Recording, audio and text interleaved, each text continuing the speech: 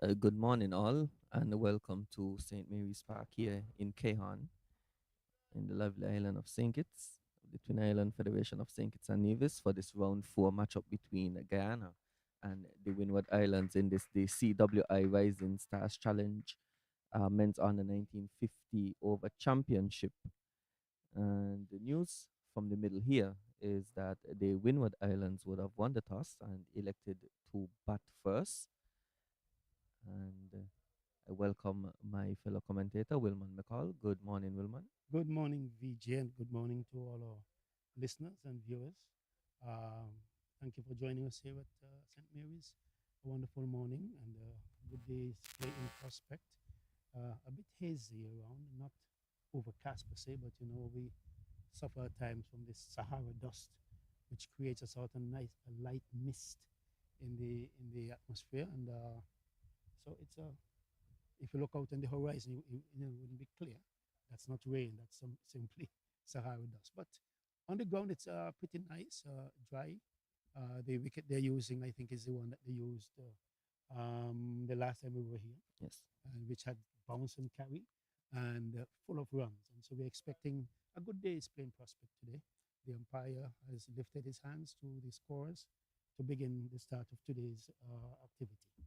Yes, and just to provide some context in regard to the results of these two teams, the Windward Islands so far, they've had two wins against the Leeward Islands and Jamaica, and two narrow victories, I must add.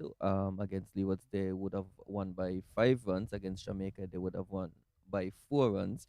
And unfortunately for them, they would have had a no result in their last game against USA Men 2 in Nevis. That game was rained out. And Guyana, on the other hand, have had a really poor start in this tournament. They've lost all their games, and they've lost to the table toppers at this stage, Barbados and USMN, by comprehensive margins. And in their last game, would have lost narrowly to Jamaica by 5 runs. So we are, as you would have noted, McCall, looking forward to an entertaining contest here. And in the last game, the team batting first would have scored 300 runs. Of course, the batsman on strike, the captain, Stephen Pascal, number 7, he's coming off a half century in the previous game that was rained out. So he's certainly in a good nick of form as we see the first delivery to be bowled. It's wide down the leg side. That looks like Havel Allen coming from the far end. Yes, a wide delivery to start with, just a low snap apparently. The person's on the boundary. There was a fine leg. Now he's moved to a very fine third, and we have a deep backward square. Yes. Was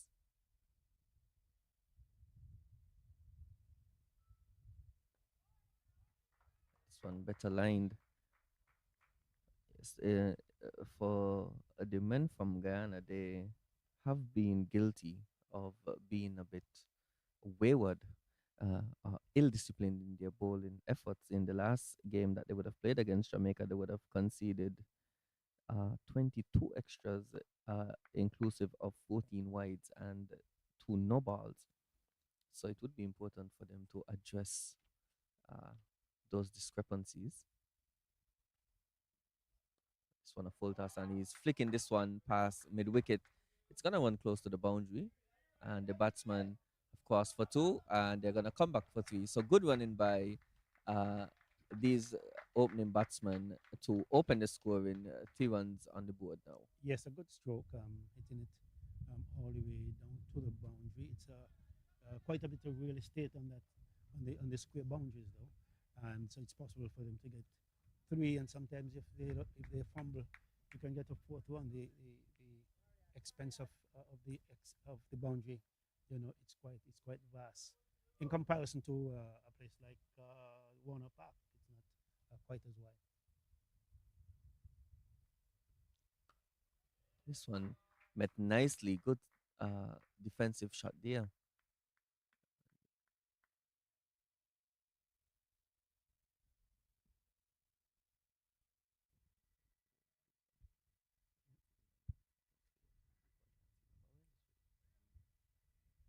Theo Edward, the man now on strike. Yes, faced one delivery.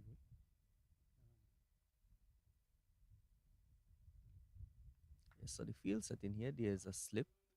There's a man at about a fourth or fifth slip, a deep third man. There's a point.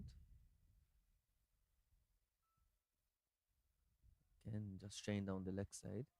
So there's an extra cover and a mid off on the off side, and on the on side, there's a man at fine leg. There's a man at mid wicket and a man at mid on. So early attacking intent being shown by the men from Ghana, having two men in close. And we should note as well, McCall, as you would have stated, that the running between the wickets is particularly important here. With the bigger square boundaries, it's important to maximize as much runs as you can. This one full and it's flicked away to the man at fine leg. And so Edwards, he now gets off the mark.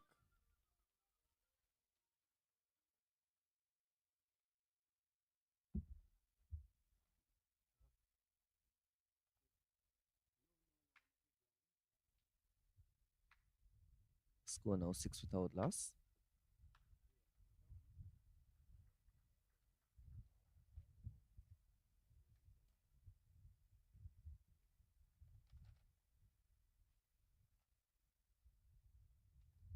And this one again played down to that man at fine leg for a single. One delivery left in this first over. 7 runs on the board. And we have seen some entertaining matches here in Keon. Of course, the previous game would have blessed us with the highest total of the tournament by USM Men's One. And in that game, everyone in the top three for them would have scored a half century. This one a full toss and it's flicked away fine. It's gonna challenge the man coming around on the fine leg boundary. He's unable to get there, and so leg by single. So at the end of over number one, Yeah. the score, sorry, it's 11 without loss. The games here would have all ended with good victories, but they were not close. None of them were. Um, I've heard of some nail biters that we have not experienced. Maybe this would be one. I think Allen was bowling a bit too up and down. He had three people on the onside, and all the other fielders were on the offside. Yet he was throwing. He got clipped through the mid wicket area for four. Then there was a three. Well, for three, sorry, and one came down the onside for another four. I thought that he was ill disciplined in the sense that he needs to bowl to his field. If you have so many people on the offside, you ought then to be concentrating those deliveries so that the field can support you. But the wides and no balls from many of these of the teams is making an impact really.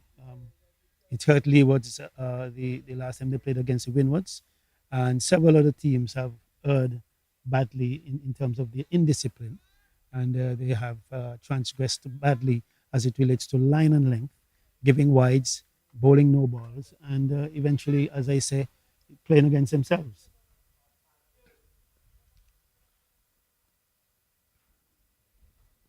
As the new bowler, Pameshwar Ram, coming from this pavilion N, and he starts with a wide. And so, in the space of less than 2 overs, we've seen three wides already. Of course, just to mention that they would have conceded 14 wides in their previous game, they would certainly be hoping to arrest that ill discipline.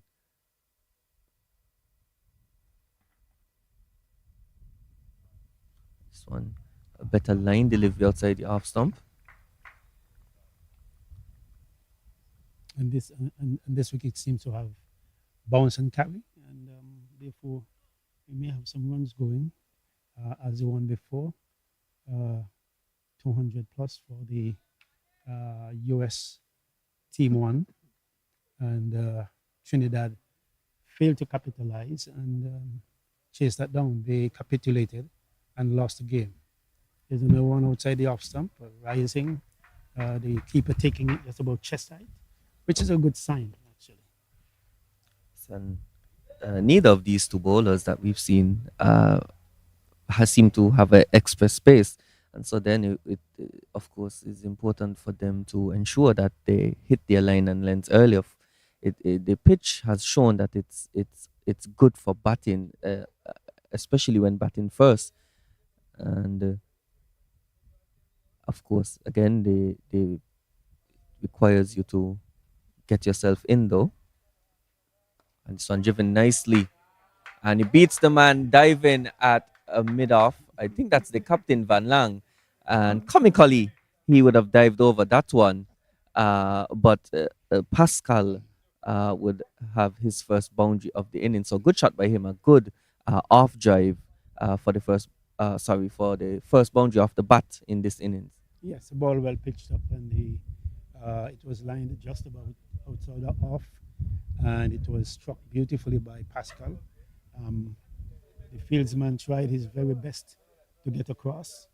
I don't think he dived particularly, but I think he stumbled. Yes, see, he's the captain. It is the captain there at mid off, Van Lang. Number 36. This one.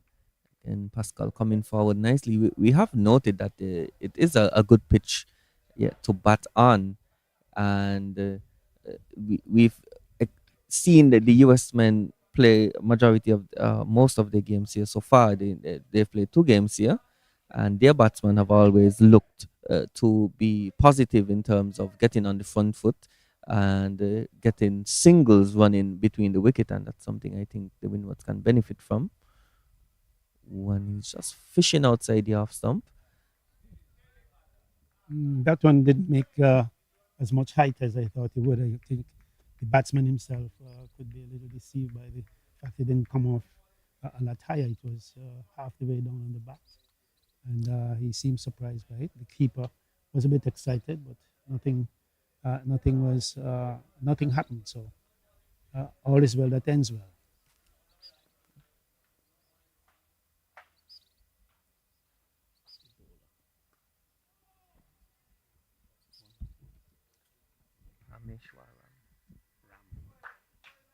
And so the over concludes.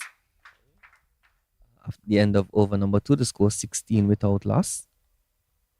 So I'm just noting, McCall, that it's you're starting to feel the intensity of the sun in this moment. Now here at Cairn, we've been blessed by having a breeze come from the eastern side of the ground of the Atlantic Ocean, and there is still that breeze. However, the intensity of the sun is proving to be a bit much for that breeze to cool down. It's really sweltering here.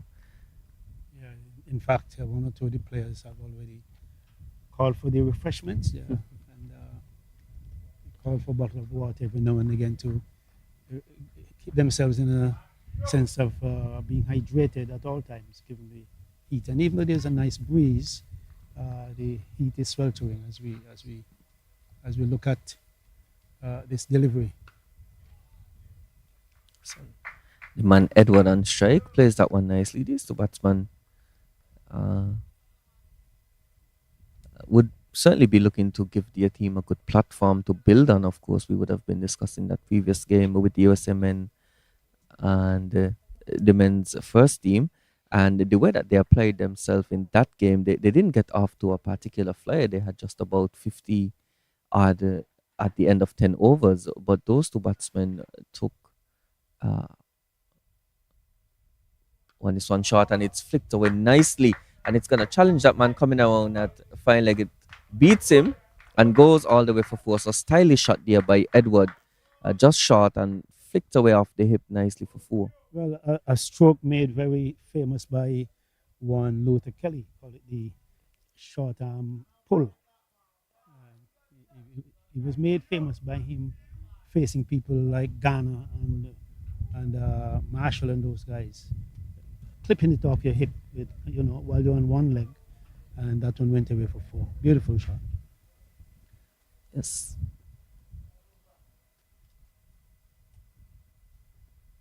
Oh, and this one picked up and dispatched behind square. That's gonna be four again. And so uh, the bowler here, Allen, he's been guilty of being a bit too straight, and he's been dispatched twice in this over. First, a pull uh, s- behind square, and now a flick in that region, and that brings about a change in the field. Now, the man who is at third man, he goes to fine leg, deep fine leg, and there's now a man at backward square on the boundary. which is not good strategy in my opinion. The bowler needs to be bowl to the field that is given, and some people say you are just placing your field to accommodate bad bowling. The two deliveries that were struck apparently were straight, and the fact that he clipped it off his feet meant that he was more angling toward leg side, and he would be well advised to, if you have a slip gully cover point and everything, he needs to bowl more on the offside. And of course, he had a short a third man which he has removed, so he's accommodating bowling that is not required. And this one shot, and he's flicking this one out, away to that man at deep fine leg, but only a single gets the captain Pascal back on strike.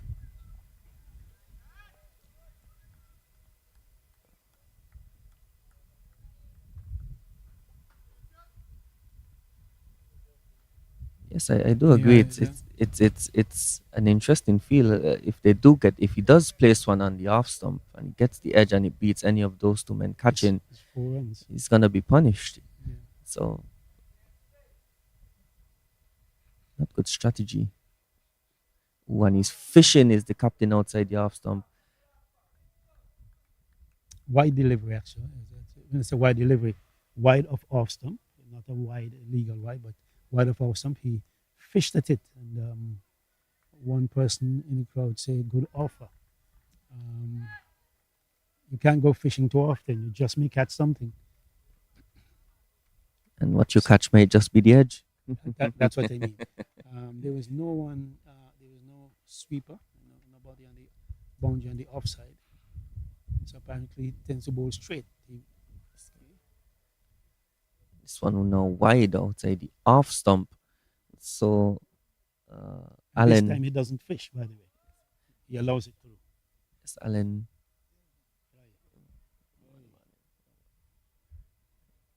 Allen has been guilty of being inconsistent so far in his short spell. And expensive, dare I say.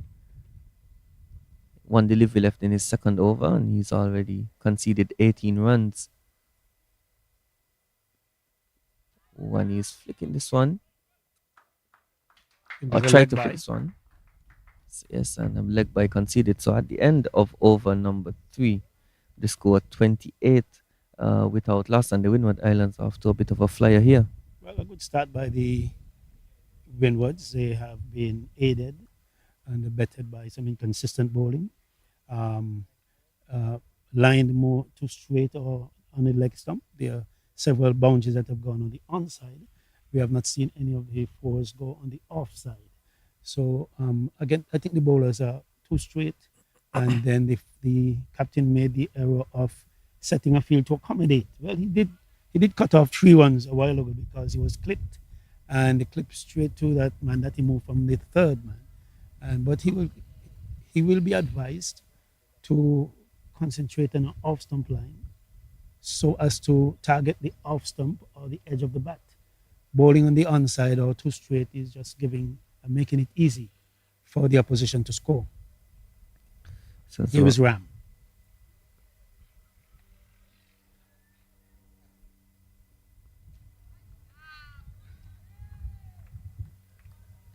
good pace on that delivery there. And the field for Ram, there's a on the onside, there's a wide mid on and a deep fine leg. So only two men on the onside. On the offside, there's the captain at mid off, Van Lang. There's an extra cover.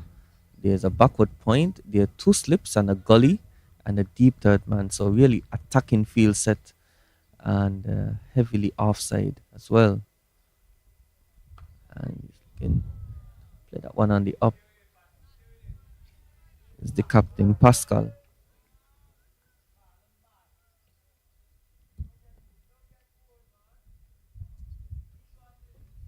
Of course, Pascal coming off a 50 in the previous match. So he's certainly uh, in good form, and he's also been around the under 19 circuit as well.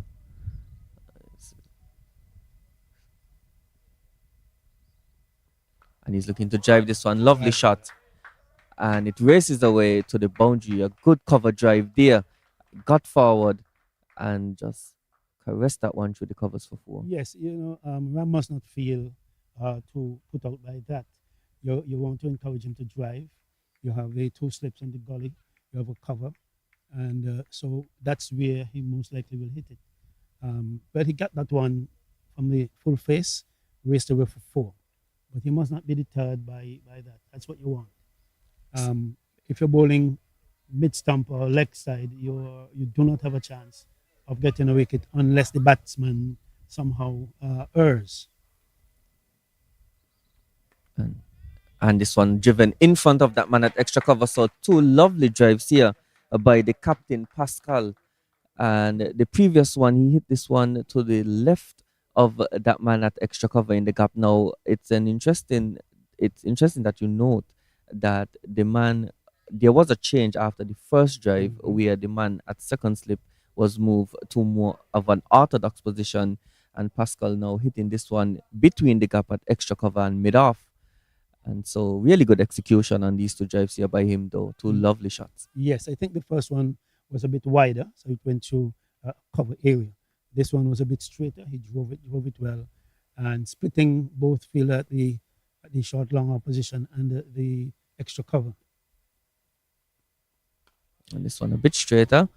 And there's some hesitancy in the call, but no harm done there. Yes, I think the extra cover though is a bit square in my opinion. Probably Mhm. needs to be a bit more fine to cover that gap. The middle of it looks to be a bit straight, so there is a gap, and of course you want that because there or you want to encourage the drive. I might add because there's a slip and a gully waiting for that edge, but you don't want to concede too much in looking for that wicket. When he's fishing That's what outside you the off want. You stump. see, that's a delivery, beating the bat, missing everything with the keeper. Now, there is some merit to be bowling on the off stump, having the feelers there because the chances of getting a wicket is greater. Those two drives, yes, it gives the impression that the bowler might have erred in terms of his length, in terms maybe of, but not his line. He's being an off stump. One was a bit wider, the other one straighter. But that's what you want to do to encourage your slip, and the feelers, the corridor on the offside, could have something to do. If you're bowling straight and you get hit to mid wicket and at these early exchanges, that's not good. But I think the Windwards have gotten off to a rather good start. I wouldn't say a flyer, but they got off to a start that they require. And let's see where they go from here. Yes, they score now 36 without loss after 4 overs. And Allen again, bit wayward. His spell has been short so far, but he has been really inconsistent with both his line and his length. And he was dispatched twice in the previous over, one a pull shot and the other flick in the backward Mhm. square region. And his field set though would dictate that he be a bit more uh, on the line of the off stump.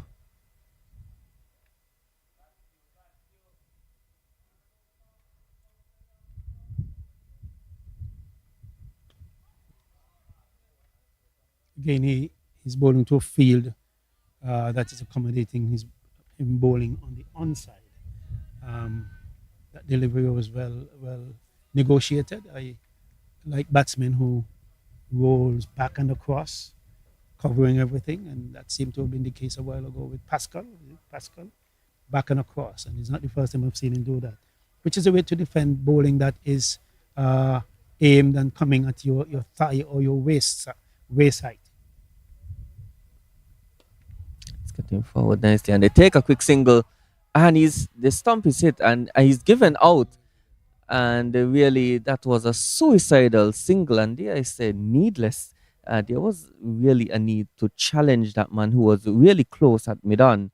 And Edward, after a bit of a flying start, he got 10 from 9 deliveries with two boundaries, runs himself out, and the first wicket falls with the score on 37. A rather bad call, in my view. The call lies with the guy who had struck the ball, and he has no one to blame but himself. All his partner did was to accommodate him.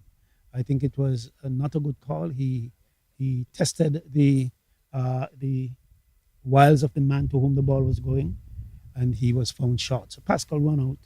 An unfortunate way to go, but he can blame no one but himself for him having made the call. All his partner did was to respond, and so he's run out, and the Windwards have lost their first wicket. But you mentioned about the running of the Americans the last time. You mentioned it, that they need to rotate the strike as frequently as possible, and that was in an effort so to do. However, the call was not a good one. Yes, I agree. It in many ways was needless. There wasn't really a need to take on that single at this time, especially considering that that man is actually really short there at mid on, and there was an initial hesitation in the call as well, but it was his call to make, as you would have noted. It was the striker's call, and the new batsman at the crease is Shino Fontaine, number 11. Yes, so an unfortunate way for the first wicket to fall for the men from the Windward Islands. And A run out is never good. It messes with the psyche of the other batsman. Normally, when there's one run out, there is a slowdown in the process, and if the other striker doesn't be careful, he himself could become affected by it. See, Fontaine got to the wicket, but there was no initial talk with his partner. Those are things that should be done to give encouragement to. In fact, he should have gone down and tell him, okay, that's gone already. We'll have to call and just we'll respond to each other's calls or something like that. But there was no discussion. And, one wonders.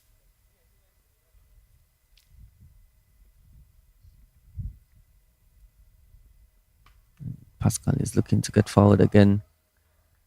And just before that wicket fell, I wanted to note that, as we've seen here at Keon, there's been limited to no lateral movement for the fast bowlers. We haven't really seen anything in regard to any swing or seam of the wicket.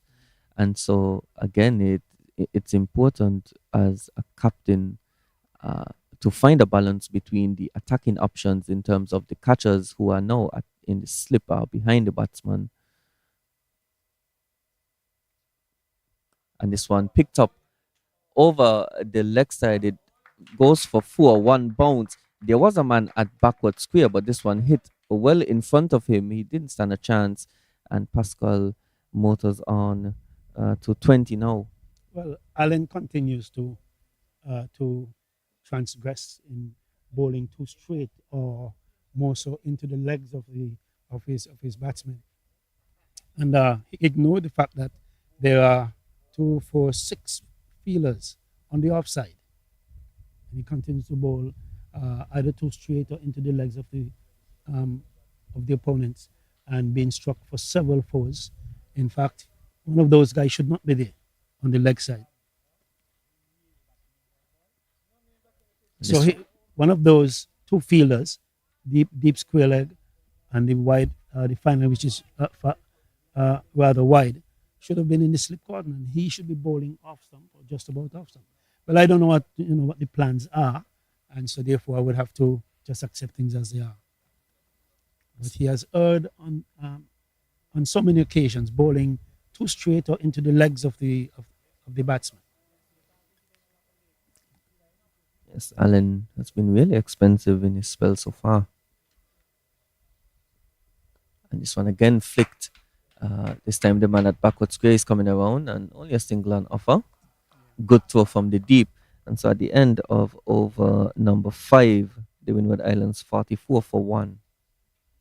which represents a rather good start for the Windward Islanders. The only unfortunate incident is that the captain got run out or ran himself out. I must No, it indeed wasn't the say captain. Not the captain. it wasn't No, it was, Pascal. no, it wasn't Pascal. Okay, Edward. Edward. I beg your Yes. pardon. He ran himself out actually, and of course that's the only glitch as it relates to the Windward Islanders. But they have been batting fairly okay, fairly well. The opening bowlers have not been well. Allen has been rather wayward in terms of his line. Ram seemed to have been a lot more settled on off stump. He has been struck through the extra cover and cover area for a few times, but that's the encouragement. Yes, he does have a field set for that. He has a slip and a gully for the drive. This one played nicely by Pascal. Pascal, who is a tall man, he has a good reach and looks to get on the front foot. And as we've noted, the pitch has been playing well so far. There's doesn't seem to be too much pace. There's good carry, and neither of these two bowlers are in any way express pace, and no worries of any lateral movement. As you see, Pascal is getting well down the wicket and leaves that one alone outside the off stump. And yes, I was saying it. I would be interested to see how long it takes Van Lang to get those men out of the slip region. As we see now a change in the field, so Fine Leg comes into the circle. There's a man who is now pushed back to deep point position, and there's also a second slip in place. Yeah, the slips are rather scattered, if you want to call it that. The first one uh, looks rather orthodox, but a little to his right, and the second is like where third slip Yes, it. would Yeah. have been, and then there is a point or a fifth slip, you want to call it that. They're all Yes. in an arc going from the keeper around. Maybe there is lateral movement that we have not seen.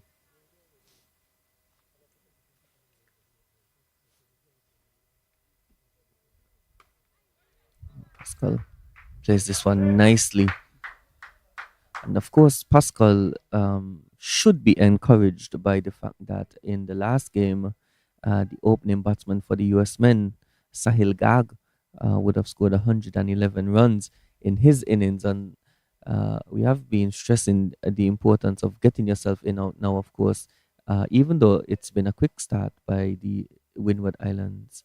They haven't taken any undue risk, they've just punished the bad deliveries, and he's looking to flick this one again, and there's an appeal that goes up, and the umpire answers in the negative. Now that is interesting. I did hear a sound from here, and I'm wondering then therefore if it was the ball hitting the tie pad passing the batsman.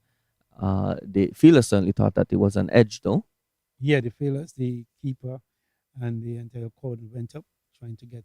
I thought they were doing that to prevent the arm from spreading. But people do that sometimes. Yes. When there's a wide ball, they make a whole heap of noise, hoping that no one will call a wide ball. That's what I'm talking about. Okay, that one was wide down the onside. Ram straying for the last two deliveries.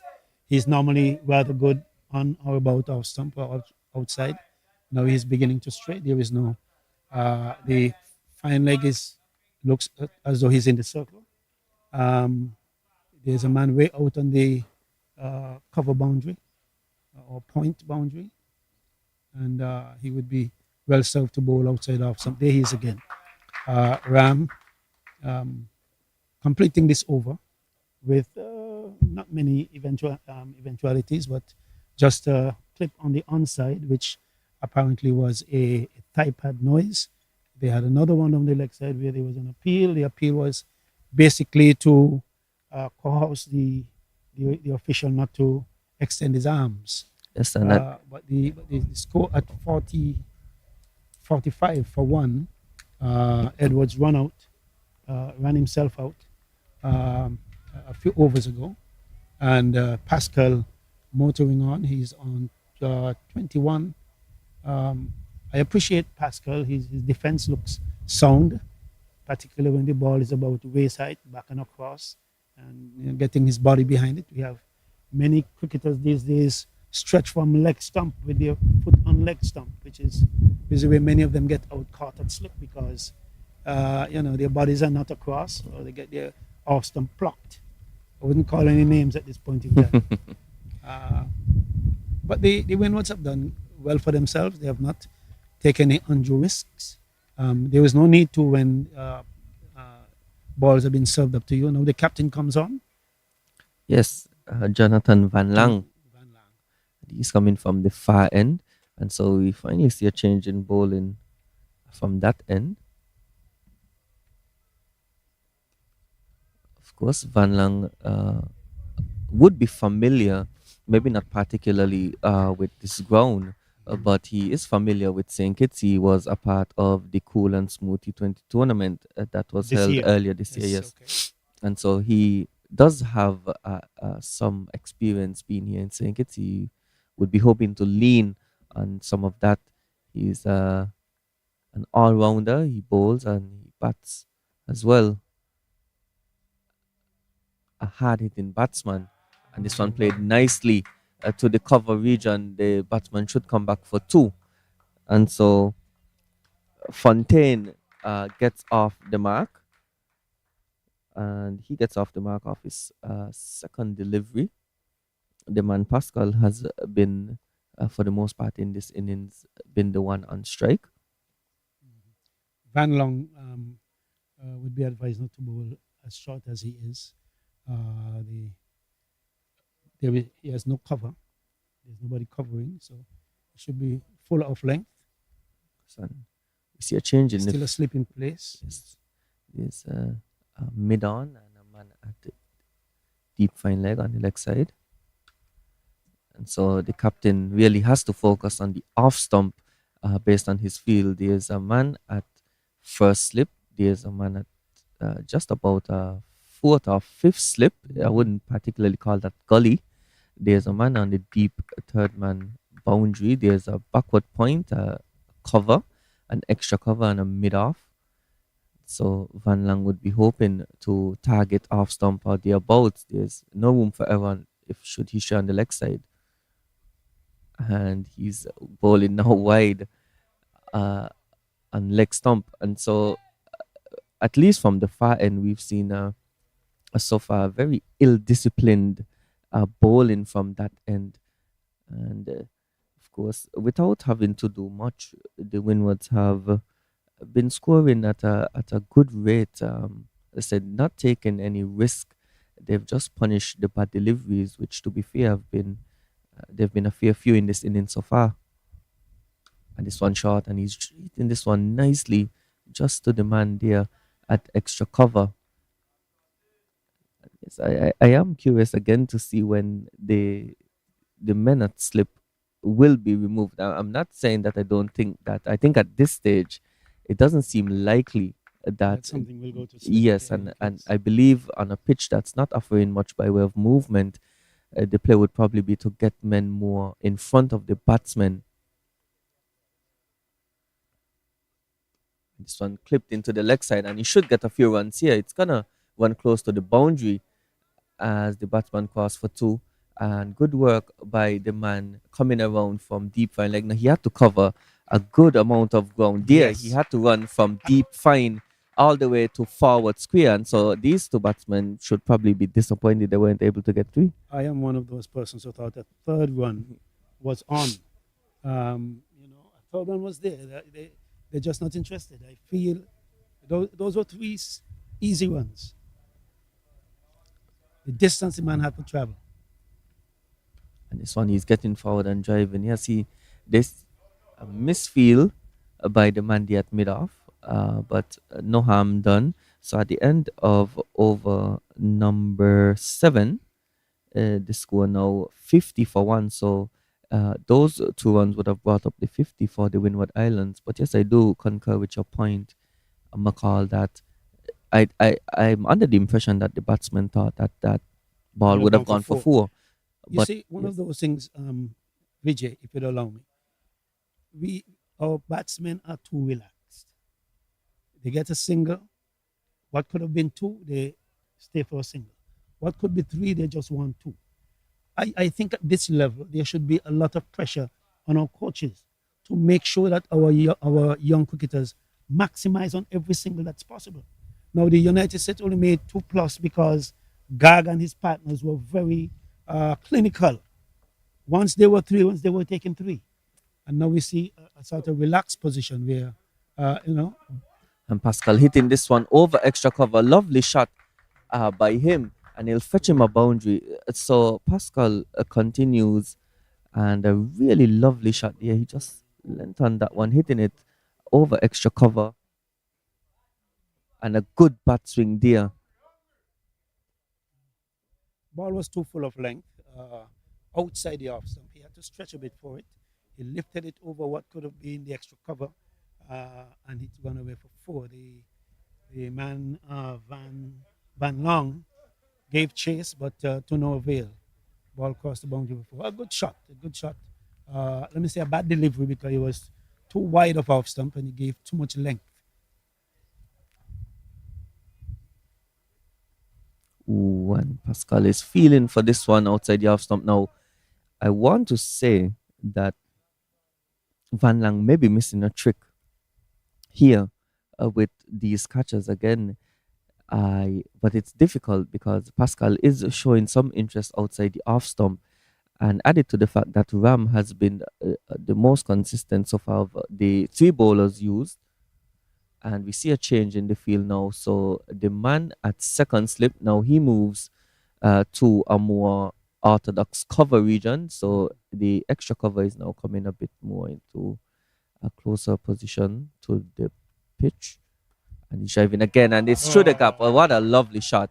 That is a Beautiful. beautiful shot. Beautiful shot. That man just moved into the Yes. cover region, and he pierced the gap between extra cover and cover. So Yes. lovely timing there by Pascal. Beautifully executed. Equidistant between cover and extra cover.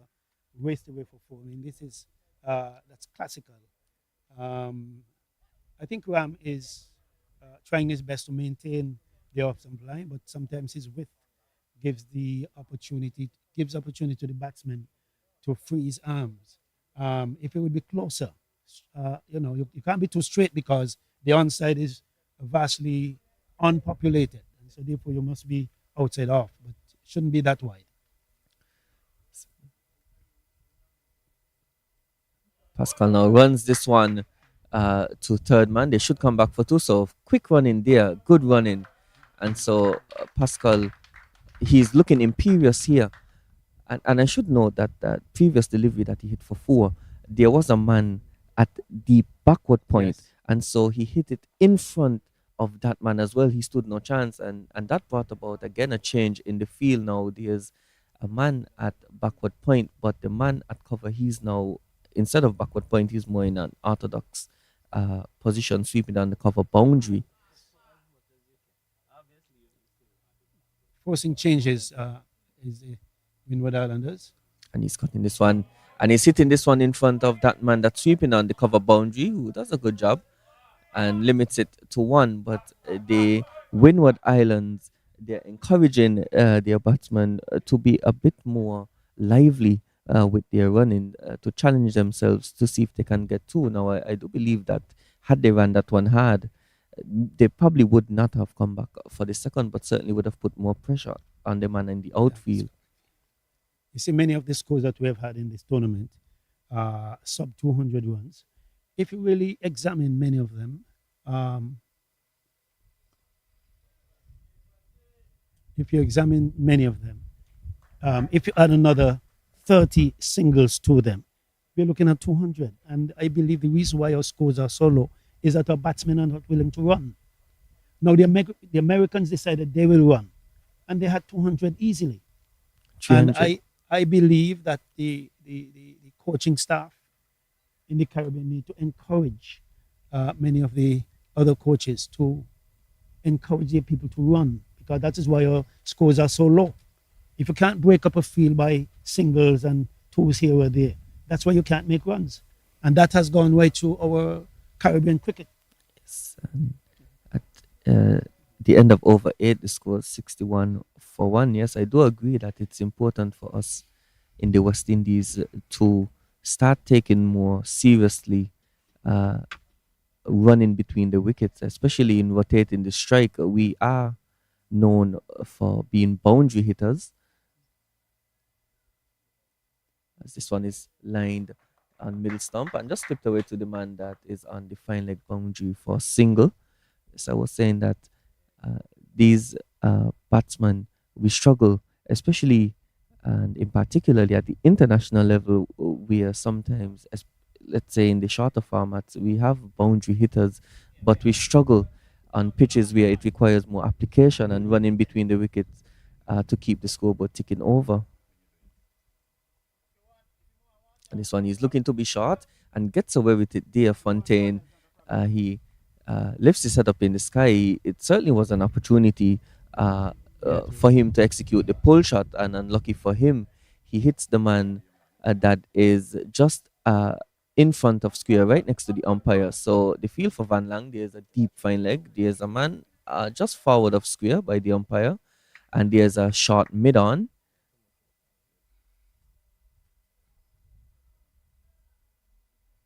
Driving this one nicely, and a misfield. misfield in the cover region. And the batsman,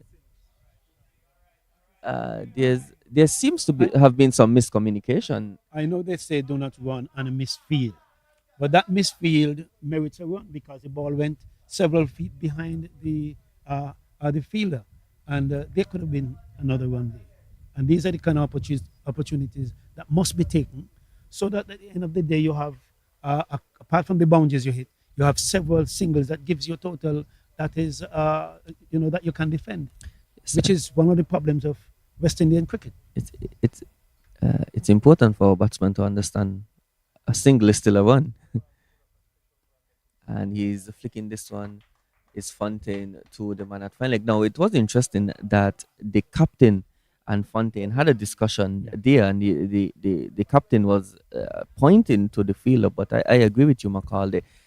There was a single, and after regardless of the misfield, I believe that had they run or made an attempt to run from between themselves, they would have easily completed that single.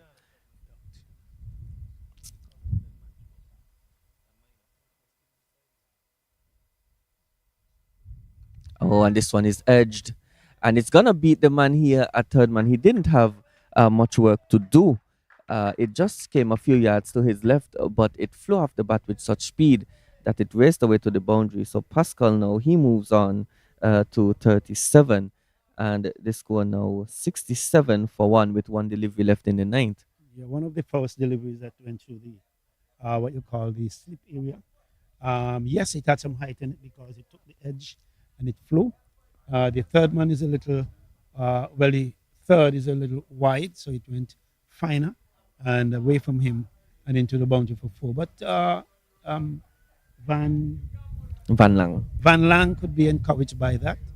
Maybe he should have employed slip number two at this point in time. Oh, and it's a lovely drive, and it beats the dive in mid on. And Pascal, he holds the pose, so he certainly enjoyed that one. But that was a lovely on drive, and it concludes over number 9. The score now 71 for 1. A beautiful drive, on drive, if you want to call it that. I told a young batsman once, if you can't do anything, hit the ball to your non-striker. It's the safest place to hit it. The bowler can get across, and if the fieldsman at mid-on is wide, you could beat him. And so therefore, Pascal played a beautiful on drive. I mean, he held the pose for quite a while, hoping that there were cameramen taking photos of him. Um,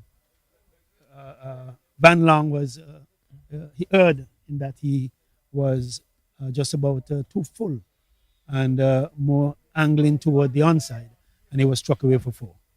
So as Ram to continue from the pavilion end. And Fontaine is inside edging that one onto his pad, and the ball dribbles into the offside. Yes, I would say what has been a good hallmark of the innings of Pascal so far has been his balance, especially when driving. He hasn't looked to overcommit. He has looked to get on the front foot and drive, and he's shown great balance and uh, a good weight of movement forward into his drives. And he certainly did enjoy that on drive, as did we. It was certainly a lovely shot, as Fontaine is hitting this one to the right Single. of cover. And Single. again, yes, there seems to have been an opportunity at least for a single. These two batsmen, of course, at this stage, they have been scoring at a good rate, and as we would have noted, they haven't taken any risk so far. But a good scoring rate. They're scoring at just above 7.5 runs and over. Fontaine is looking to get forward again, and bit of a bubble there by the man at extra cover, but no run taken. And so, certainly so far, McCall, it looks like a really good batting surface. Of course, the bowling, we have to mention that the bowling has not really been the best, but at least in the opening stages so far. But it certainly looks like a good wicket to bat on. And Fontaine again reaching for that one, and a quick single taken. And so, good running in this instance by the two batsmen. A good early call. Good early call. And the opportunity was there. Van Long didn't have the power of the throw to beat that guy, so the single was completed. And that's what you want to do. You want to encourage the quick singles because it sort of breaks up the field in a lot of ways. You cause changes. You will cause a fielder to drop back or come forward. You want to make changes. You want to manipulate the field, and singles can do that.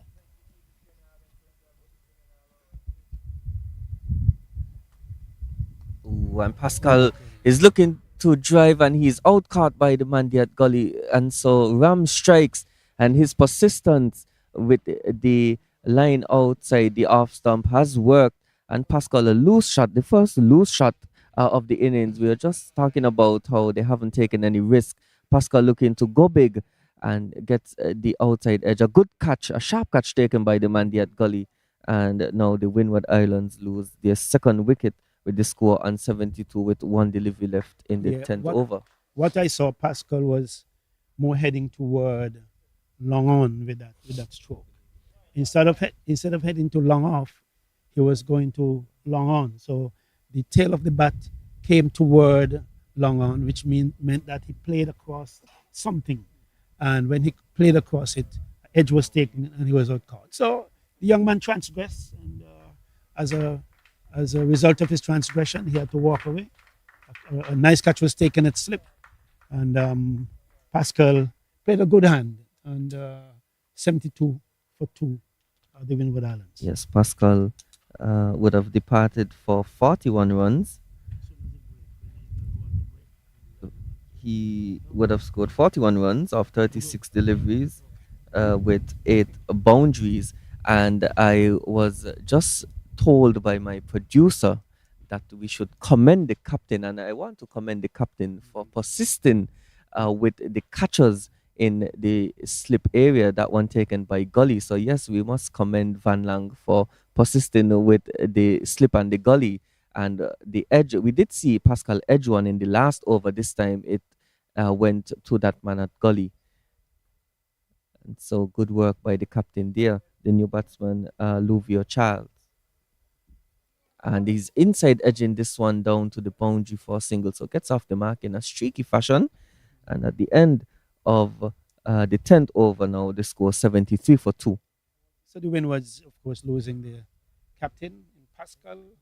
What this will do for the next couple of overs, it could bring a slowdown in the.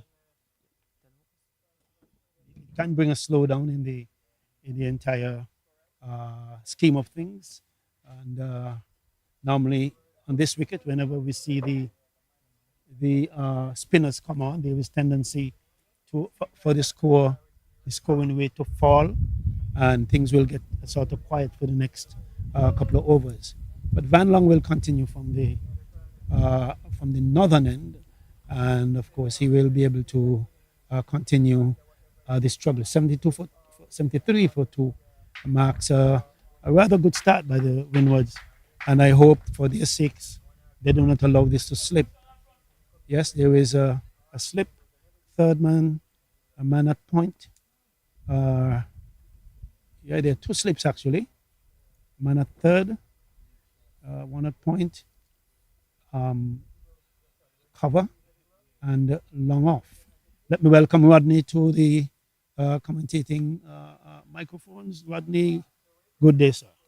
Very pleasant morning to you, McCall, and to all our viewers and listeners everywhere. Very good game developing here between Guyana and the Windward Islands. Windward Islands so far pretty good start, and we've seen the openers look pretty good, especially the young Pascal.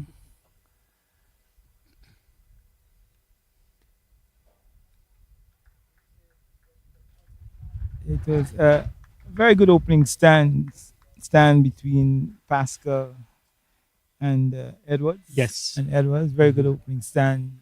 And it came to an end with a very unfortunate run out, which was really needless at that point because they had a very good start, flying start, and there was no need for such a suicidal single at that time. Yeah, Van Long continues from the northern end, and he's bowling to the left-handed Fontaine. Am I correct? Number, okay, a ball that was it tucked him up a bit, caused him some discomforts. Two is Isaiah Jones. Jones. Yeah, that's Jones batting. Yeah, ball that caused him a little discomfort. It seems. Charles, 21. Oh, it's 21. UVO Charles.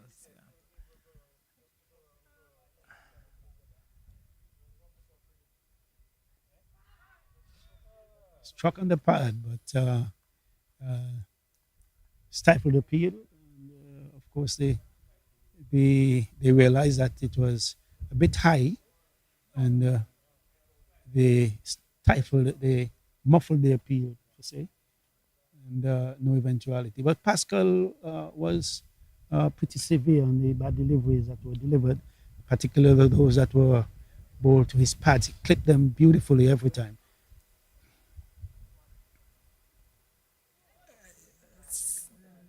That was a short lifting delivery, and the left-handed Charles was looking to get inside of his wicket and pull it through the onside, backward of square, but failed to make contact. Probably was slightly out of position to play the stroke and not really keeping his eyes on the ball as he should have.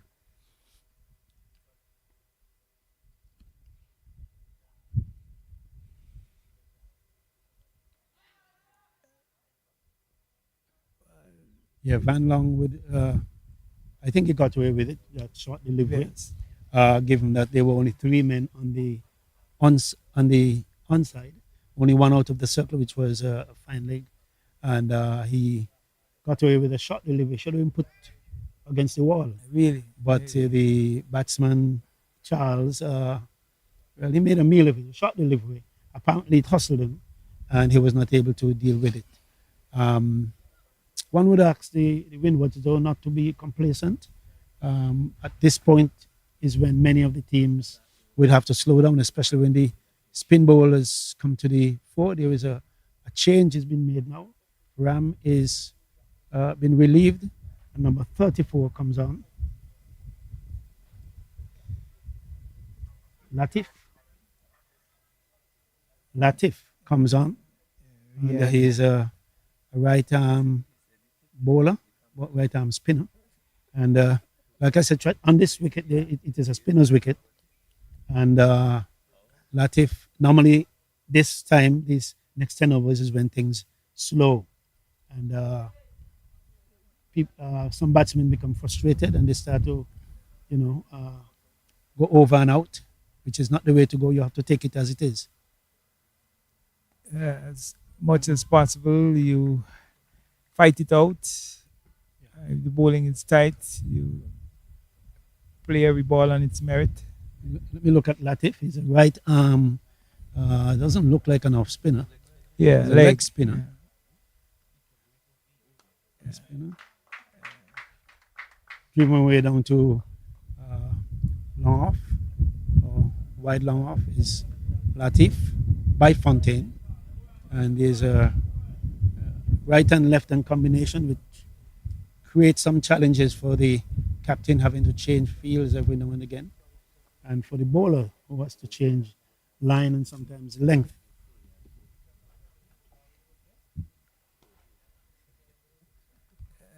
Latif is right hand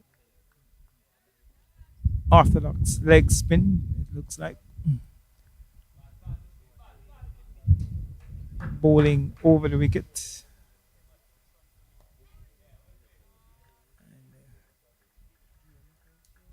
So far, it's been a pretty good over. He's been on target, looking to find his length and line early on. It strays off line now, and it's played away back of the square for a single by Charles. Charles moves on to two.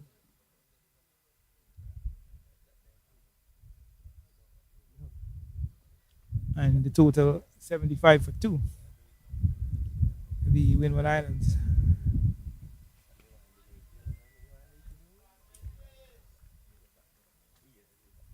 End of the over by Latif.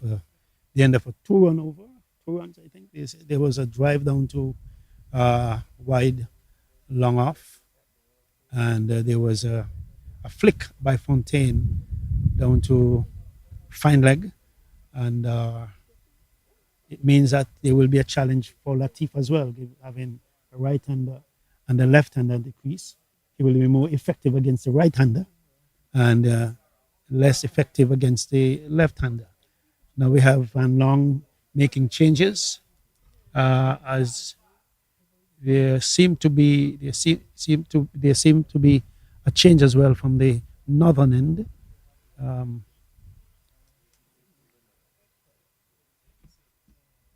86. Romario Ramdilal. Ramdilal. Yeah. Ramdilal. Left arm. No, sorry, right arm. Off spinner. Ramdilal from the northern end. Bold one delivery, right arm, slightly round arm action, I must indeed say. Yes, off spinner. Right arm off spinner.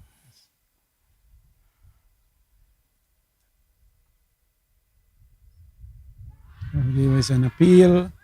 Ball well pitched up. The batsman, Charles, is that Fontaine or Charles? Charles wrapped on the pad and a vociferous appeal, if you want to call it that. But the umpires in the best position decided he would have none of it. That's Charles, the left-hander. And it's nicely worked towards short mid-wicket for a single by Charles. That takes him on to three. The total 76 for two in over number 13. One slip, a man at point, extra cover, long off on the offside, and the man down on the cover boundary sweeping.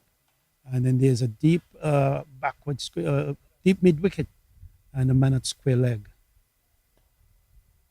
Generally, this time, Rodney, is when the thing slows down, when your patience is tested.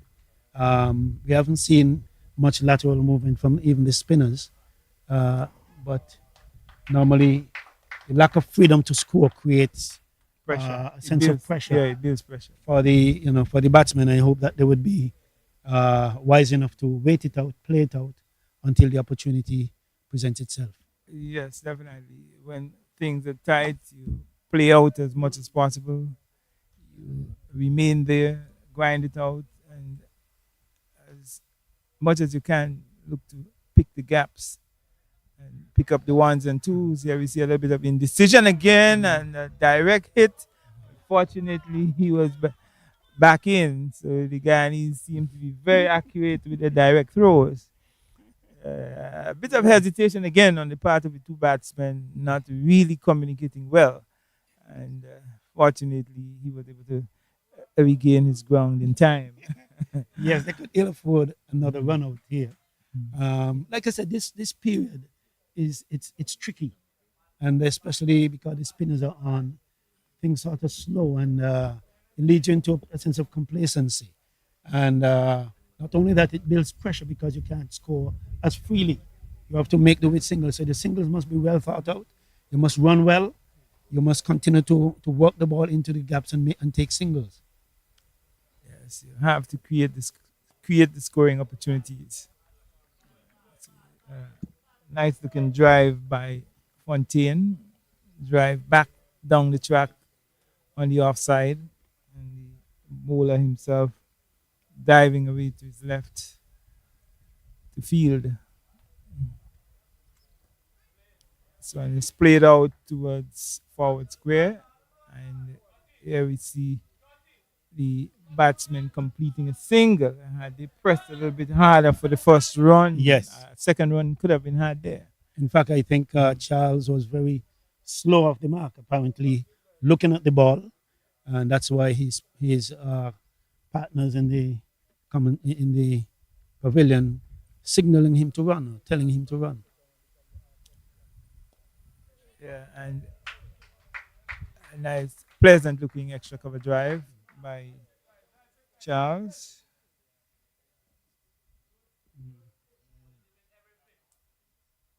So Latif continues from the pavilion end, right arm leg spin.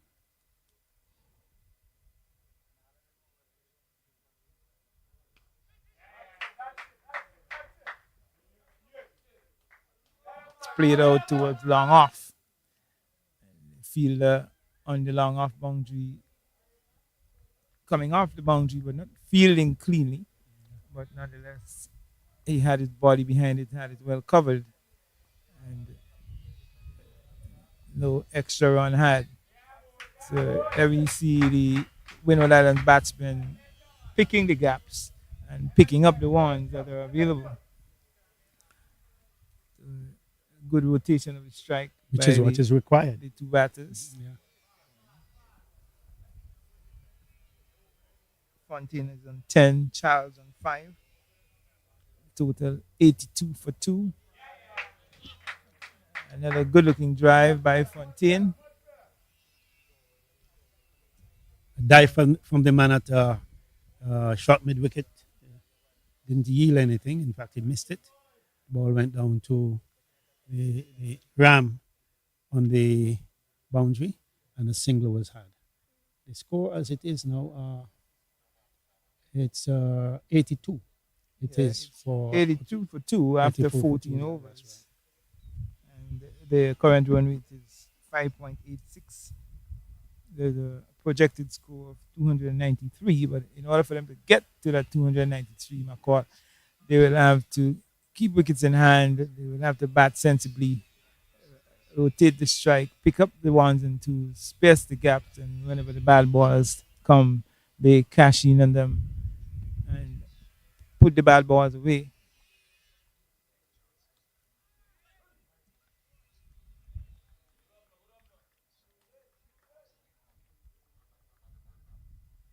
the Ram Dilal continues from the northern end and just bowling to Fontaine. We saw a nice looking back cut, late cut towards backward point there by Fontaine, but unable to beat deep backward point, and he was unable to score. That one was a bit shortish outside the line of off stump, and Fontaine looking to pull through the onside from outside the off stump. succeeded in finding wide long on. What I like about the Windward Islands group, they are cheering everyone. Yes, very much good aggressive running Yes. there by the Windward Islanders. It Yeah. is played out towards short mid wicket, and they were very positive with the running, positive call, positive run, and an easy single had in the end.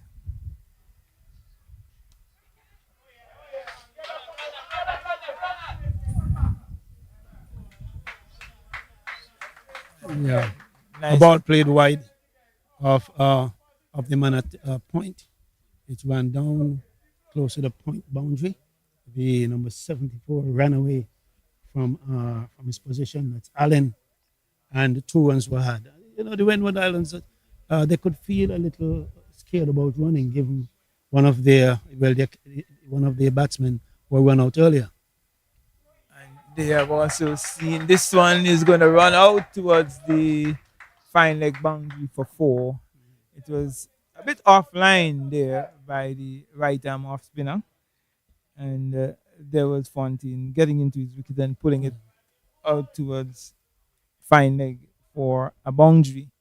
So a badly lined delivery there by the off spinner. Yes, and short, poorly lined. The batsman had nothing to do but simply get a bat on it. It would beat the keeper, and there was no fine leg. It ran away for four easily. Yeah. Ramdi Nal would learn to be not as short as he was. And now he plays one out to long on for a single. Easy does it. That is what is required. That takes the total on to 91 for two at the end of 15 overs. They're scoring at 6.07 and a projected score of 304 as McCall has made way for Vijay to come back into the commentary position. So the Windward Islands going pretty well at 91 for two after 15 overs, scoring at 6.07 runs per over with Fontaine on 19 of 28 deliveries with 1-4 and Charles on 6 of 17 deliveries. Let's see, welcome back to Vijay. Thank you, Rodney. Good to be back after a short break. Slatif continues. He's been relatively accurate so far. Hasn't conceded a boundary yet. And the field for him, there's a mid on, there's a mid wicket, and a man a deep forward square on the onside. And on the offside, there's a slip, there's a backward point, and sweeping on the cover boundary. There's an orthodox cover, an extra cover, and a mid off. Now, that man who was at mid on, he's now pushed to long on. That's Ramdi Lal. And this one now played out to him. Ramdi Hall. Saying Ramdi Lal, but it seems like Ramdi Hall. Ramdial, yes. Single taken there by Fontaine, gets Charles back on strike. So after what was a bit of a quick opening start by the Windward Islands, the spinners just been able to peg back the score in a bit, especially Latif, who has been more economical of the two spinners so far.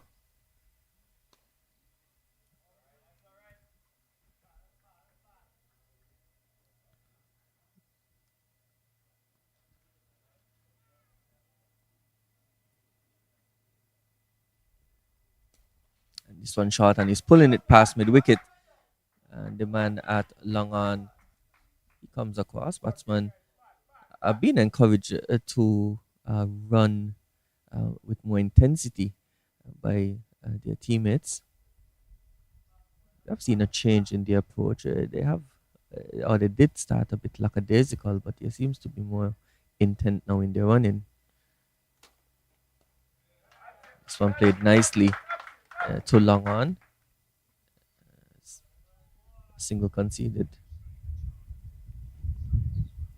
And so At the end of over number 16, they score 94 for 2. And we're going to take a short drinks break here at St. Mary's Park in Keon. And we'll join you after the water break.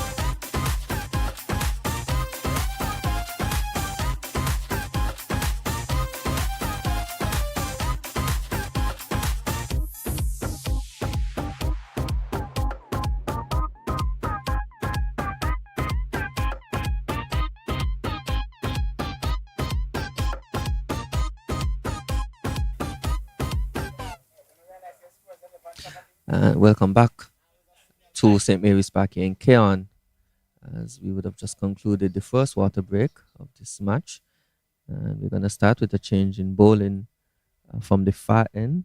Gulcharan Chulai, number 15, he's going to be coming from the far end. He'll be bowling to Fontaine. This one driven nicely to the man at a long off for single. Of course, Chulai, he's a left arm slow orthodox bowler. He's coming around the wicket, and he's going to continue going around the wicket to Charles, the left-handed batsman. Of course, Chulai, he's on 3 wickets in this tournament. And in terms of the Guyanese bowlers coming into this match, there were 3 of them who had 3 wickets, and Gulcher and Chulai being one of those bowlers alongside Ram and Van Lang. And this one shot, and it's cut past that man at backward point. It's gonna challenge the man that's coming around, and he does a good job of stopping that. And the batsman crossed for only two. And good shot there. It was short. He just cut that one in front the man there at backward point. Probably should have been looking to get three there though, but good work by the man that was sweeping on the cover boundary limits it to just two. As we see a change in the angle. Chulai now coming over the wicket for the left-hander. And he's looking to end. This one slices off the outside edge, and the backward point comes across, and the batsman get 2 runs.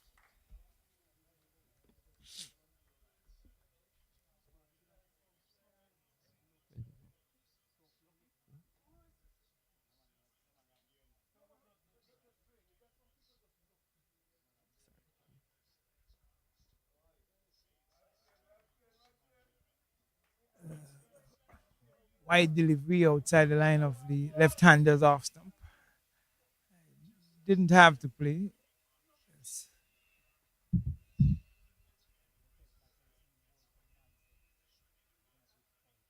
Again, wide outside the line of off stump, a little bit too wide. And that brings up the end of over number 17. So at the end of it, Charles is on 11, Fontaine is on 22, and the Windward Islands winning the toss and batting 99 for 2.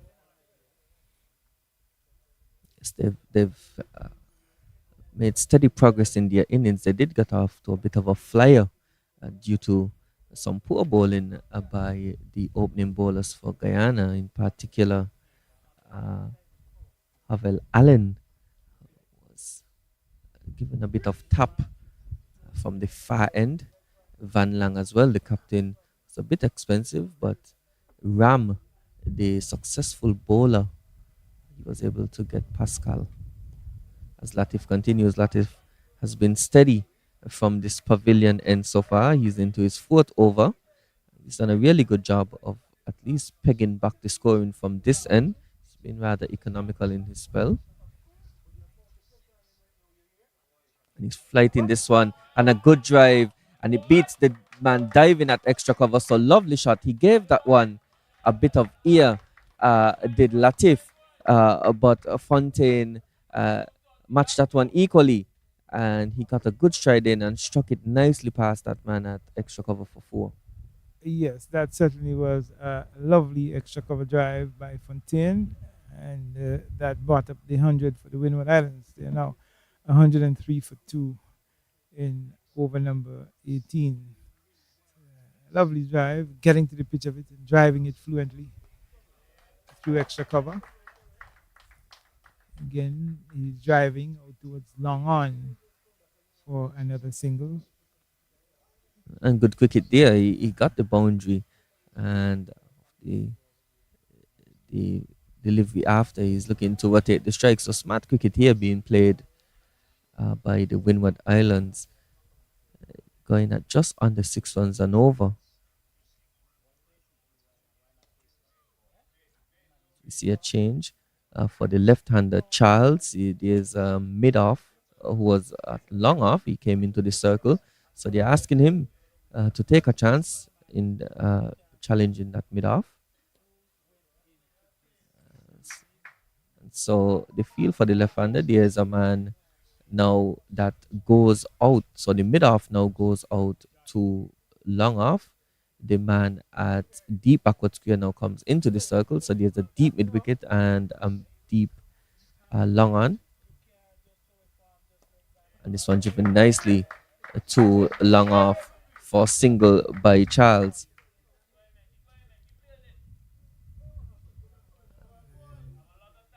Charles has been playing pretty well, not playing anything in the air, keeping most of his strokes on the ground. We saw one a little bit aerial towards backward point in the previous over, where he was able to pick up a single. But generally, he has been playing most of his shots along the ground and picking up the ones and twos here and there. He has moved on to 12 from 27 deliveries. His partner Fontaine and 27 from 36 deliveries with two fours. And after 18 overs, it's 105 for two with Charles would be looking forward to this matchup. Normally, in modern cricket, this is the matchup that batsmen and bowlers look forward to. The left-handed orthodox bowler turning it in to the left-handed batsman, and of course, that normally invites the slug sweep over the mid-wicket region on the leg side for the left-hander. This time it's nicely lined on the off stump. So a solid start here by Chulai.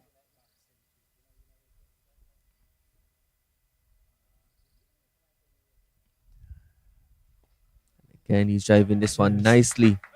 Is nice Charles, second but good stroke. feeling by the man at mid off, diving around and just limits that one to a single. But certainly, Charles has been driving the ball, as has been the case with with all of the Windward Island batsmen. They have uh, looked comfortable driving on the front foot. And the surface seems to be a pretty good one for batting. Once batsmen apply themselves and put their heads down, they certainly can get runs on this surface. It looks a pretty good batting surface, very good batting strip. And we have seen some very good strokes throughout the innings so far. This one again just pushed into the offside, no run. So we have seen a bit of a lull in scoring, but they're not getting bogged down at the Windward Island batsmen. They're still looking to take the strike at the end of over number 19, the score 106 for 2. And what we should also note as well is that with the spinners in operation, they're turning around quickly, and so the overs now are going by a bit more faster than when the more faster bowlers were in the attack. Yes, the spinners are going to get through their overs much faster than the quicker bowlers who are bowling of longer runs. And 19 overs have been completed. Charles in 13, Fontaine 27, 106 for 2, 5.58 is the current run rate. Winwood's not doing too badly at this point. As This one is short, and he's lucky to get away with it, dear Latif. As we feel a nice cooling breeze coming from the Atlantic Ocean. It's just providing some respite to what is really a really hot day here in at St. Mary's Park here in Keon. the sun is out in all its glory, brilliant sunshine, glowing down on the St. Mary's Park. And it, it's good to see that we also have a manual scoreboard. A sort of squarish third man position at the northern end of the ground.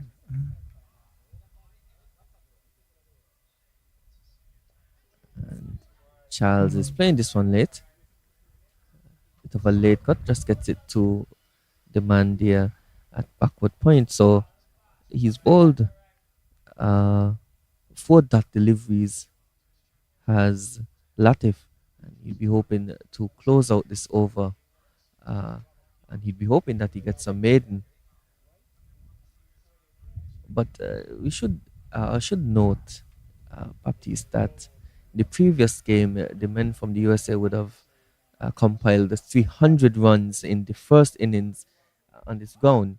Yes, and that came from the fact that the batsmen were able to bat long. And so the Windward Islands would be hoping that one of these two batsmen, if not both of them, can bat at least into the 40th over. And I do believe that if they get there, they could be looking at a total of at least 250 and over, which would be about par. Yes, the projected score at this stage is 270, but I do believe a good par total on this pitch, at this ground, anything above 250 would certainly possess a challenge for the men from Guyana. And so, of course, though, these two batsmen just need to take it in stages. This one shot, and it's cut to the man that is sweeping on the cover boundary. Batsman cross for single. So just one delivery left. He has been, as I would have noted, really economical, has Latif. He hasn't really bowled any loose deliveries, but he has given it good flight and asked the batsman to take a risk. You see, changing the field. There's a man now at a more shortish and straight extra cover. And this one is short, and he's wrapped on the pad. Lucky to get away with it is Latif. So at the end of over number 20, the score 107 for 2. Yes, after 20 overs, 2 for 107, current run rate of 5.35, projected score of 268. We saw Fontaine towards the end of the over, they getting a short delivery, getting inside of his wicket and looking to pull through the onside, but he didn't make any proper contact, and it came off an inside edge onto the pad. The bad delivery by Latif. As you said, he was quite fortunate to get away with that. The Windwards would want these two to carry on and build a good partnership that would take them deep into the innings, which means that they would have wickets intact. They would want to keep some wickets intact and have the two batters at the crease build a good partnership. Because in order to get a good score, you have to have good partnerships. You need to have partnerships and have wickets in hand so you can launch an attack towards the back end of the innings. Sort of all out attack later on in the innings, maybe in the last Well, if they get there, 10 overs. I think it would be important for one of them to continue to bat tour. I say that because we have noted that there is some difficulty in regard to batting on this pitch. You do need to give yourself some time to get in. It's not a wicket that you can just come out and start to slug Blaze it. away, yeah. Yes, you need to give yourself some time to at least get accustomed to the pace of the pitch. But this partnership, though, has been good going for the Windward Islands so far. It's 35 runs from 62 deliveries. So not bad work here by Charles and Fontaine. And this one outside the off stump.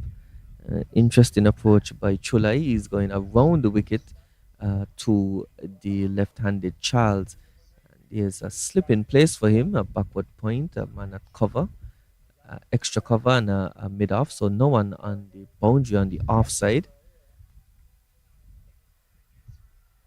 And he's dropped on the pad here, and he's given. And so, a interesting shot there by Charles. He was walking across his wicket. He was struck in front. And of course, the question with the left-hander coming around the wicket to the left-handed batsman was if the ball would have pitched outside leg stump for him. But the umpire decided that it did. And he responds in the affirmative of the inquiry for the leg before appeal. And so the Windward Islands now lose their third wicket with the score on 107. I think Charles paid the price there for playing across the line of that delivery. It was a delivery that was up. It was not a delivery that was keeping low by any means. So he had all the time in the world to see that delivery and get in line with it with the delivery and present the full face of the bat. But rather than presenting the full face of the bat, using the perpendicular bat, straight bat, he played slightly across the line and being struck in the opinion of the umpire, plumb in front. So he was very disappointed with the decision by the umpire, but I think he paid the price for playing across the line of that delivery, which he could have pushed. A delivery that he could have pushed to mid on, or pushed straight back down towards mid off, or back even back towards the bowler. But he played across the line and paid the ultimate price. Yes, see, Mm. see the new batsman coming to the crease, Kurt Murray.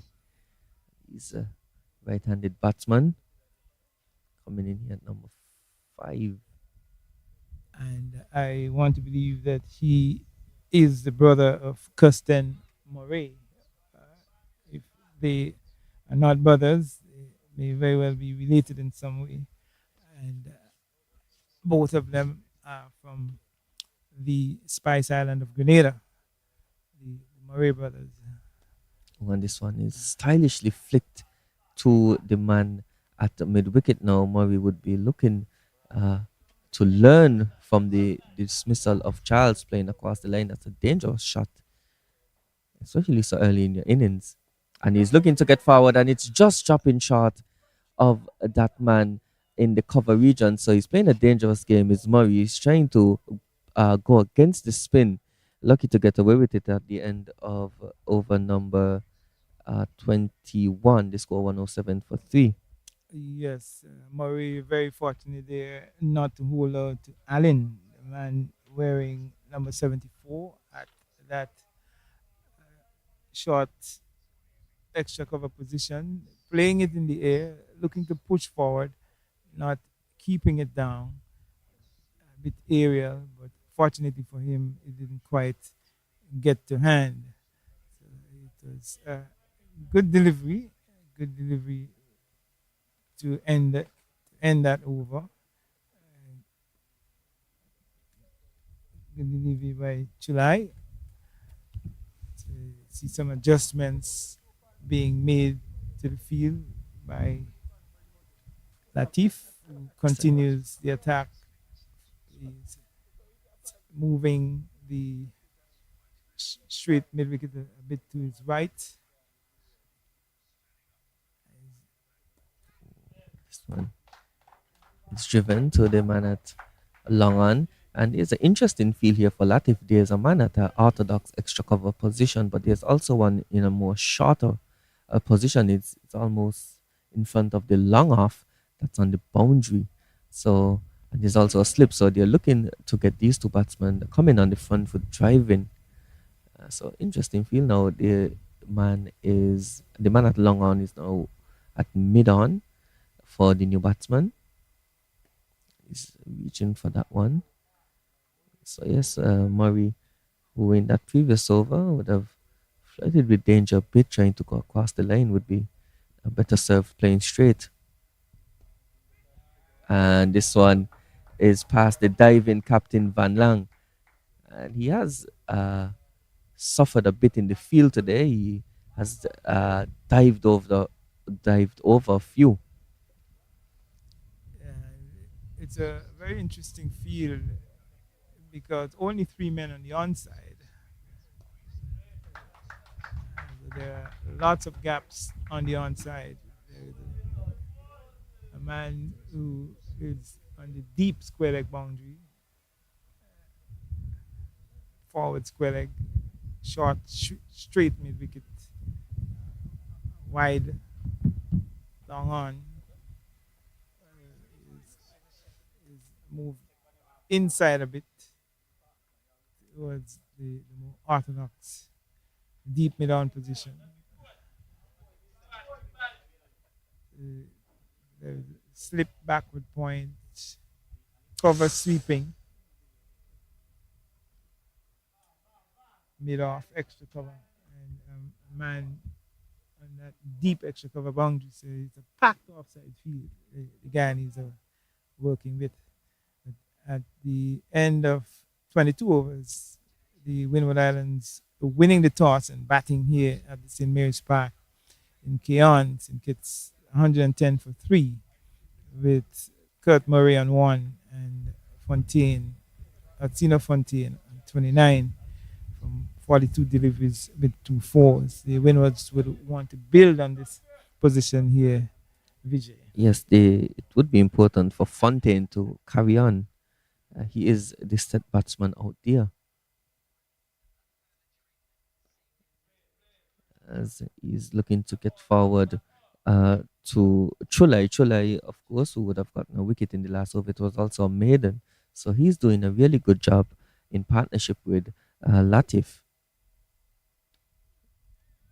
in just keeping the scoring at this point difficult for the men from the Windward Islands.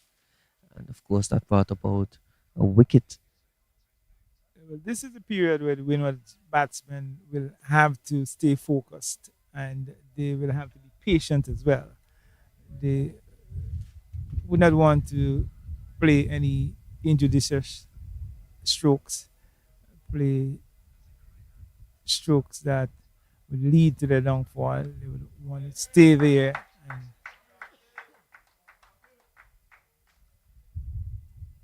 play each ball on its merit and work the ball through the gaps. As we saw, a nice looking drive out towards wide long off by Fontaine. Take him on to 28 and the total 111 for three. And this one is short and it's flicked behind backward square. The man is coming around and the batsman, after some hesitation, come back for two. And so Murray there really pressing Fontaine to come back for the second. There was always two. The man on the boundary, he's at forward square. Uh, and he had a bit of distance to cover, about 20-30 yards to his right. And so in the end, the batsmen get there somewhat comfortably after a bit of shouting in the middle. One delivery left in this over, and it's flighted and just played to mid wicket. So at the end of over number 23, the score now 113 for 3, and a bit of pressure now being applied. And in these moments, as you would have noted in these overs, that's actually where the running between the wickets becomes important, because the boundaries have now dried up, and it's important to not only continue scoring but rotating the strike. Now, the batsman, there's a different let's say work that the bowler needs to do when the batsman change, even though it may be the same right hand batsman, but they still have to adjust their line and their length. For these batsmen, depending on who they are, of course, Pascal, the captain, is much taller uh, than the other batsman. This one flighted again, so Latif is giving it some good flight here in this spell, and the Fontaine just able to play that one out to cover. He's now on 30 from 46 deliveries. And this one shot, keeping low and played to a man at mid on. Now, I do like the fact that there is a mid on in the circle, so they're asking the batsman to go against the spin. And of course, we have seen that going against the turn can lead to chances for that man at slip. But this one driven nicely out to the man sweeping at cover for a single. Yes, they would be inviting the batsmen to hit above the fielders, the heads of the fielders in the circle, what we would refer to as going over the top.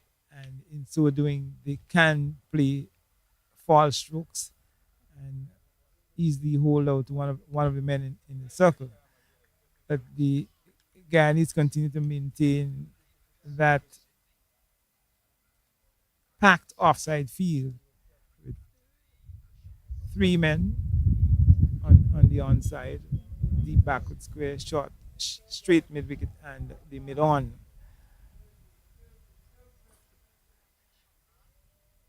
So they have some six fielders on the offside, and the Windward's batsmen would do well.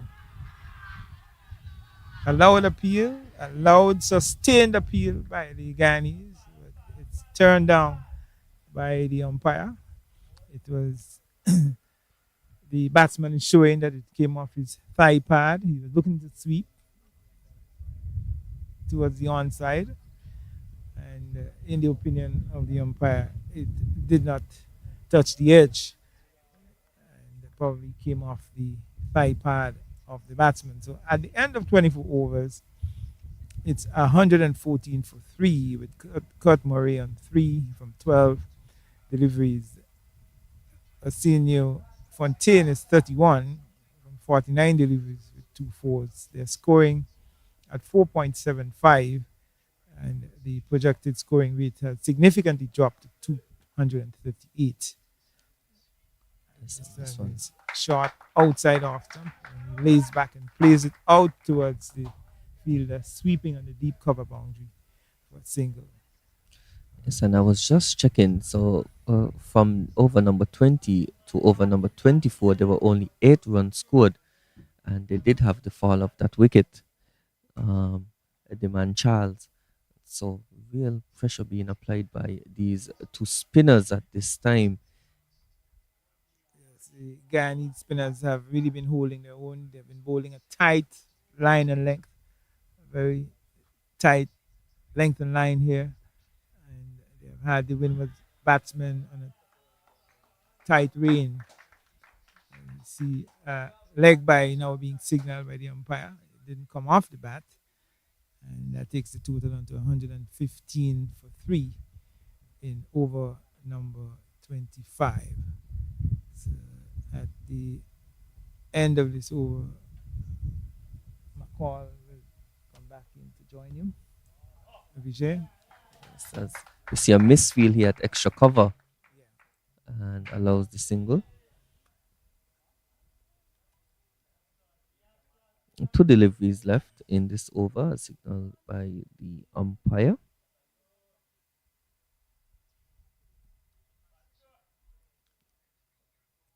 So, Vijay, what do you make of the West Indies' chances against the Australians in the first day-night match to be played at Sabina Park? Do you think they will continue with Craig Brathwaite, or would Louis be brought back in? Let you know after this delivery. That is played to mid on. Looking for a quick single, and we should note that the Guyanese have been really good in the field. They have hit the stump on a few occasions and effected a run out. I'm not really sure if they are going to continue with Craig Brathwaite as the over concludes, over number 25 concludes on 117 for the Windward Islands. I'm not sure, but I would hope that if Mikhail Louis does play, that he makes the best a chance of the opportunity. But I think based on form, it looks likely that Brathwaite would be dropped. There was some discussion by Sami, the coach at the time, about the form of Brathwaite, and he did indicate that it's up for discussion. And of course, as a player, if your coach is discussing your form, then the likelihood of you getting dropped is high. Yes, very much so. And I would leave you to discuss that with McCall. As we see, sorry, as we see a change in bowling from the pavilion end. It's number 96, Romeo Dion Ryan, of course, has done well with the bat in this tournament. He has 82 runs so far, and is the second highest run scorer for Guyana in this tournament.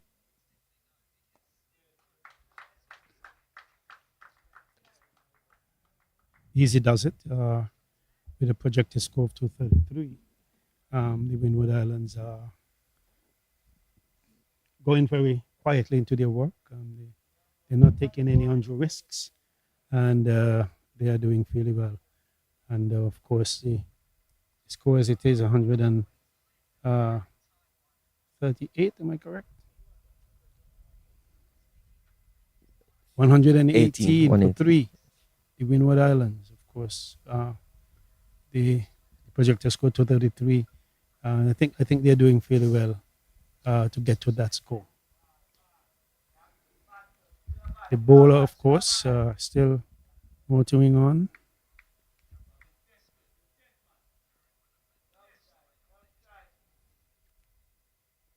And this one is short, and it's played away nicely to the man in front of us here at Langan. It's Ramdial, number 86, and he fields. And what I have noticed, McCall, is that these bowlers are getting to their overs really quickly. They are two spinners, uh, Yep. but oh, and he's Yeah, Dion beaten, Ryan, and an appeal good, for stumping the umpire. Uh, good this delivery there. yes, That was by Dion Ryan. Tempting the batsman, apparently missed it. And the bails were removed. A question asked, and the Guyanese, when they go for their appeal, they're very uh, compelling, very vociferous, as you call it. yes. They're appealing, but the umpires would have none of it.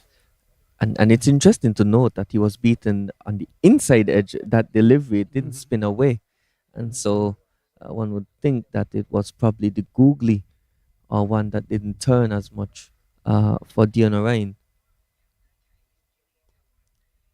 This one shot and pulled to the captain there, or flicked to the captain there at mid wicket. So at the end of over number 26, the score 119 for three. Yeah, like I said, during this time of spin, the scoring rate will fall.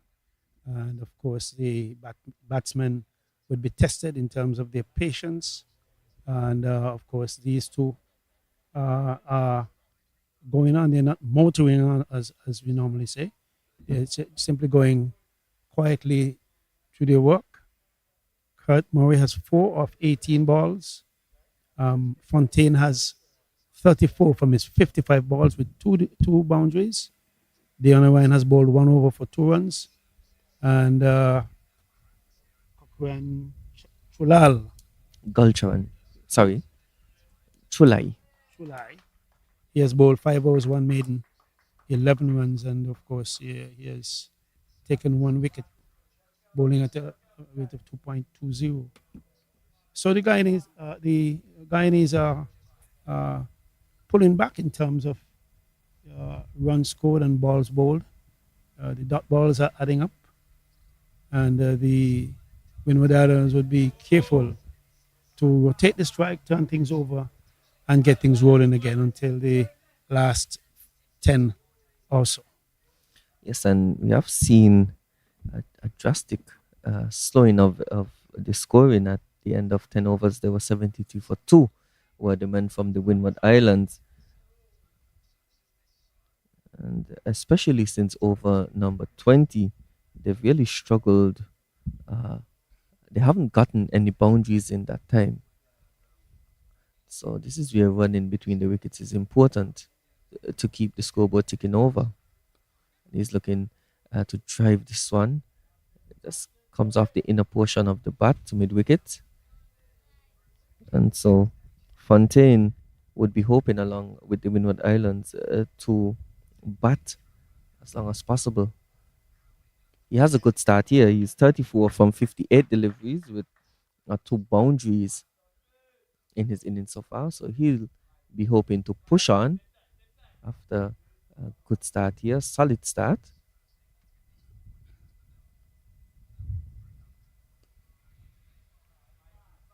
Yeah, Fontaine, of course, he's a guy you're looking forward to continue and propel the score. I mean, with 34 or 55 balls, he is the one who is set, and he cannot wait for someone to come in to do anything. He must be the one to go through this difficult period, the slow period.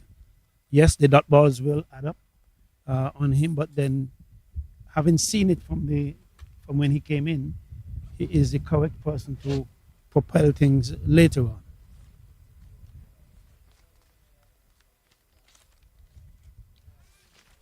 120 it is for three, 119. The board has 120, it's 119 for three. And this one, a full toss, and it's struck firmly to the man Ramdial here at long on. Just a single, and the coaching staff there of the Windwards disappointed that full toss wasn't probably Dispatched. Yeah, dispatched. yeah. Yes, You have to be careful though. The full toss could be a very good delivery sometimes. It could be a surprise delivery that could unseat the best of batters. and you see a full toss, your eyes open, you don't execute properly, and then you could get out.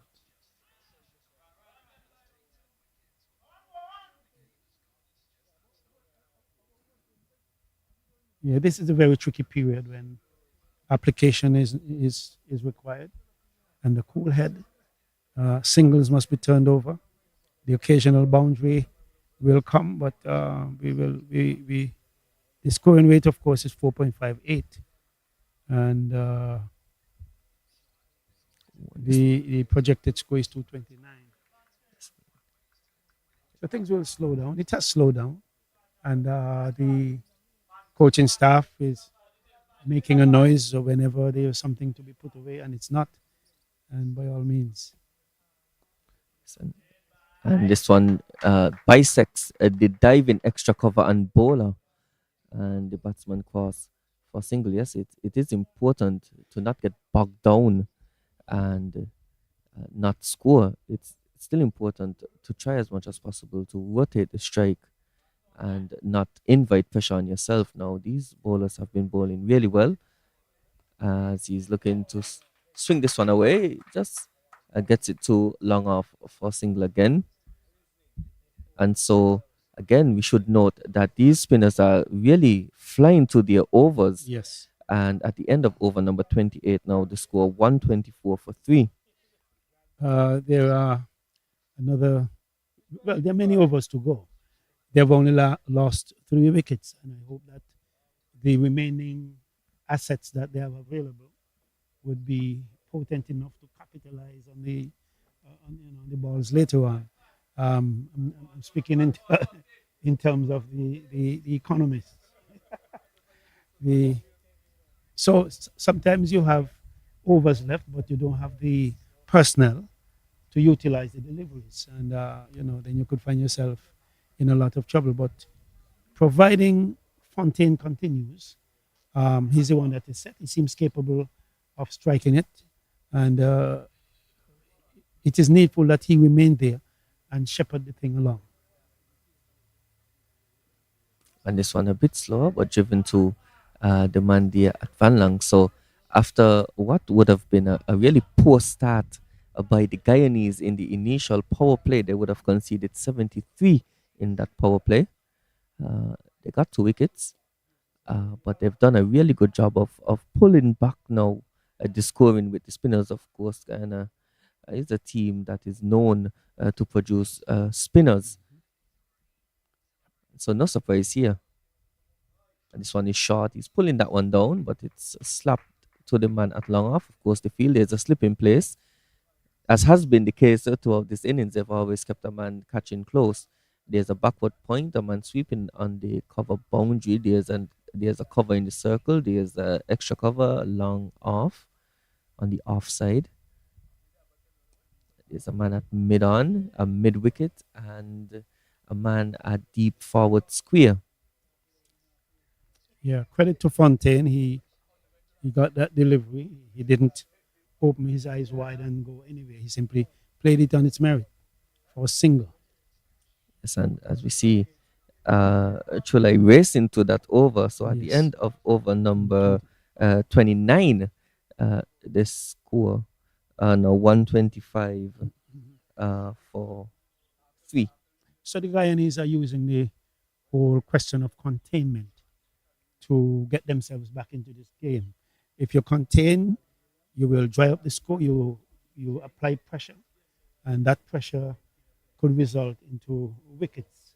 However, even if wickets are not taken, once you restrict the score, it leaves the initiative with the batsmen to break the shackles, and that gives you opportunity for taking wickets. Says, see Dion Ryan continuing from the pavilion end.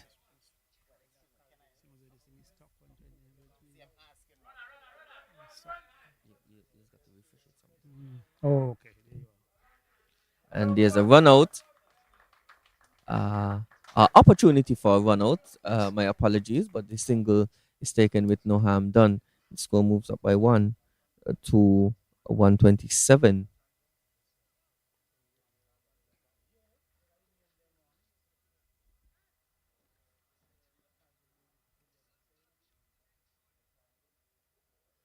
He's playing this one nicely. Is Fontaine. So he has batted well. He's now moved on to 39 uh, from 70 deliveries. Kurt Murray has offered a good support. He has been uh, the slow of the two batsmen. He is 7 from 24 deliveries, but as we've noted, it does take some time to get in on this pitch. As this one is a bit full, pushed to mid wicket, no one taken. Yes, it does take some time, especially against the spinners, to uh, get accustomed to the pace of the pitch. It does change when the spinners are on, yes. As it McCall? relates to Kurt Murray, though, Kurt Murray came in at the time when the Guyanese did begin the art of restricting. And so, in order for him to break loose, he would have to uh, give them some opportunity to get him out. He is trying to be as resolute as is Fontaine, trying not to give any opportunity for a wicket. And as a result, he seems slow. He has not gone ahead as quickly as the other batsmen. He has faced 24 balls. He hasn't struck a boundary, but he has 7 runs. And he is the partnership, of course, is 21 from 54 balls. So that's quite a slow progress for now for the Windward Islanders. My encouragement to them, or the encouragement should be from the coaching staff. Don't get too bogged down. Turn things over. Keep the singles ticking. Um, Run as well as you can, and when the thing breaks, then you can go after that. Says Chulai, he continues a remarkable spell of bowling here. He is now starting his eighth over. He has figures of for 13, 1 wicket for 13 runs with one maiden, and he's done a really good job of pegging back the scoring rate. And just to provide some context, as we see Fontaine with that single moving to 40, and to provide some context in over between overs number 20 and 30, the Windward Islands would have scored just 21 runs with Between one 20 and wicket. 30. Yes, Okay. so in 10 overs, they were only able to score 21 runs with the fall of one wicket. As this one pulled down a bit, played to mid wicket, and commendations must be given to the spinners from Ghana. They've bowled well in partnerships, and they've really limited the scoring at this juncture of the game.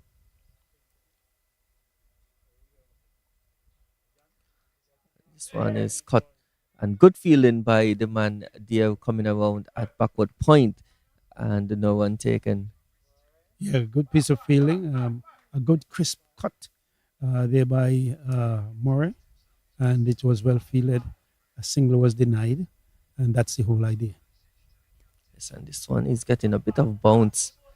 Is Chulai, but really he's done a really good job, a stellar job from that end. He hasn't given any loose deliveries to the batsman. And Murray now, he's running down the wicket, and a mistumping opportunity there. Uh, Murray running down the wicket, but the keeper failing to gather the delivery. And so at the end of over number 31, they score 129 for 3. Then an opportunity was given to the Guyanese by the frustration from Murray. He bounced down, missed it. The keeper did not gather, so the stumping didn't happen.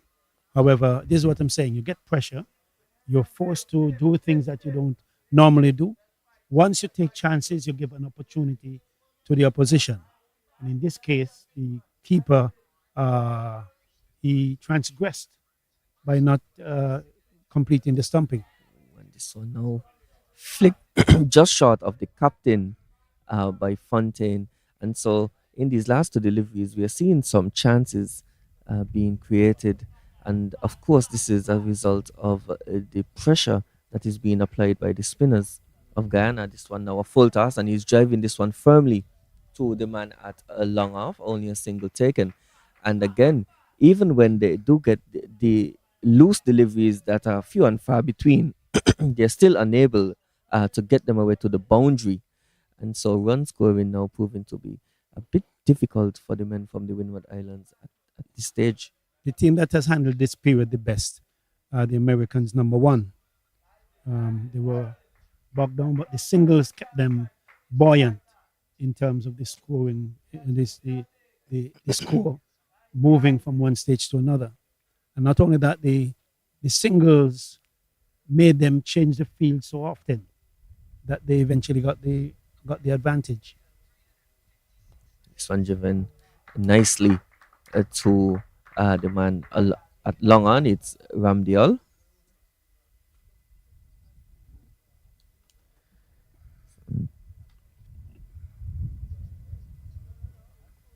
Two deliveries left in this 30-second over. And he's looping this one again. It's full and a Could bad be two.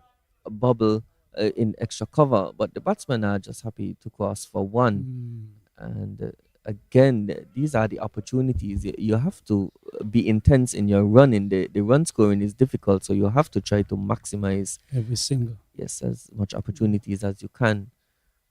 This one is flatter, and he's pulling this one out to the man that is on the mid wicket boundary, and he comes across and limits it to one. So just the 5 runs, sorry, 4 runs off of that over.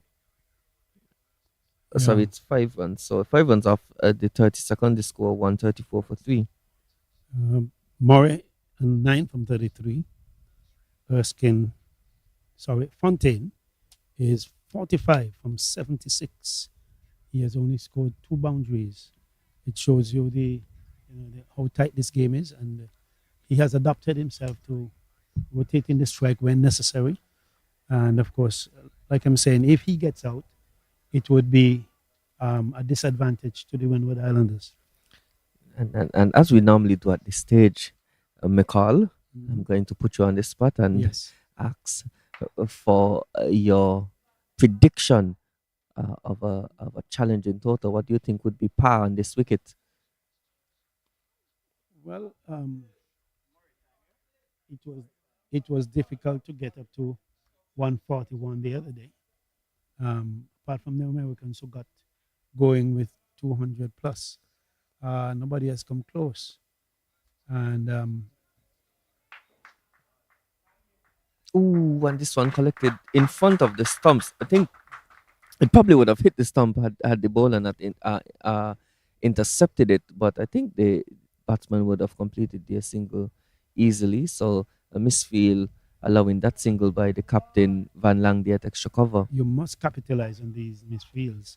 And even though they say don't run on a misfield, it all depends on how it's done. And this one should certainly be two. It's played just backward of square into a huge gap, and the keeper is the one that has to do the fielding. So on the leg side, there's a man at deep forward square, there's a man at a mid wicket and a mid on, and so a good shot there to get 2 runs just releases the pressure a little bit in terms of the scoring. We have noted that it's been a struggle since over number 20 to get runs. This one whipped nicely to mid wicket. Bit of a misfield, but no harm done. Well, the Windwards are going well. According to the projection, they could be 229, 230. Say now 210. Any score on this wicket past 200 would be challenging.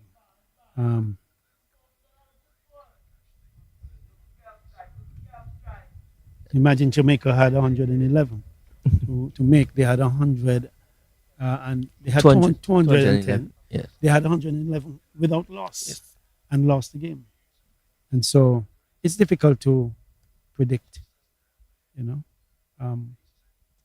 Chalal has bowled his 8th over, his 9th over, 9 overs, 1 maiden, 17 runs and 1 wicket. Marvelous bowling. And he has kept things rather quiet, rather tight.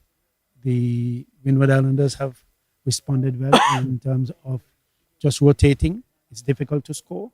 Apart from the last over when Murray lost his shape, lost his cool, and went after something. He was going to do a big hype up over mid-on. He missed it, and the keeper did not stump him or misstumped him, and so therefore I don't know if he will go into. I think by now um, his partner would have spoken to him, Fontaine, and of course he wouldn't get a rush of blood again, given the tightness of these overs. But we have seen again and again. Oh, there's a change of bowling. Yes. The captain comes back from the pavilion end. Yes, Van And Lang. Van Lal comes back with his first delivery. And but we have seen from games that we have seen here, Vijay, that every time the spin bowler comes on, anywhere between 20 and 30, 20, 35, there is a slowing down of the runs. And normally that is when people begin to lose wickets. Yes. And it's interesting that at this stage, Van Lang reintroduces himself. We have seen the fast man coming back more from the 35th over, so he's 2 overs early. And certainly they would be important from over number 40 in regard to the death bowling, when the batsman would be looking to maximize those final 60 deliveries. He'll be hoping to get a breakthrough here. And although the scoring has been slow, as we see a good drive into the offside and good running, the batsman pushing, good intensity shown there to get two. And yes, as I was saying, although it has been difficult scoring wise for them, they have not lost wickets. They've just lost the one wicket from over number 20. And so in that regard, they do have a good platform to build on if they want to maximize the last 10. And so it's a bit of give and take. They have sacrificed, of course, run scoring in a sense, but they have kept the wickets in hand. And so it would be interesting to see how certainly the last 15 overs play out in this first innings. Yes, they have kept wickets intact. My question is that do these guys at the back have the power to accelerate the scoring and get them up to a good score? There's a big hit here by Fontaine. A slight rush of blood. He went into a big hit, seeking to go over the mid-on, short mid-on, and he got it high on the bat. But the number 86 did not pouch it. In fact, he dropped it. To me, it looked pretty possible, and he did not take it. Yes. And that's to the disadvantage of the Guyanese. Yes, Ramdale, it was in the air for a while. He had to jump and he wasn't able to gather it. And so the opportunity presented by Fontaine, now he'll be hoping that he can kick on. He is on 47 and close to a half century that he's worked really hard. He would have worked really hard to get to. And so a false stroke and the opportunity, we must say, being presented, the captain bringing himself back, and the opportunity presented in his over, however, not taken. And after 34 overs, the score 140 for 3. Good move by Van Long, bringing himself back on and teasing Fontaine. In fact, I don't think he should have gone into that shot. Yeah, there are ones and twos around the ground which he should be comfortable with until there's crunch time. But he was trying to go over the mid-on, the short long on or mid-on, and he did not hit it with a full face. In fact, I think it caught high on the bat, close to the handle. It ballooned to the fielder who did not gather it. He had to jump, and of course, to the disadvantage of the Guyanese, to the benefit of the Windward Islanders. Sanchula, he's about to bowl his last over of his spell. And of course, a quick single taken and puts the pressure on the man there at mid-on. Chulai, of course, who has really remarkable figures in his final over. He has one wicket for just 18 runs with one maiden.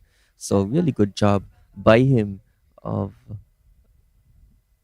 limiting the scoring from his end. As we see this one just played to the captain there, coming across there at extra cover, and no one taken.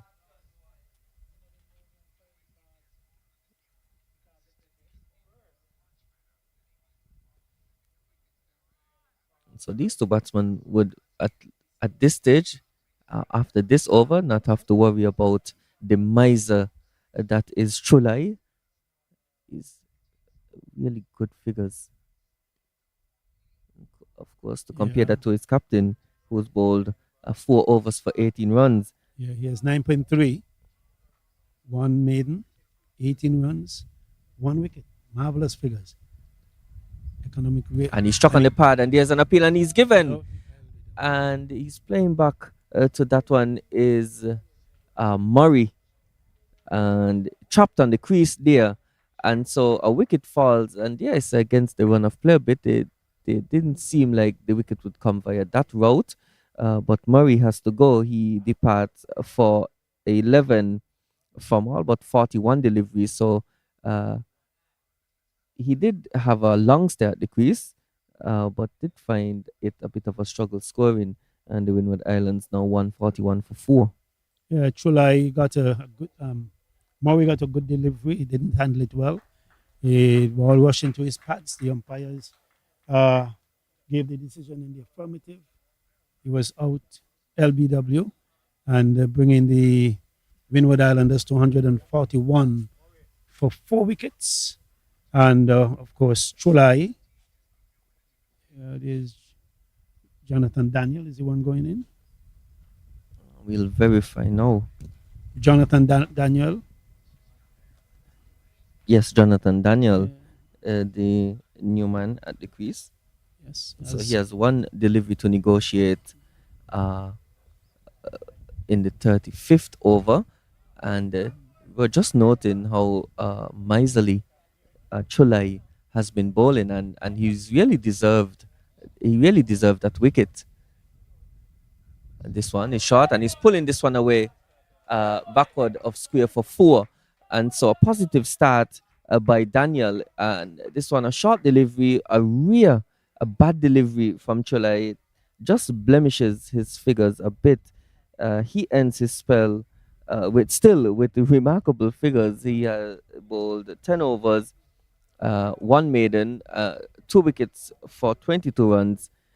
With the score now 145 for 4 after 35 overs. Well, Daniel came in and we thought he would be a bit nervous. And you said that he has one ball to negotiate. And that he did. He swung it away to deep backward square leg boundary for 4 runs. And of course, putting Chulai's figures past 20. And Chulai has been very, very measly and a good spell. Son, I said that he was to negotiate that delivery, but he seemed to close the deal. He swung it away for 4, so a Yeah. brilliant shot uh, to get off the mark. Good positive intent, and they're gonna need that. The Windward Islands, of course, going at just above 4 runs and over their projected score, 207. And you have noted, McCall, that any score over 200 is certainly going to be a competitive one on this surface. And this one is full, and he's reaching outside the off stump. He beats the man coming across from point, and just a single taken. Yeah, the So ball was a bit wide. He stretched for it and he got it out past point. The man came in from the point boundary and cleaned up 1-1, and that's all that they wanted. But the Windward Islands, they have moved on. They're 146 for 4, and we're hoping that the platform and this one that is was short, set. and it's struck in the ear, and mid off comes around and takes the catch. And so Daniel, his stay at the crease is short. He only lasted 2 deliveries. He got a boundary off his first delivery, now dismissed off the second. And Windward Islands now losing two quick wickets. The score now 146 for 5.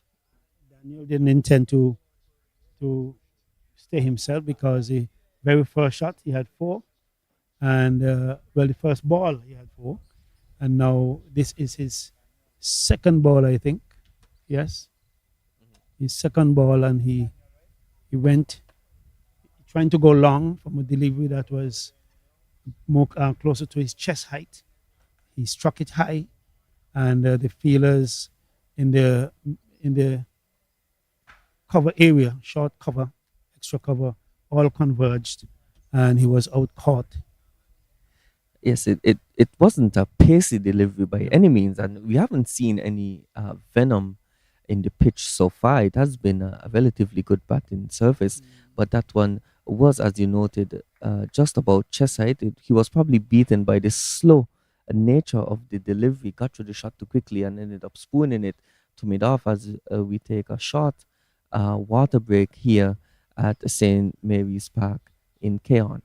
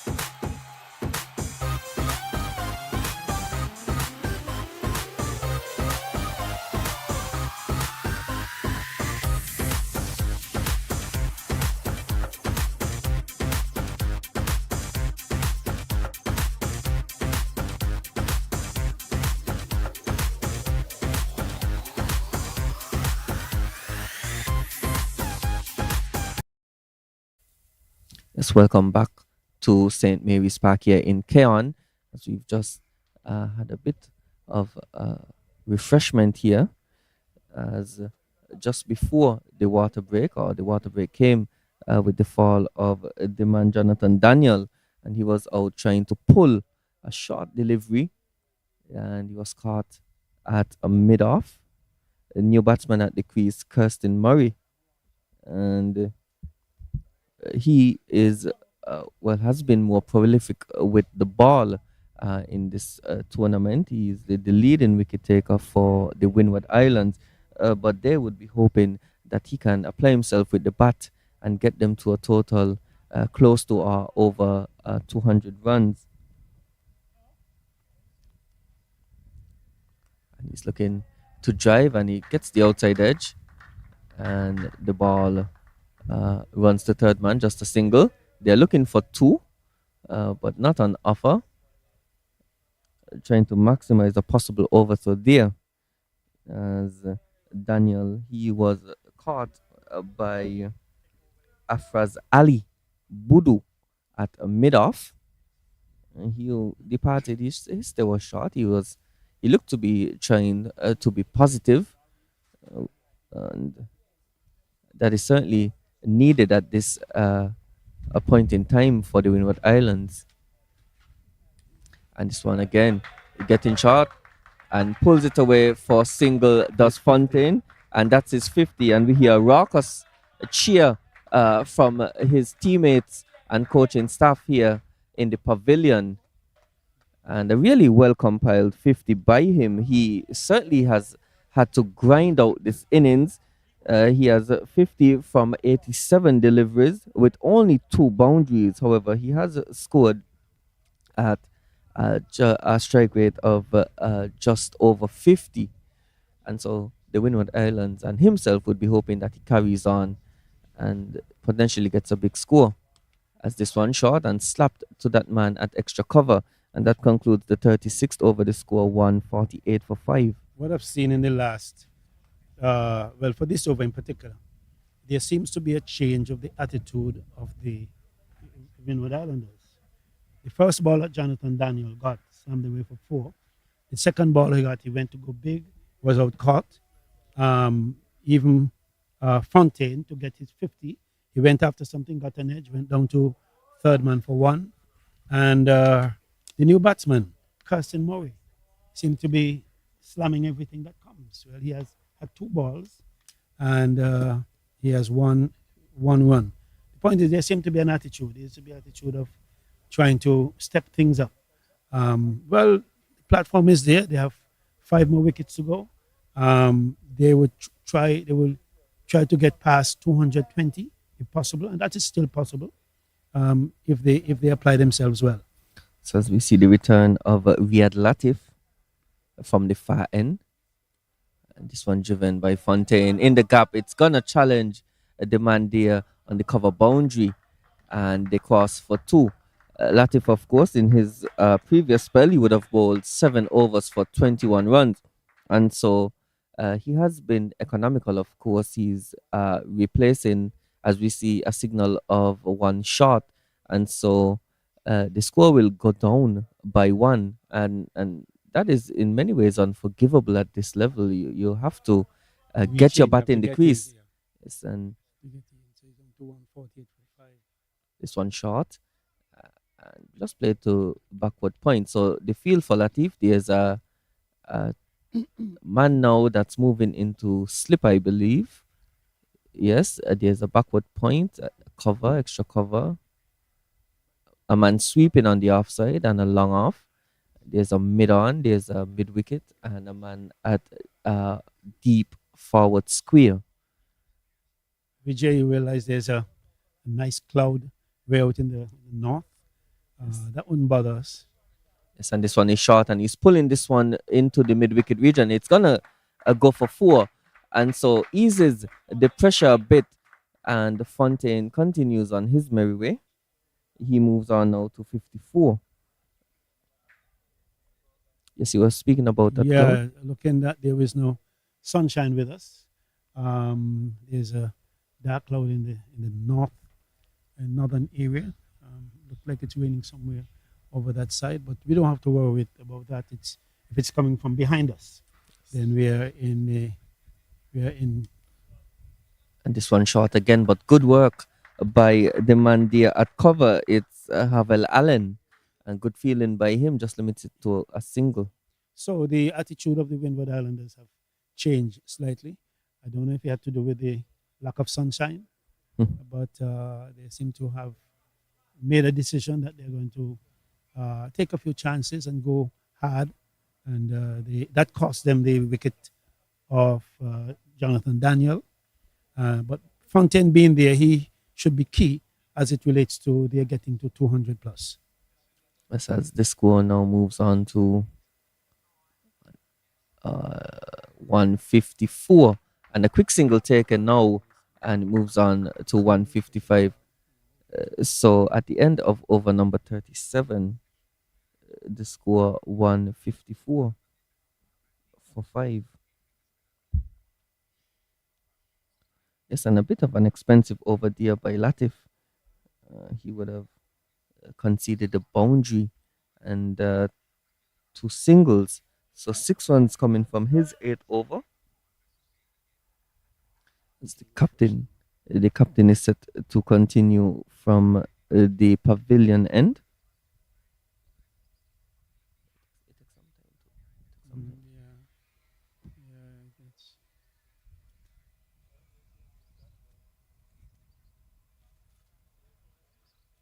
still saying 150.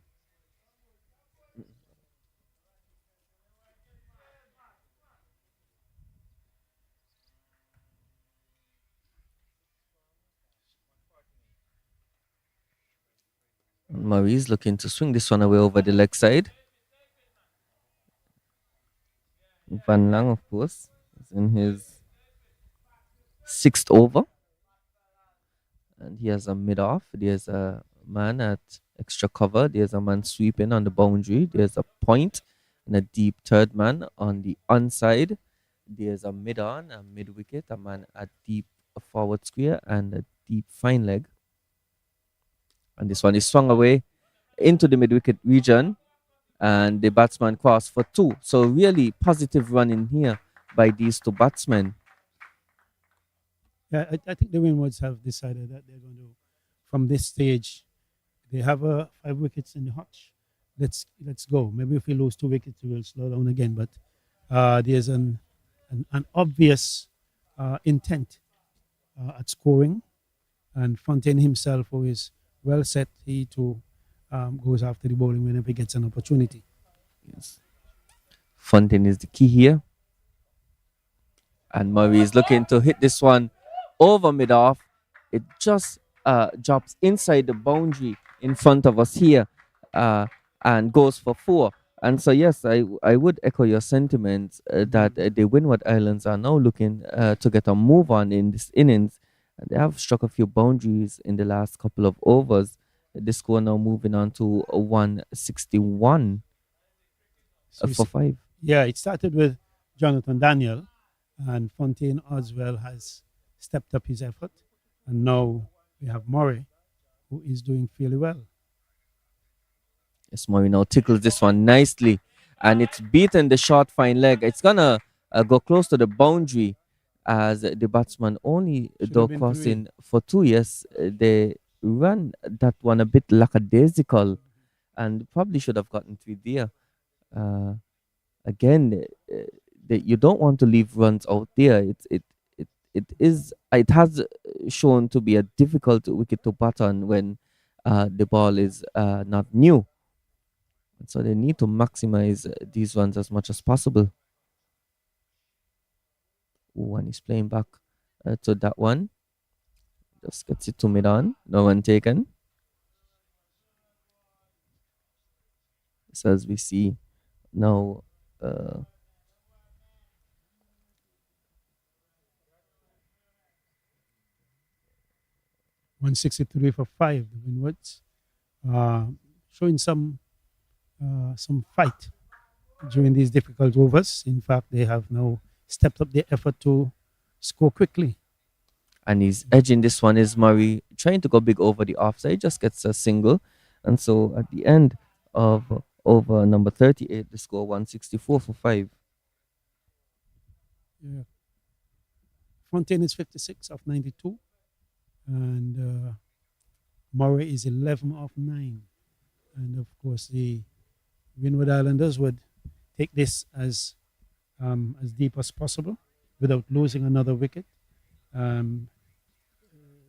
This is the end of the 38th over, and of course, they do have 5 wickets yet left.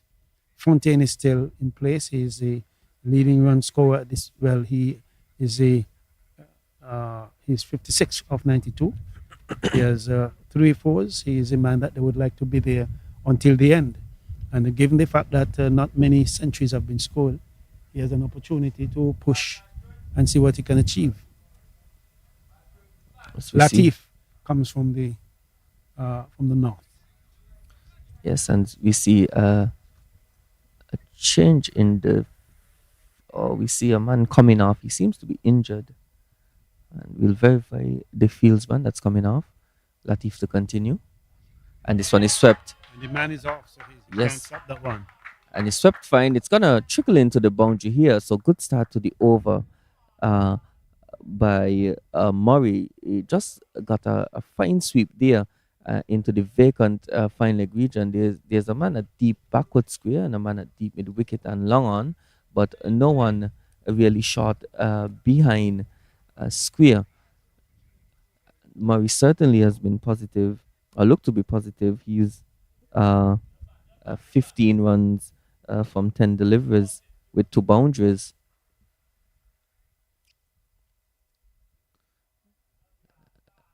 Latif as well has been a bit expensive since he has come back for the second spell.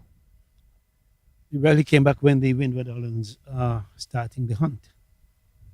This one is short and he's looking to muscle it away. Just gets it to the man at a long on and a single taken.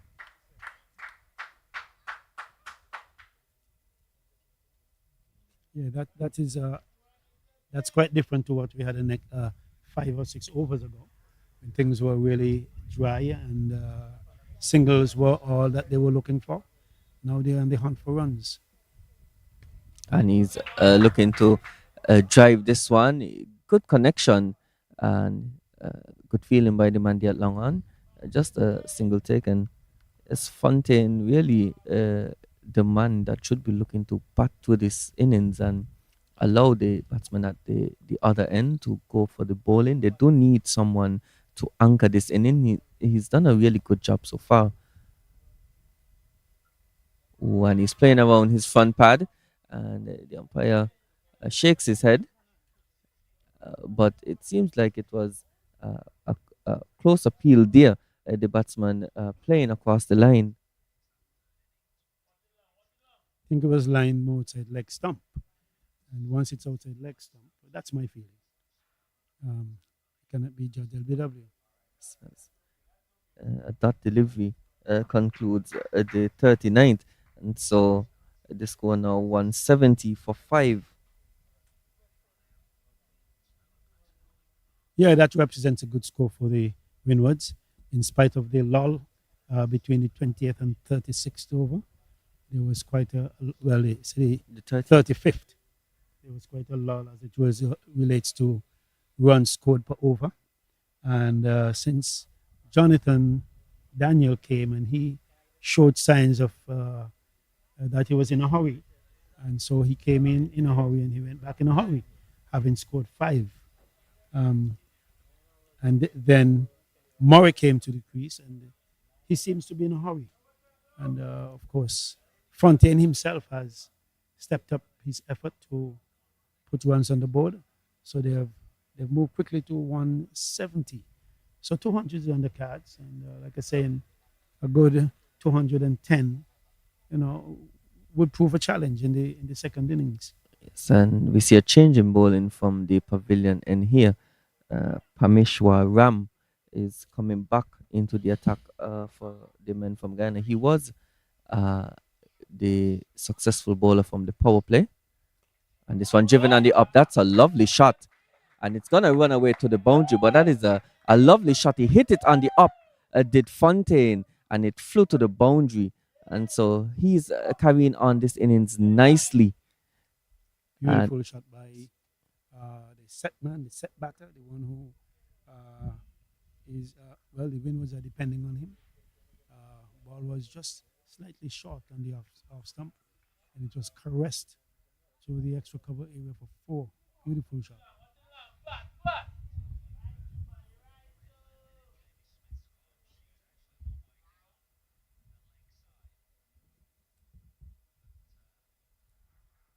And this one flicked into the leg side. The captain again, Van Lang, is falling over in the field, and the batsman crossed for 2. Van Lang has had a bit of an awkward day in the field. There has been moments where he's dived and, dare I say, looked clumsy in the field. Yeah, he has rolled over a few times, Yes. and often when bending to collect the ball, he rolls over.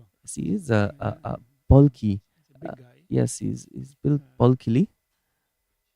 And this one is flicked away. That's a lovely shot. And it's going to race into the mid-wicket boundary. And so Fontaine now, he's putting his foot on the gas. 2 boundaries in this over. And there's 2 lovely shots one to the offside this time now. A flick over mid wicket for four, and the score now goes up to 176 in with just two deliveries left in this. Sorry, three deliveries left in this 40th over.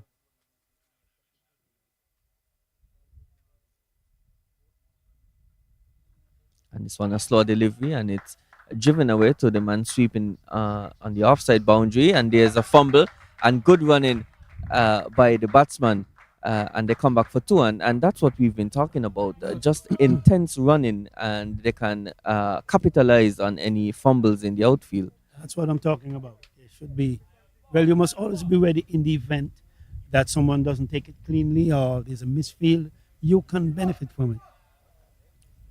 One delivery left. Oh, sorry, two deliveries left. And he's driving again on the up, but stopped by the Mandi at extra cover. One delivery left now. Good It's cricket one all delivery told. left. Yes, good cricket all told. 182 for five, and well, 200 is clearly on the cards. Maybe 220. But one would have to wait and see. All depends on Fontaine, how deep he will go. He's driving again, and it's race to the Mandi at extra cover, who fumbles. Sorry, parries that one, and the batsman cross for single. Fontaine retains the strike. He's on 70 now. Is he? He's on 69. Uh, and at the sorry, he would be on 70. Yes. So after 40 overs, the score 183 for five.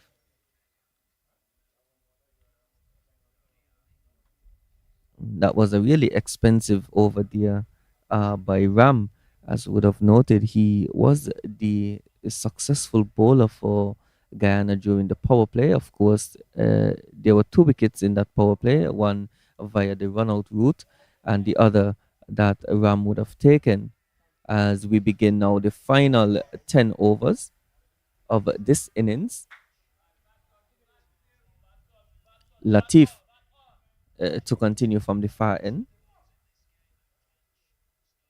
Oh, and this one chopped to the Mandia at backward point. Latif now in his final over of his spell, he's bowled so far 9.1 overs, no wicket for 34 runs. So it's been, for the most part, economical.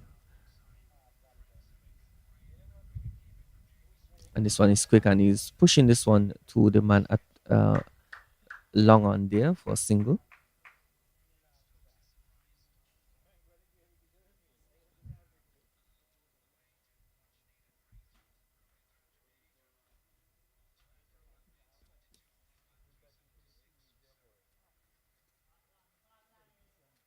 One 84 for five. So score. Murray and Fontaine trying to pick up the scoring.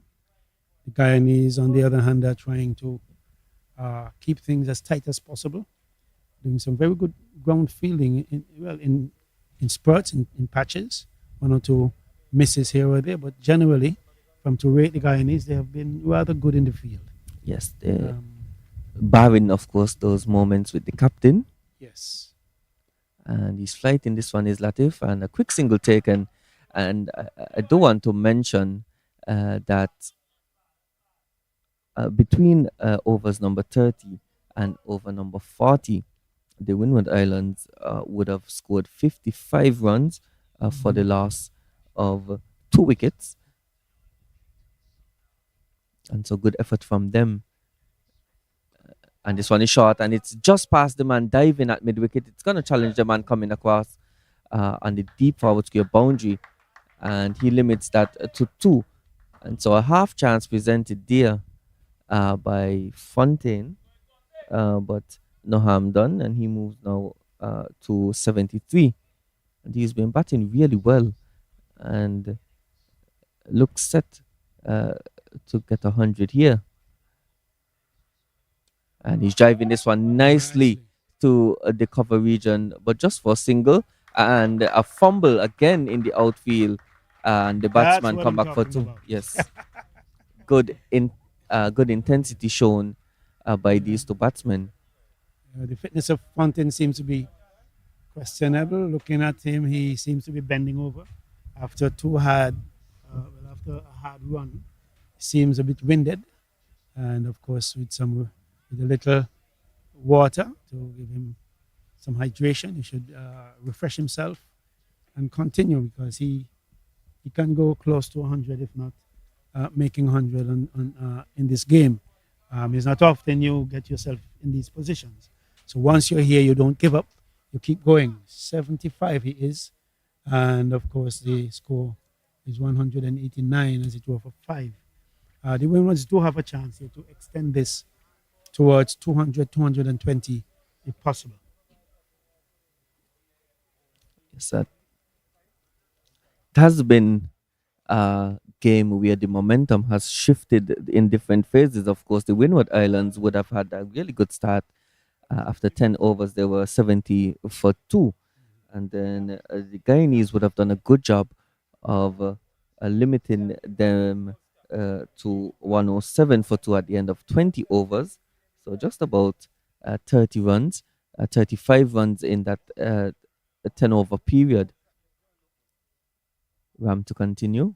And Murray swinging this one, and a good catch taken by the Mandia at long on. It was traveling quickly. Yes. Murray really hit it well, but he was unable to get the elevation to clear mid on. So his little cameo innings comes to an end. He would have scored 17 from 16 deliveries with 2 boundaries, and the Windward Islands now losing their 6 wicket with the score on Yeah. 189. I hope the catcher is not injured. He took it immediately, looked at his fingers. The ball was traveling. It was not something that went up in the air and came back. Came straight from the bat, as we call it, it's a flat. It was hit pretty flat and very hard. The fielder got it. It almost bubbled, which meant it took somewhat the tip of his finger, one of his fingers. So, but I think it was a good innings by young Murray in support of Fontaine to carry the score as it is now to 189 for 6. And one hopes that the other batter would take cue from Murray and continue to be aggressive to get the score past 220.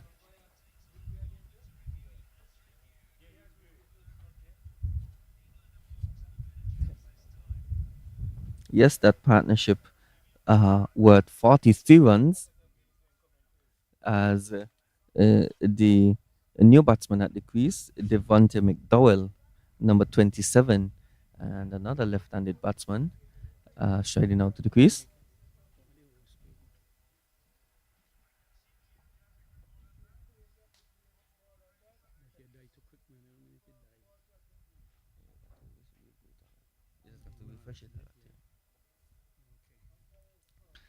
McDowell, he's taking his guard.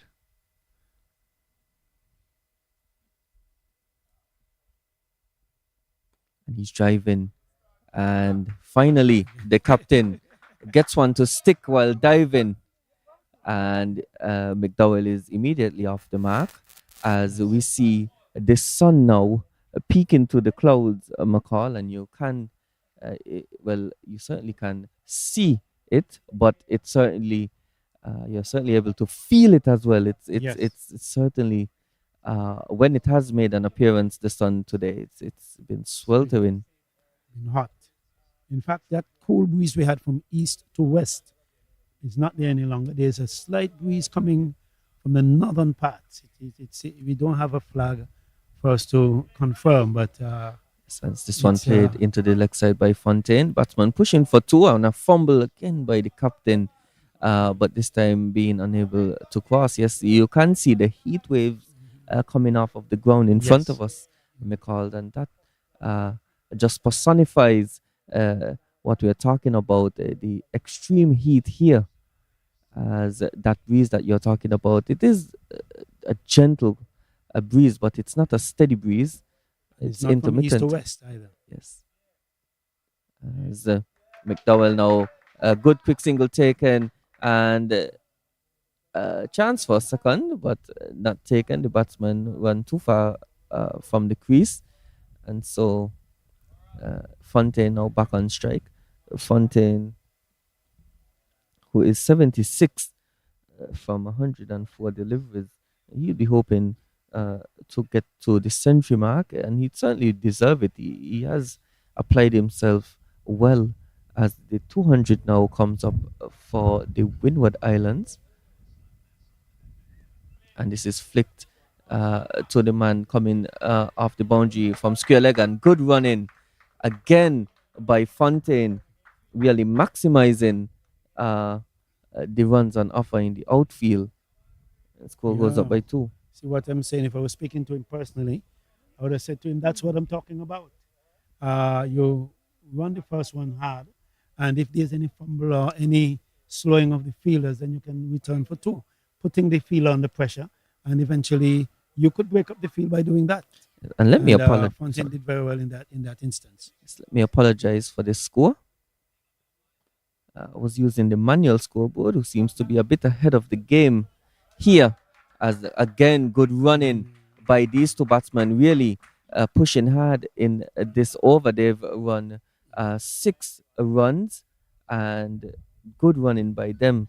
The over now concludes with the score on 196 for 6 from 42 overs.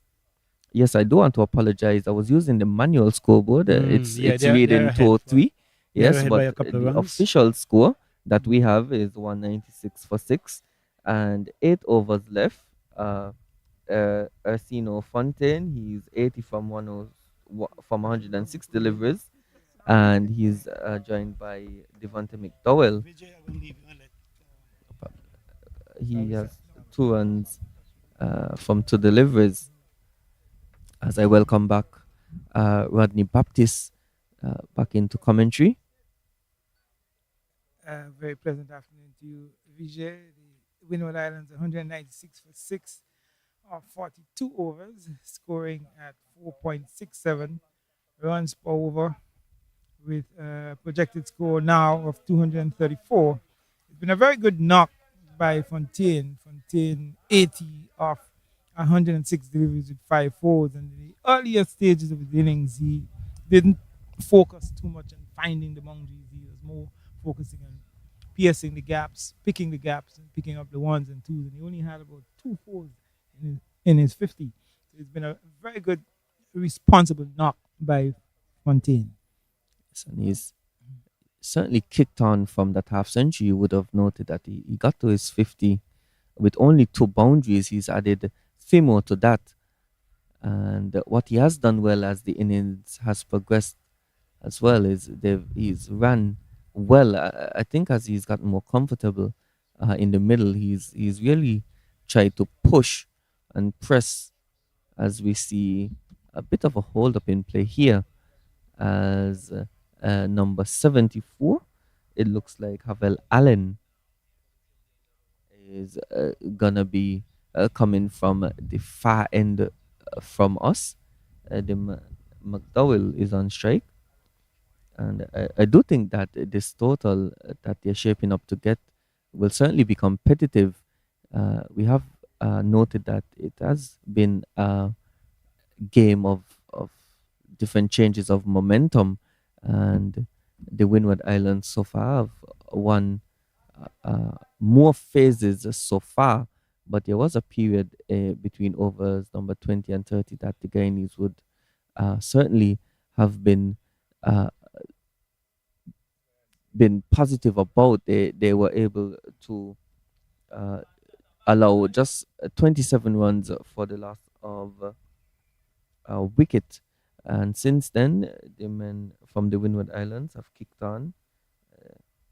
They would have added 55 in the last 10 overs, the overs between overs number 30 and over number 40.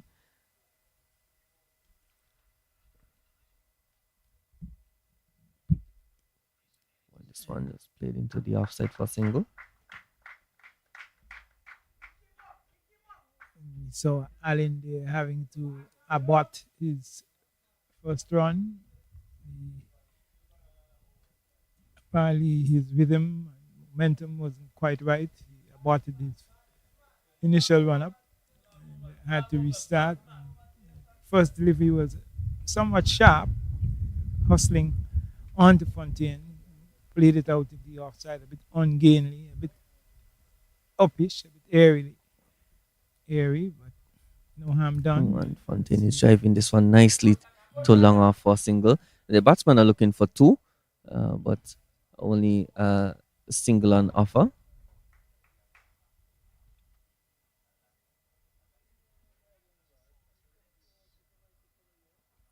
McDowell will be looking to lend good support to Fontaine. Batting well, 81 from 107 deliveries, 5 fours, a strike rate of 75.7. McDowell, left-hander. And this one clipped into the leg side. The batsmen are pushing for two, and they're gonna get their fumble at the non-striker's end by the man trying to collect the throw.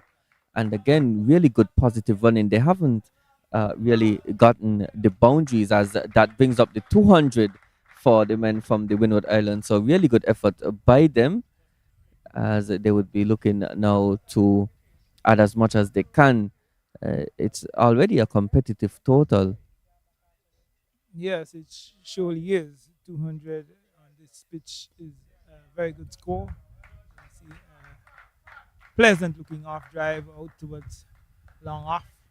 Long off comes off the boundary and one more to the left-handed double. McDowell to take him on to six. And an interesting bit of stats here is that the average score at the St. Mary's Park is 217 runs first innings and 183 runs second innings in 50 overs in the last 10 matches. So with the average score being 217, the win was, I'm pretty sure, will be looking to surpass that and looking to add as many as they can in the remaining 7.1 overs.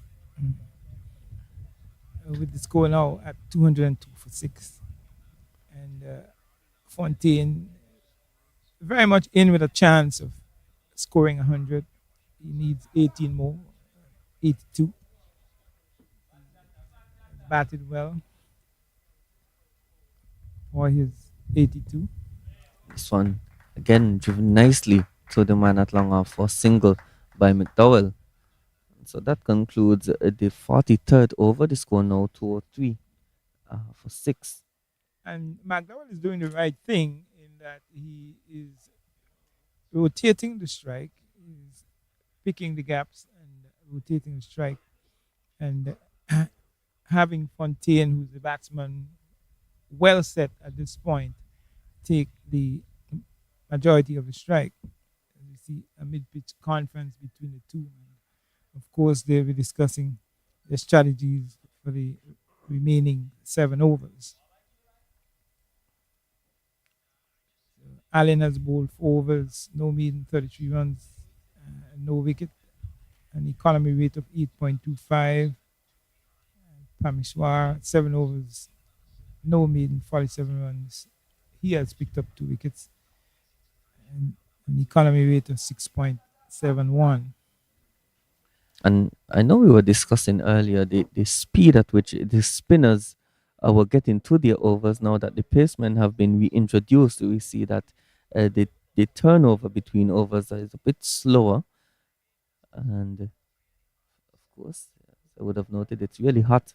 And so the guy needs to be looking to wrap up these final few overs as quickly as they can and get some respite. This one is a full delivery by Ram, and it's dug out nicely to long off, brings Fontaine back on strike. He's on 82, not out, just 18 away from what would be a really well compiled century. And certainly, he has batted very well. He has kept a steady head. He hasn't played too many rash or injudicious strokes. He has really applied himself.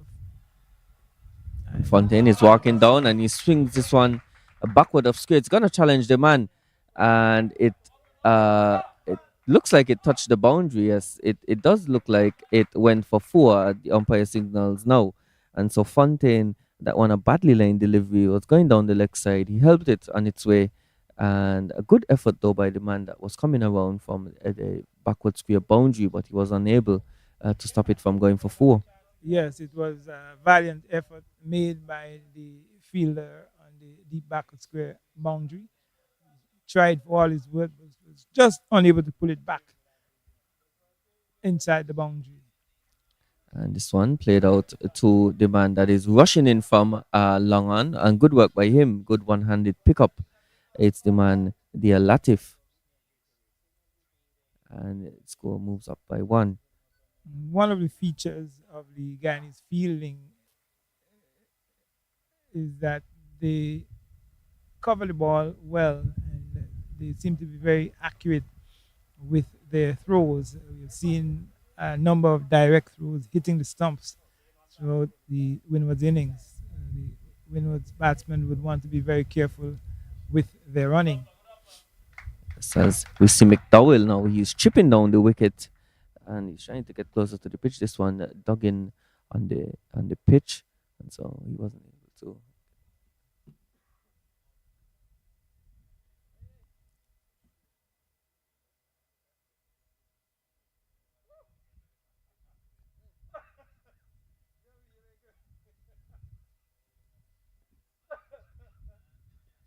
Fontaine on strike, and Murray hits this one for six. Hits it over the scorer's tent, and so a lovely shot there. Hit that one with power and got it all the way over the long on boundary for six. That's a lovely shot by the left-hander, launching into that one and hitting it hard and high over long off, and very nearly falling on the windscreen of Yes, the car parked just to our right here. it's unlucky for The that driver driver. of that Yes. car would want to move its car maybe several meters backward. And this one now wide outside the off stump. Fontaine getting it to extra cover. Now he moves on to 94 with that shot at the end of over number 44. The score now to 17 for six. 217 for six. They've met the pass score. Yeah, That is, the average score here at St. Mary's Park. and I would like to innings. to highlight as well the fact that the second inning score is, it doesn't look good in terms of what the average second inning score is. It's well below The the 217. 217. It's Yes, it's 183 yeah, based on that's what. correct. Yes, That's correct. and so the signs here are not looking so good for the Guyanese in terms of their chase. Now they would be hoping though that if they can at least get a few wickets here, try to clean up the get into the tail, clean them up, at least have some momentum going into the second innings. But so far, all the momentum is with Fontaine and the Windward Islands. Of course, visual statistics do not determine a game, and here we see a bit of sloppy cricket by the Guyanese. It was a good bit of fielding out at extra cover. He fielded cleanly. There was no one backing up. He took a shy at the stumps with no one backing up, and the Windward's batsman seized the opportunity to go through for an overthrow. When in truth and in fact, there should have been no run here. I was saying that statistics do not really determine the outcome of a game. Of course, it depends on the ability of the Guyanese batsmen and the quality of bowling presented by the Windward Islands and how they feel when the Guyanese will have their turn at the crease. So that is left to be seen. And of course, the Windwards will be hoping that the statistics will remain in their favor. And this one played nicely by McDowell to long off for single. Yes, I do agree that the statistics are not the be all end all of the sport, but when you take into consideration the form of the teams coming into this match, of course, Guyana would have lost all their games coming into this match. Meanwhile, the Windward Islands would have won two out of their three games, one being a no result because of rain.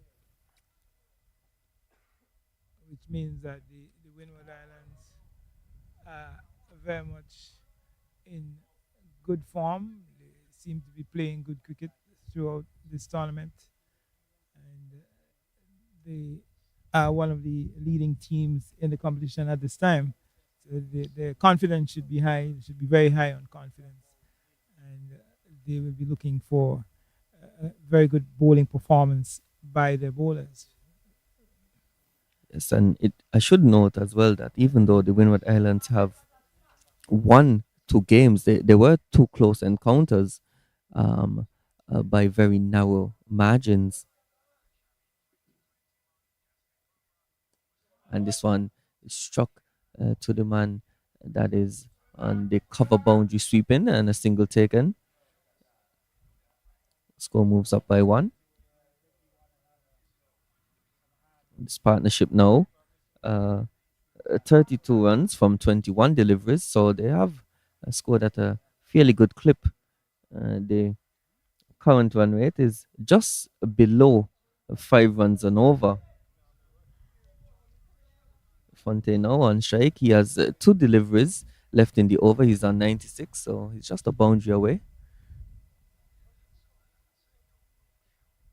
And he's driving this one nicely to long off. And they're looking for two. And the throw comes to the keeper's end, and the wicket keeper fumbles it. He probably would have had a chance there. Of course, Fontaine was called by his partner. He didn't seem like he was interested in the second, but his partner really pushed him there. And luckily for him, he is successful. And he now is just 2 runs off of 100. You are quite right. He seemed very much settled on a single after playing that drive out towards deep, long off, out towards long off the field on the long off boundary, coming off the boundary. He was settled on the single, but his partner called him back for the second run. And here we see another bubble as he gets closer and closer to that coveted 100. One away on 99 from 116 deliveries with 6 fours and one towering six. It's been a good knock by young Fontaine, and it certainly will be a well deserved 100 if and when he gets there. Yes, well, whether or not he gets 100, we should commend him for what has been as a well compiled innings. Uh, as you would have noted, Baptiste, in his first 50, he would have only scored two boundaries. But as the innings has progressed, he has found his range, and he's now on 99 with six boundaries and one six. As we see a change in bowling from the pavilion end, the captain Van Lang comes back for a third spell. His figures one wicket for 30 runs with one maiden in 6 overs. And he'll be looking to get rid of Fontaine before he can complete his century. And it's what's on his edge, and it's flown to that man, a third man, and a loud cheer from the dressing room as Fontaine completes his 100, a well made 100 by him. Yes, a very well compiled century by the young Fontaine. Not coming up in the most convincing of fashion, but nonetheless, single was all he needed for the 100. As we heard his teammates shouting out, "You on 99, you only need one," and that single came down towards third man off an outside edge. But nonetheless, it's been a very good knock indeed. 117 deliveries with 6 fours and one six, a strike rate of 85.4. Very, very good knock by young Fontaine. That's a Singho Fontaine. And the surname sounds like one that comes out of the nature island of Dominica, I would think. It's a name that is associated with Dominica. Total advances to 225 for six in over number 46, being bowled by the Guyanese captain Van Long. wide delivery, very wide delivery outside the line of off stump, and there was McDowell flashing outside the line of off stump, and that delivery going past the flashing blade. Half-hearted, stifled appeal by the Guyanese. Yes, and you can see that the body language of the Guyanese, they're a bit deflated at this moment, a bit lackluster. Of course, the momentum is with the Windward Islands at this stage. And this one just chipped just past the captain and a single taken. That man Fontaine. Now, with Fontaine having completed his 100, you would be uh, certainly be hoping that he would kick on now and try to get some more boundaries. And we have seen that he has the ability to hit sixes as well. So he'll be looking to maximize these last few overs as best he can. Of course, there's a field set on the leg side. There's a long on, a deep mid wicket, a deep forward square, and a fine leg. And he's swinging this one, and he loses his shape. Yes, he loses his shape, and he's caught by the man there at backward point. And so a really well compiled innings by Fontaine and Stamley. I think he was trying to overhit that one. He lost his shape. His head was in the ear and ended up just skying that delivery to backward point. So that ends what is a really well compiled 100.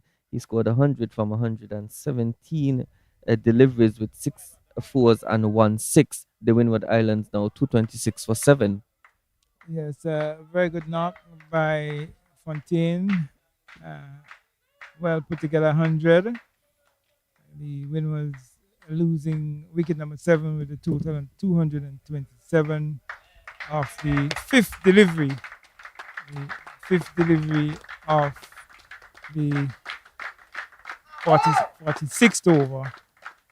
And as you quite rightly said, Vijay, he probably was tired. It looked like a tired stroke. He had it in the air, got under it, lifted it, and a very easy catch to short backward point. And it was very good sportsmanship to see at least two of the Guyanese players congratulating him on his 100 as he left the field. The captain Van Long and the Latif. Latif complimented him as well. It's new batsman Isaiah Jones. This one is quick and short, and he's trying to run it to third man. And a misfield allows the second. And so we have seen now in these last 10 overs some sloppiness taking over the Guyanese in the field. There have been instances where there are fumbles and the batsmen have punished them by going for the second one. At the end of over number 46, the score 228 for 7. That's the nature of the limited overs game with good runners between the crease. Once fielders fumble or you have any bit of bubble, they capitalize on that and make you pay for it by pressing hard for that second or third run. So you have to be concentrating, you have to be spot on, you have to be fielding cleanly and getting your returns back into the wicketkeeper or the fielder backing up the stumps at the non-striker's end. You have to be on your game, otherwise, good runners between the crease. And this make one you is pay a for it. full delivery outside the off stump, and it's squirted away to the third man boundary for 4. And a good positive start here to the over by McDowell. There were two men in that position. There was a backward point and a short third man, but he was able to squeeze that one out. It was a foolish delivery and got a boundary for it. There's a man at on the deep cover boundary. There's a man at extra cover, long off, long on. A man at deep mid wicket and deep backward square, as well as a fine leg shot in this circle.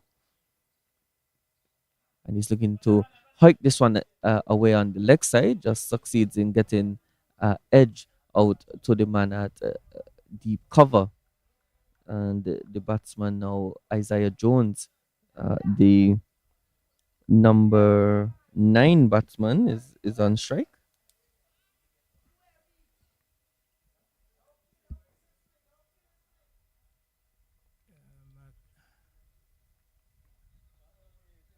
Dowell was very fortunate to get away with that stroke, playing it in the air, but away from any fielder. Oh, and this is a good delivery. It's full in the black hole, but he squeezes it out, and they're gonna push for two and get there successfully. So really good running again by the batsmen. And in the absence of boundaries here in these latter overs, they have run really well. They've tried to maximize as much as possible any misfields or any opportunities in general to get an extra run, and they all add up at the end. We can see that the Guyanese a bit deflated here in the field. They're looking like they just want these overs to be finished. And this one is nicely driven to that man at extra cover and just a single take. And yes, they do seem a bit dejected. And of course, a big part of that would be that knock played by Fontaine, and he really took some time to get himself in on this wicket. And what the Guyanese can hope for then is to replicate what he did, try to get one of their batsmen to bat for a long period in this game if they are to stand any chance of chasing this total.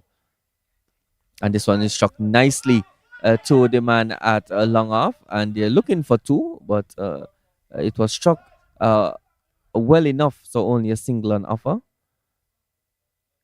Yes, it was powerfully hit to the fielder at wide long off. So there wasn't any possibility of a second run. The ball got to the fielder much too quickly. Of course, the Windwards with 3 wickets in hand, 237 for 7.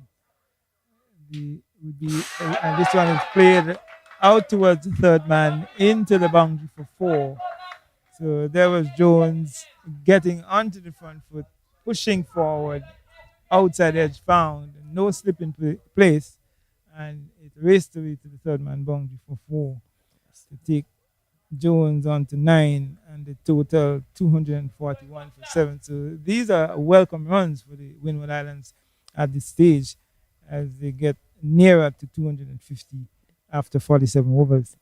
Yes, we call that one an educated edge. It was a fine edge, and it was able to beat the man, the wicket keeper, and the man at short third man.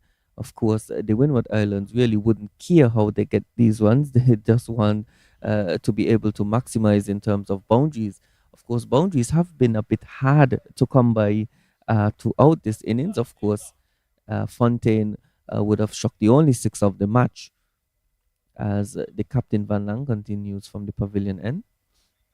And this one is full and is driven nicely uh, to the man that fumbles on the Yeah. cover boundary, Yeah. and a second again taken. And so, real pressure being applied by these two batsmen. They have been running aggressively with good intent. And so, the fielders on the boundaries are really under pressure here to get it right and get it in quickly. I heard Van Lang, the captain, shouting to the fielder on the sweeping on the cover boundary to come off the boundary quickly. Probably saying to him that he's off the mark a bit too slowly, not coming off the boundary fast enough. Because with the ball being driven way out towards the sweeper on the boundary, if he comes off the boundary a bit faster, he'll be able to feel the ball much faster and get it through in back in quicker. And these fielders, they have to be keeping their eyes on the ball and ensuring that they feel cleanly at the first attempt, because any bit of a bubble, any fumble, it can result in the batters taking a second run.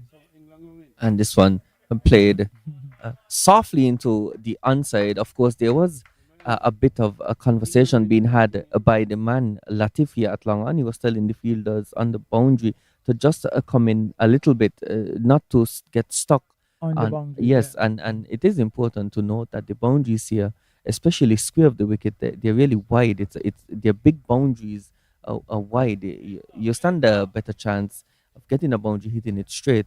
Yeah. And so he's kindly asking those men on the boundary to take a few steps in. Give themselves a better chance Yes, and this of one struck to cutting that off man at that mid wicket. second run. Yes. It is interesting that they are persisting with either batsman with a deep forward square, a deep mid wicket, and a long on. And so there's no one really on the in the circle on the onside. To prevent that single. Yes. Yeah. And so we did see some smart cricket there by Jones. He played one nicely, softly into the onside, looking for two.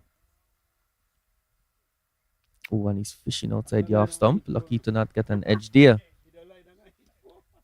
One delivery left in this, the 48th over. The Windward Islands 246 for 7.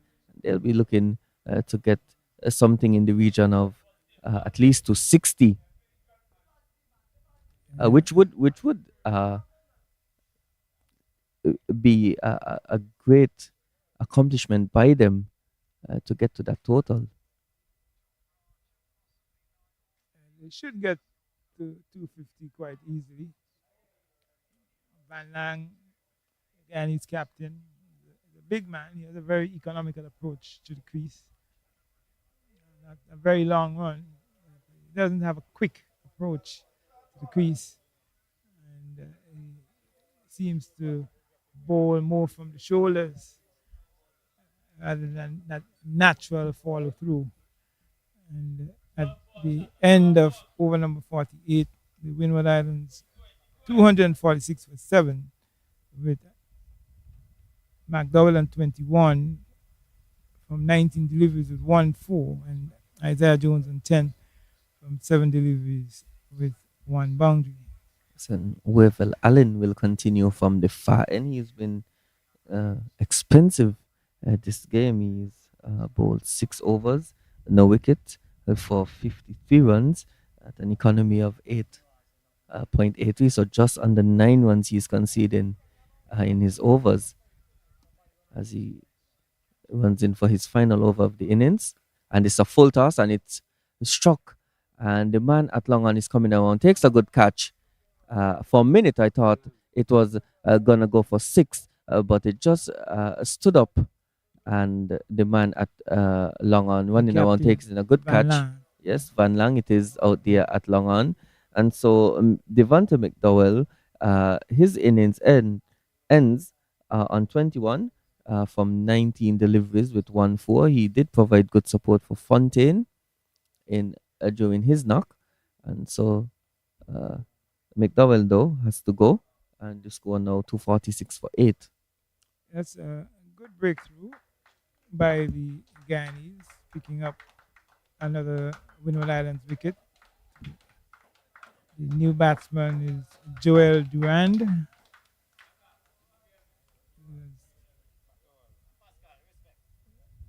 And Allen picking up his first wicket in his 7th over. He has bowled 6.1 overs, no more than 53 runs, 1 wicket, and economy rate of 8.59. Van Lang has bowled 8 overs, 1 maiden, 39 runs, and he has picked up 2 wickets. An economy rate of 4.88. This one is played out towards backward square, and the batsmen complete 2 runs quite easily. 2 good-looking runs to Joel Duran to get him off the mark, and that would bring up the 248 for 8, the Windward Islands. The current run rate is 5.13, and the projected score at this rate is 257. So they are well on course to getting 250. Oh, and this was driven nicely by Duran. And we should note that he's coming in at number 10, but he's striking it like he's in the top 3.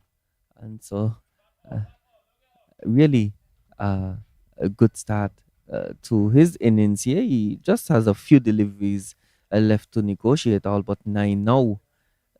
Both him and Isaiah Jones. So just one.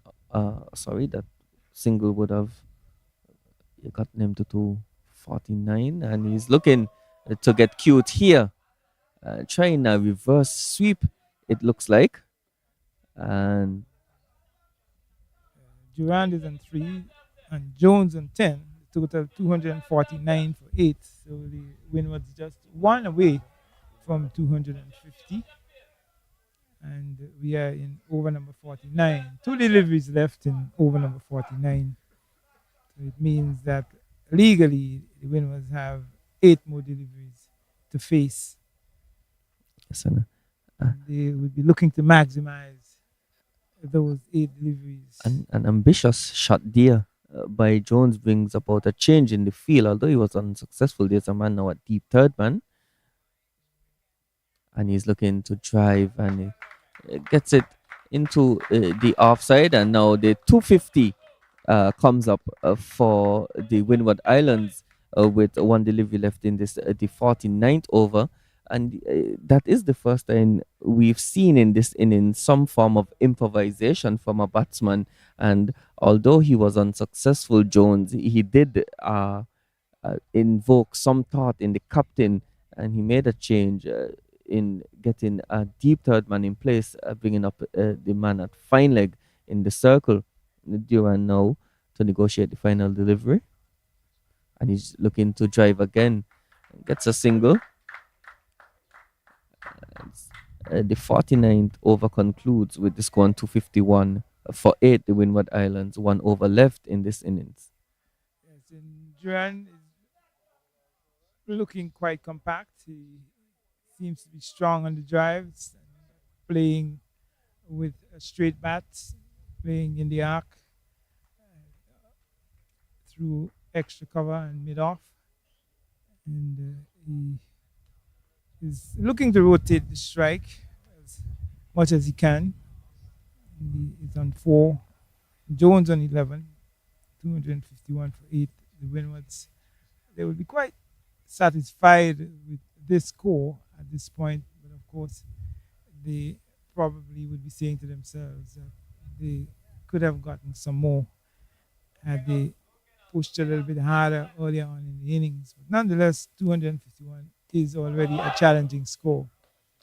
So here we see again Jones. Duran continues to play with that straight bat up in the V out towards that's Jones, Isaiah Jones. He moves on to 11, and the captain not satisfied with the work of the fielder on the long off boundary, asking him to come off the boundary much sooner, much earlier, and try to cut off that second run. And this one is short, and he's looking to swing away, and there's a chance for a run out, and he misses. Does Van Lang, and the batsman now coming back for 2.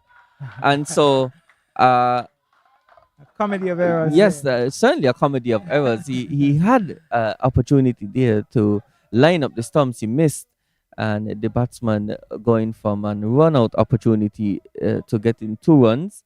And of course, the captain sees the lighter side of it, as does the man from the Windward Islands. Even Latif had a laugh because he was saying all the stumps were there lined up for Van Lang, but yet he missed. So it was like, And it looks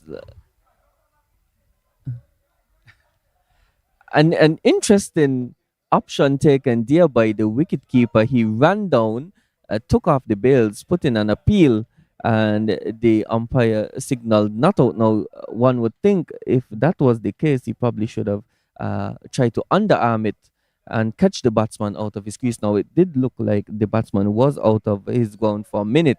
And so, a very strange decision by the wicketkeeper to run that one down instead of throwing it. but I think the reason for that is the wicket keeper has become aware of the fact that the Windward Islands batsmen are running for just about anything. So once there is an opportunity for a run, they are running, as we have just seen. So once, even when the ball is on its way to the wicketkeeper, the non-striker is backing up way down, and that gives them the opportunity to complete the run. So Yes, I they are know. actually running what you can call a bye in the gloves of the wicketkeeper.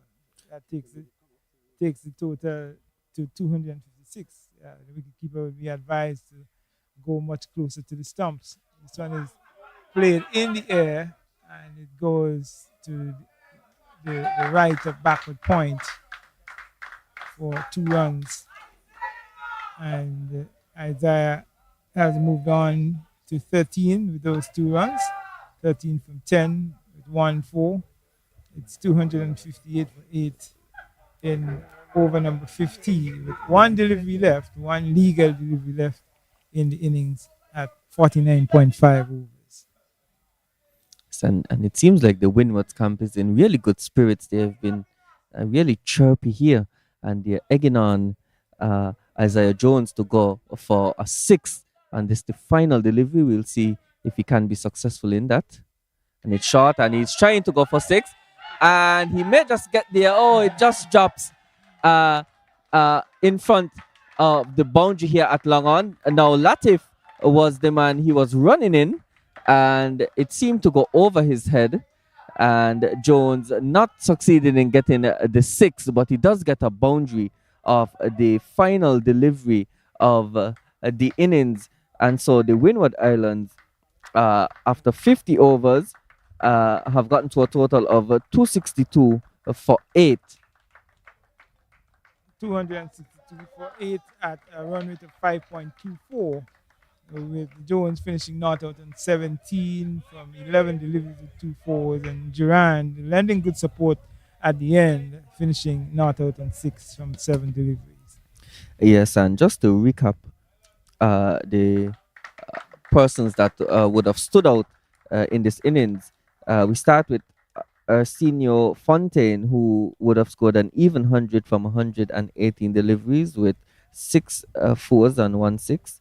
Then there was the captain, Stephen Pascal, who would have scored 41 from 36 deliveries with 8 boundaries.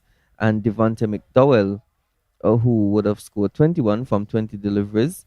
Extras was 21 for the bowlers. The most successful was Gulcharan Chulai. He had a spell of 2 overs for 22 runs.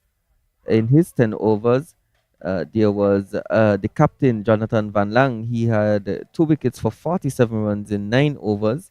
Parmeshwar Ram, the opening bowler, he got 2 wickets for 60 runs in 8 overs. And Wavell Allen got 1 wicket for 58 runs in 7 overs.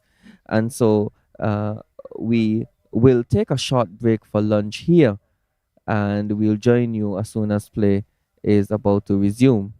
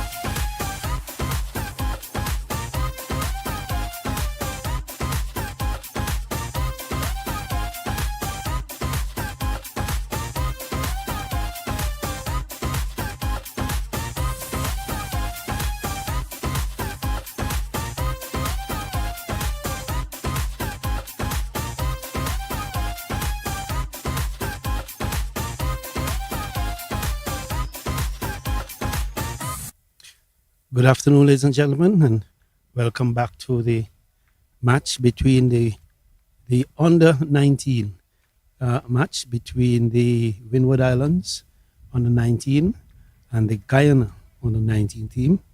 As it were, the Windwards made 262 for 8 in their 50 overs, and of course, this is the beginning of the innings for the Guyanese.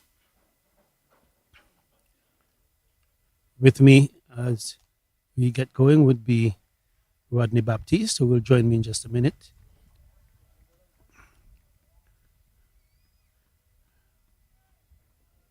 The, of course, we remember that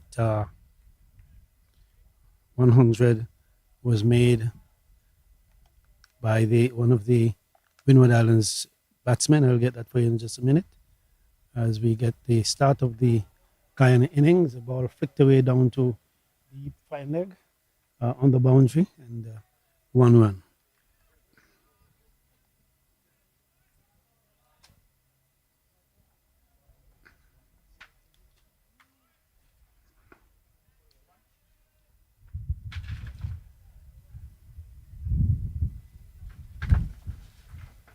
So Fontaine had 100 from 118 balls, 6 boundaries, and there was another good contributor, which is the Captain Pascal, 41 runs from 36 balls with 8 boundaries. The Guyana innings have started, and of course, it's one without loss.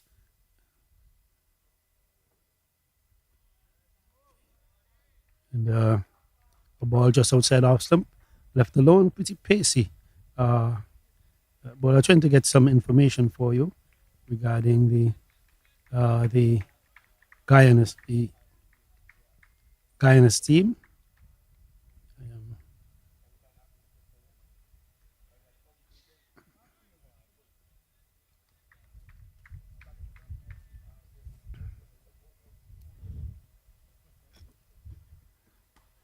The delivery is dug out, a ball full of length.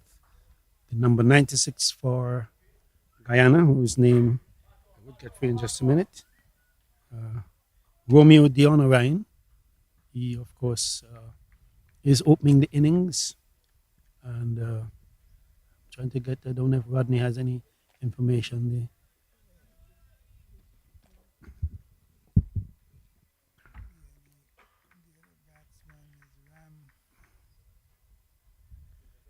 Ramnath.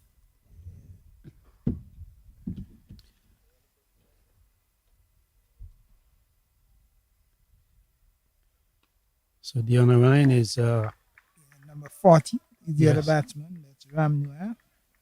Ramnath, number 40. At the so non-strikers end. one without loss is Guyana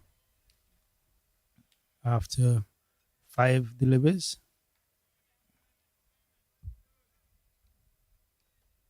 And Kirsten Murray is the opening bowler for the Windward Islands. He's bowling left arm, medium fast, over the wicket. Very good delivery there outside the line of off stump. Yeah, bowling quite full of length. He's bowling. That one was, if it was on stump, it could have been called a Yorker. Might have rattled the timber. And Kirsten Murray looks pretty pacey, getting good bounce and carry. And 263 is a mammoth total in this form of cricket for the under 19. Yeah, it is a very challenging total. And the Guyanese will have to bat very well to get that score. Yeah, the Windward Islands could be, they could feel comfortable that they have done a good job, and they are hoping that their bowlers, Murray and others, could support the batsmen and bring the Windward Islands to a victory. First over completed, 1, 2 without loss is Guyana, and facing, as it were, a mammoth total. Yeah, both batsmen on one. Dion Rain, Romeo Dion Rain on one, and Ramnath. Prasad Ramnath is on one as well. The 262 is a very good score, a very challenging total. The Guyanese will have to approach this with some caution. They will have to strategize and work out the strategies well. Batsmen will have to bat for long, bat deep. The opening bowler from our commentary position is Devontae McDowell. He will be bowling from the pavilion end.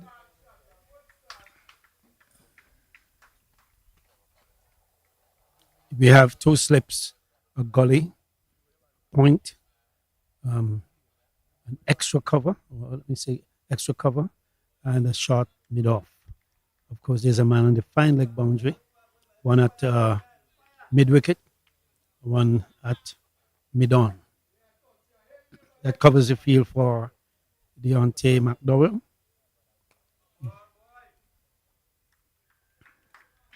McDowell is bowling right arm, medium fast.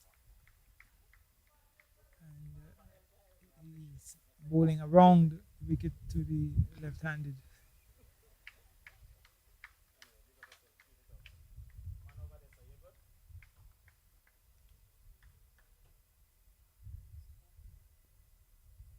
He's a left armer. Oh, he's also left armer. So the Windwards have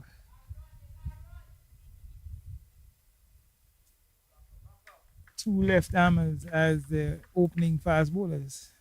Yeah. Short delivery by McDowell, chopped away down past point, and the third man ran around, and they had themselves a single. That was a single to Romeo. Yeah, the Windwards would have, the Guyanese would have to strategize and how they can accumulate these runs over time and over 50 overs. And the records will show that batting a second time on this surface is not that easy. Short, chopped away down to the backward point area. It goes close to the third man boundary. 2 runs had. So Guyana with a quiet start so far, not taking any undue risks, just taking things as they are. Yes, and they have 2 left arm medium fast bowlers to contend with. And we do know that the left arm medium fast bowlers, they do get that natural left arm swing. As you see, this one played away towards third man into the boundary for 4. Short delivery outside the line of the off stump.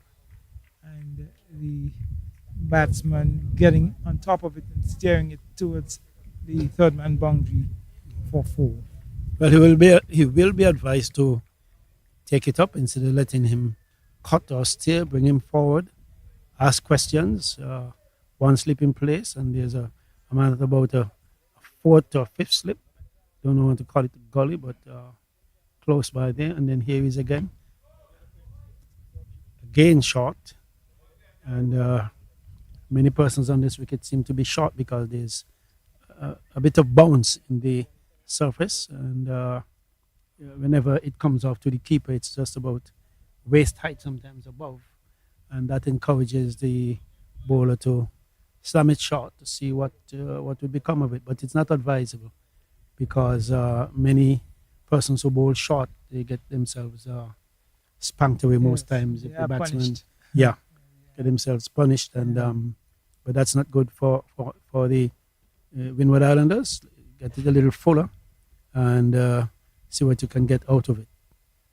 They would want to encourage the batsmen to drive. We want to force them onto the front foot into that drive.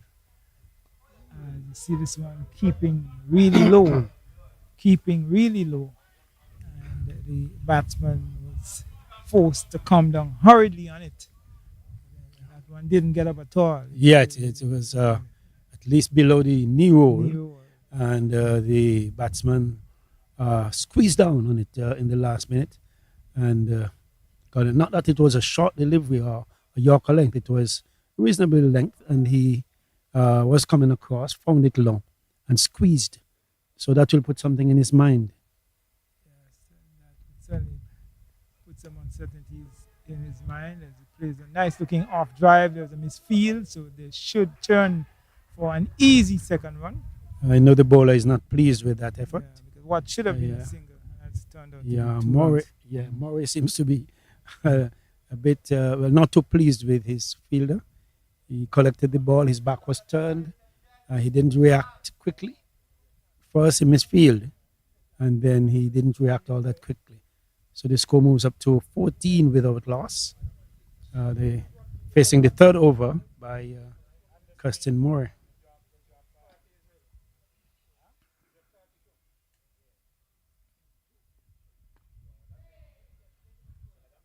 That one was a bit back of a length, and the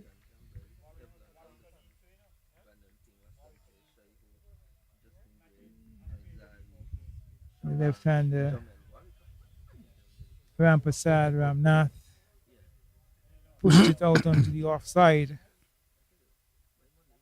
So we are in over number 3. Guyana replying that one outside the line of the off stump, and there was Ram Prasad Ramnath looking for the drive to the offside, just going past the outside edge. A good delivery. The gloves of the keeper. Yeah. Drawing him into an expansive flash going through extra cover. He missed it. The only two things could have happened. He connects and it goes for 4 edges to the keeper or slip. It would be ill-advised to be so expansive at this point in time. There are 2 slips waiting. Third man back at the point. This one is played in the air, and it seems to have the legs to get into the boundary as it goes across the ropes now for 4 at wide long on.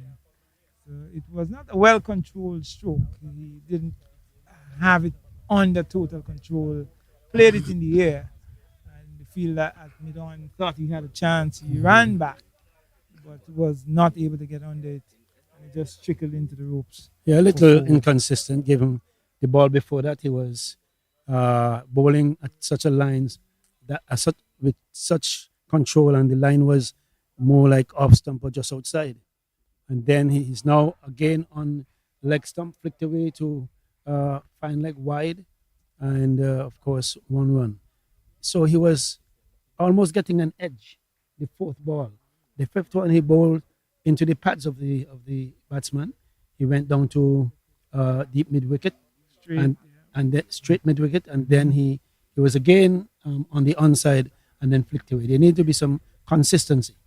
Yes, he would want to ensure that he finds his radar and lines up a little bit more with middle and off, and look to hit the top of off stump, aiming at middle and off stump rather than straying on the legs of the batsman or bowling outside leg stump or on leg stump with such a packed offside field. So many fielders on the offside, 2 slips, backward point, extra cover, sweeping. Have coverage on the offside, so you want to attack the middle and off stump to force the batsman to play through the offside.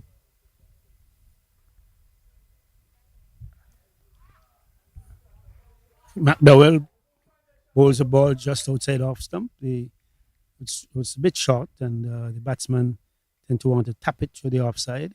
Missed it. Again, there was some danger floating with ball just wide of off stump. He would be advised much to get in line and let that one pass, given the width that was on it. But the height gave him some encouragement. Yeah, and he was looking for that flashing stroke through the offside, as you see him back and across and hammering it out towards deep backward point for a single. So he was in much better control on that occasion. The left-handed 17 runs, 71 partnership, Ramnath. 20 balls for these two. Target is 263.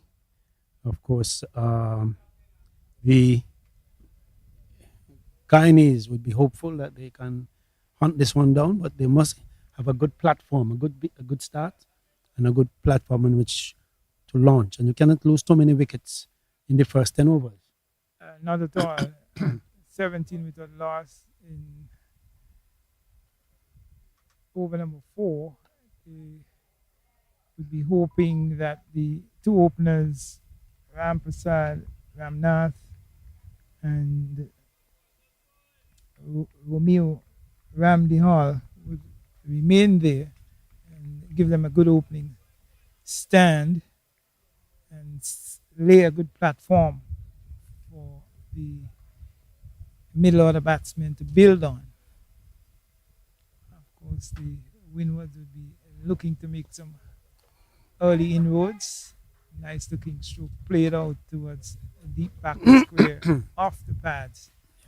And one more to the Guyanese total 18 without loss in over number 4. The fourth delivery of the fourth over.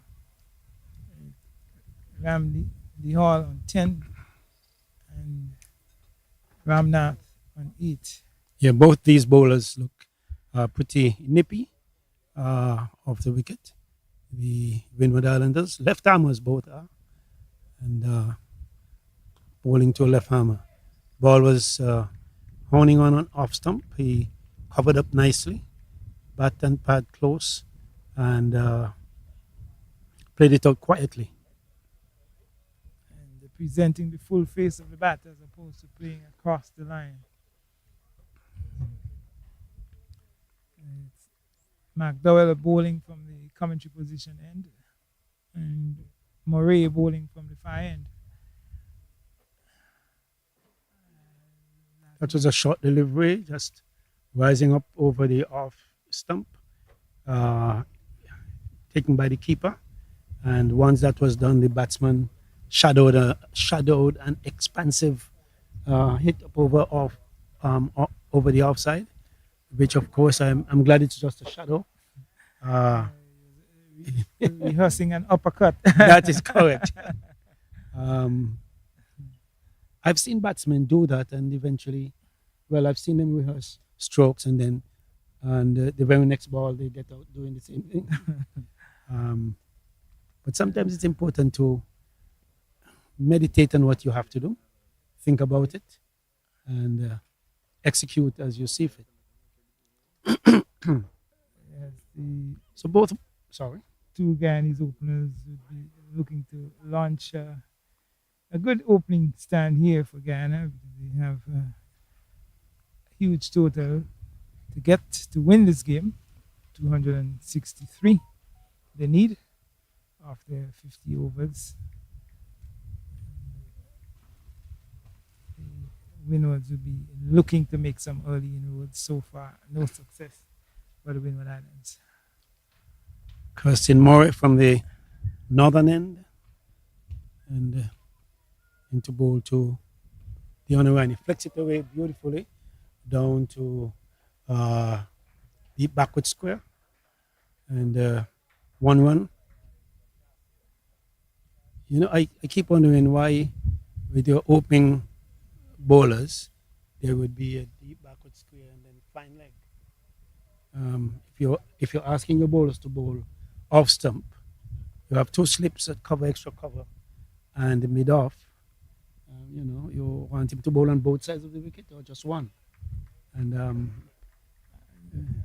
pretty sure they would be wanting him to focus on one side, which is the offside. The offside being the more packed side of the field. And they have dispensed off one of the slips. So they now have one slip. They have a third man, a backward point, cover, extra cover, and mid off. So they have a packed offside field. Some six fielders on the offside with the wicket keeper standing back on the onside, mid on, mid wicket, and long leg. Oh, that's a bad one. Bouncer, as we call it. He ducked out of the way, lost his footing in the process. So it looks more devastating than it really was. It's just that he is a left-hander. Both batsman and bowler, they are left-handers, and so that one it was definitely over, more like center and leg. So he took evasive actions and he fell onto his buttocks. But that's a good challenge by the bowler. It was a bouncer that was very much on target. Diana Ryan, Romeo Diana Ryan. Looks a good picture as he gets in line with that delivery and pushes it out onto the offside. And the total remains 19 without loss. Guyana chasing 263 here at the St. Mary's Park in Keon. The West Indies CWI under 19 50-50 tournament. 50 over the side. And we see Diana Ryan flashing outside the line of off stump, a bit wide. Much too wide for such a stroke. It would have been better advised to pick up the line and let it through to the gloves of wicketkeeper Charles. View Charles, the wicketkeeper, Windward Islands. Yep. Yes.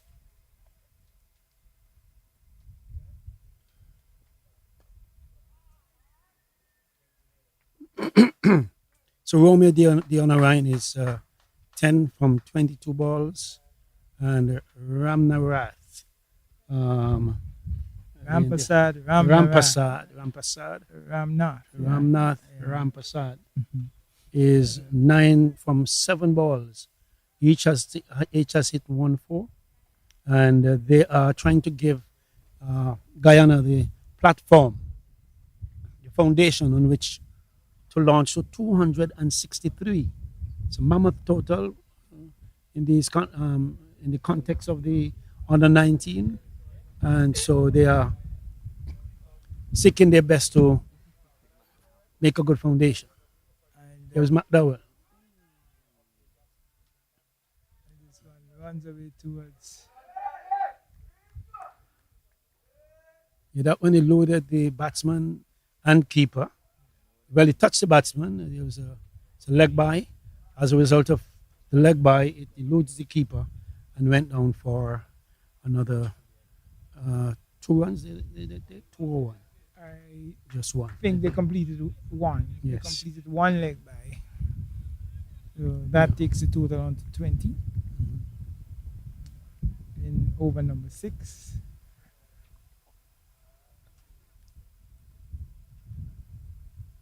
So we haven't seen the Guyanese openers. We haven't seen them do anything rash as yet. They looking to build a good Wide of off stump. opening partnership here. Yeah, wide delivery Much too delivered wide. by McDowell. Apparently striving for the extra yard of pace. He transgressed by going wide of that comfortable line. There's a line, of course, by which the umpire signals it wide. And Much too wide again wide of off stump. outside the line of off stump. I guess his target is off stump. He's probably trying to line up with Milan off stump, but just straying a little bit too wide, slightly outside off stump, and being called wide for consecutively. And that has been one of consecutive the wides. downs of this tournament. Many of the teams are conceding many extras, too many to be comfortable with. When you have an average score of about 170, 180, and you're conceding 20 odd extras, And here we that's see not comfortable. another wide being signaled. Yeah. So that's three successive wides. And it means that when you bowl a wide, you bowl a no ball, you concede these extras. The bowler has to re-bowl that delivery, which means that it takes extra energy and effort out of that bowler, draining the bowler. True. Secondly, the point that Vijay was making to me some time ago is that when you bowl 20 something, say 18 wides, that is 3 extra overs. Yes.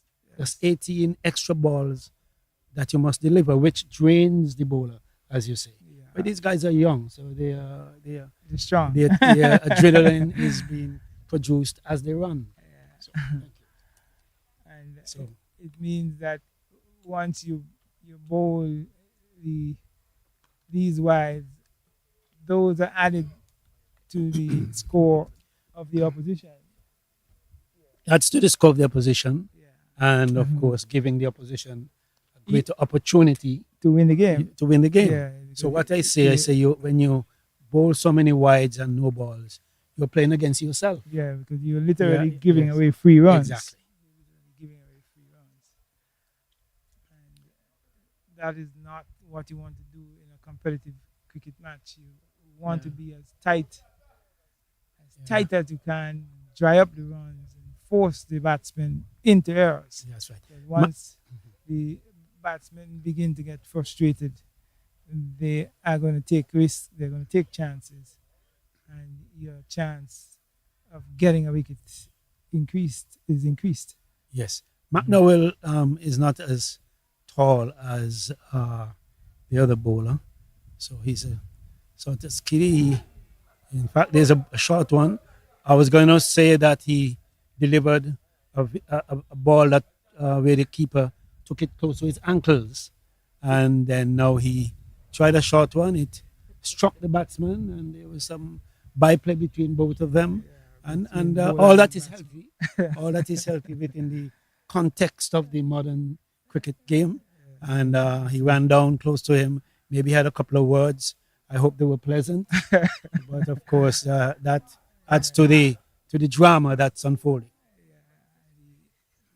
The batsman rammed the Oh, right, that's and it's off the outside edge of the glove, of actually. the glove. So Yes. he's working up some pace. McDowell seems to be working up some pace here from the commentary position end. Yes, He seems to and- be digging deep Yes, into and his energy reserves. and he and the bowler, he and the batsman still having the byplay, signaling that apparently hit his shoulders. But that one was looping. He apparently was trying to evade it. I thought he hit the glove, but the batsman is indicating hit the shoulder, and so there was no one to take the catch, and then you can make a big noise as to whether it is or not. But this is good. Good in the opening exchanges. The Guyanese trying to dig in. The Windward Islanders trying to unsettle, trying to pry, trying to grope something because you want at the end of 10 overs the end of 10 overs you would have 2 or 3 wickets, and of course the Guyanese are 24 without loss as of yet. And they would be doing their utmost to keep wickets intact. So far, it's been a decent opening partnership, not explosive by any means, and an Okay. easy catch to backward point. Literally giving catching practice to the fielder at backward point. The shot outside the off stump, and he literally steered it straight into the hands of the fielder at backward point. So it was not a good stroke. He did not get on top of it, did not keep it down. And a good probing delivery by the bowler from the far end, Kirsten Murray, to get the first wicket for the Windward Islands. The Guyanese now losing wicket number one, the first wicket with a total on 24. and that's Dion Ryan going for 11. Yeah, a good delivery and feel well set to accommodate a left-handed bowler bowling, to a left-handed batsman, and of course that was a quick one. Came from the outer edge of the bat and flew to, was it point? Backward point. Backward point. Yeah. Who took well, it went straight, simple catch. Regulation And catch. of course, the Guyanese have lost their first wicket at 24. They would have hoped for a larger platform on which to build, but they could only work from here on in. Of course, these two would have to dig in and establish another partnership, and hope that by the time they reach 15, they will be well established. And it was a combination of the Murray brothers to get rid of Romeo Dion Ryan. So he was caught by Cut Murray, bowled by Cutson Murray for 11 of 29 deliveries with 1-4. So Guyana 24 for 1 in over number 7. The wicket falling off the first delivery of the 7th over. The wicket of Romeo Dion Ryan, caught by Cut Murray, bowled Cutson Murray, and the Murray brothers hail out of the eastern parish of St. David's in the Spice Isle of Grenada. Mm-hmm. Carson Murray 3.2 overs, no maidens, 10 runs, 1 wicket. And McDowell, of course, 3 overs, no maidens, 13 runs, no wickets. So it's a relatively quiet start and good start for both bowlers. McDowell has shown that he has a very good Yorker right up in the block hole. And the new batter, Balgobin, was forced to come down very hard on it. Yes. Well pitched up in the block hole. And he had to come down very hard on it to squeeze it out of his stumps. Beautiful delivery. Some chirping going on with the Windward Islands.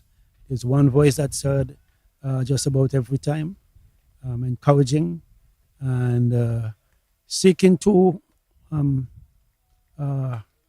shake the Guyanese and to, of course, get them unsettled and probe so that they can have a wicket or two.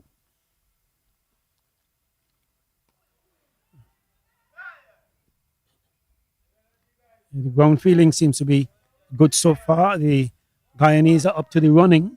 I've seen them take 2 and, at least 2 in some cases. So this could be a good game in prospect. 263. The Guyanese are setting themselves for an onslaught later. And let's hope that this pair could establish a good enough foundation for them.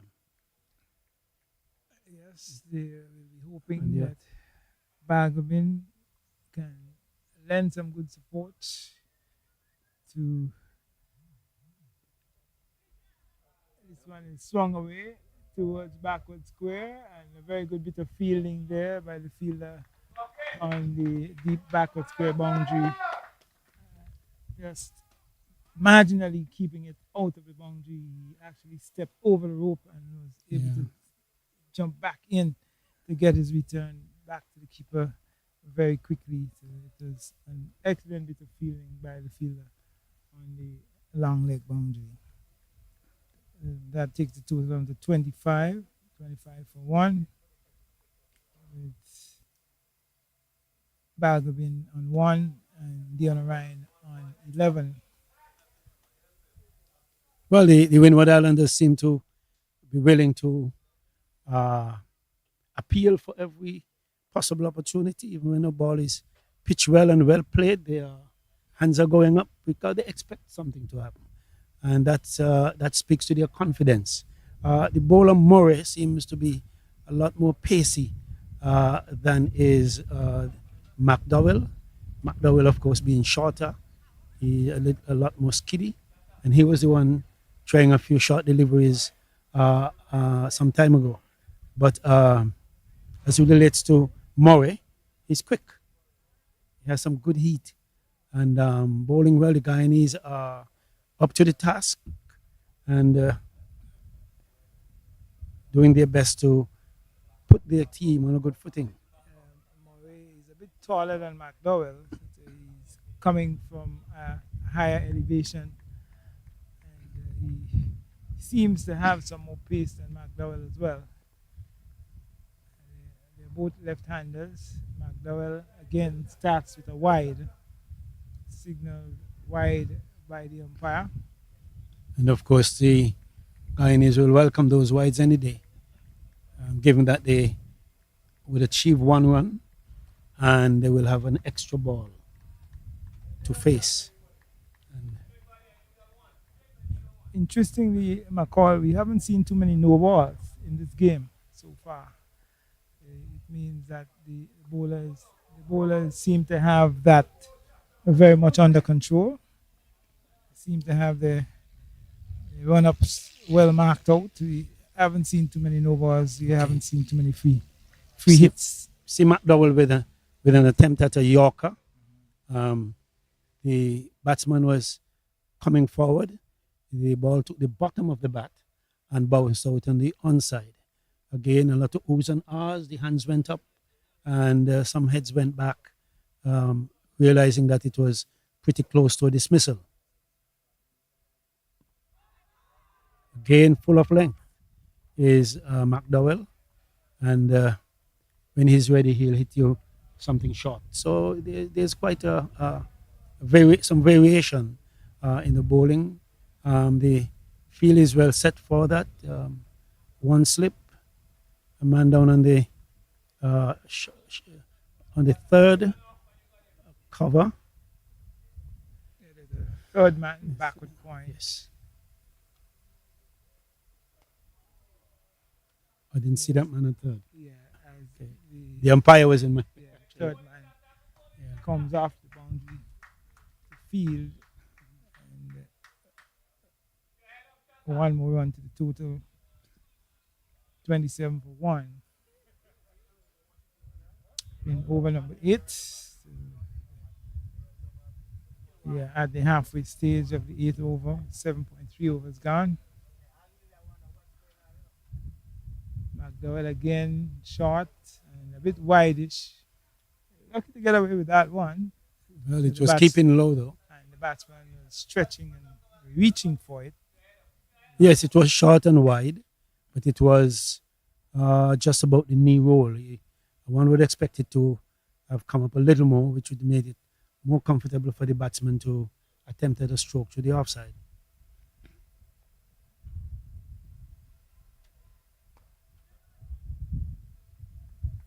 Nicely played off the pads. Tucked off the pads to the field at backward square. Yes. Right of the umpire.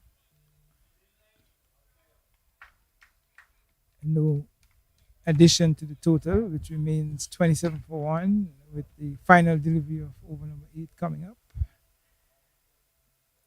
Deanna Ryan on 11. Good back of a length, rising delivery. And Balgobin can do no more than just get on his toes and ride it, playing it out onto the offside where it is fielded. And that brings up the end of over number 8. Balgobin will just join Deanna Ryan. He's on 2. Deanna Ryan on 11 from 29 deliveries with 1-4. It's 27 for 1. Guyana chasing 263 for victory. Yeah, between overs number 15 and 30 is normally a very ticklish period. When the spin bowlers come on, the game slows down. The scoring rate, practice in some cases, disappear for over or two. Just one overs with just 1 or 2 runs, and so the Guyanese may want to make hay while it's day. That one was short down the leg side. I guess the batsman was looking closely at that delivery and probably saying to himself that should have been signaled a wide. The umpire was unmoved. Shot lifting delivery down the leg side. And that is brought about change in the field placing. Fielder has been moved out towards short backward square. There is a slip, third man, short cover, short extra cover.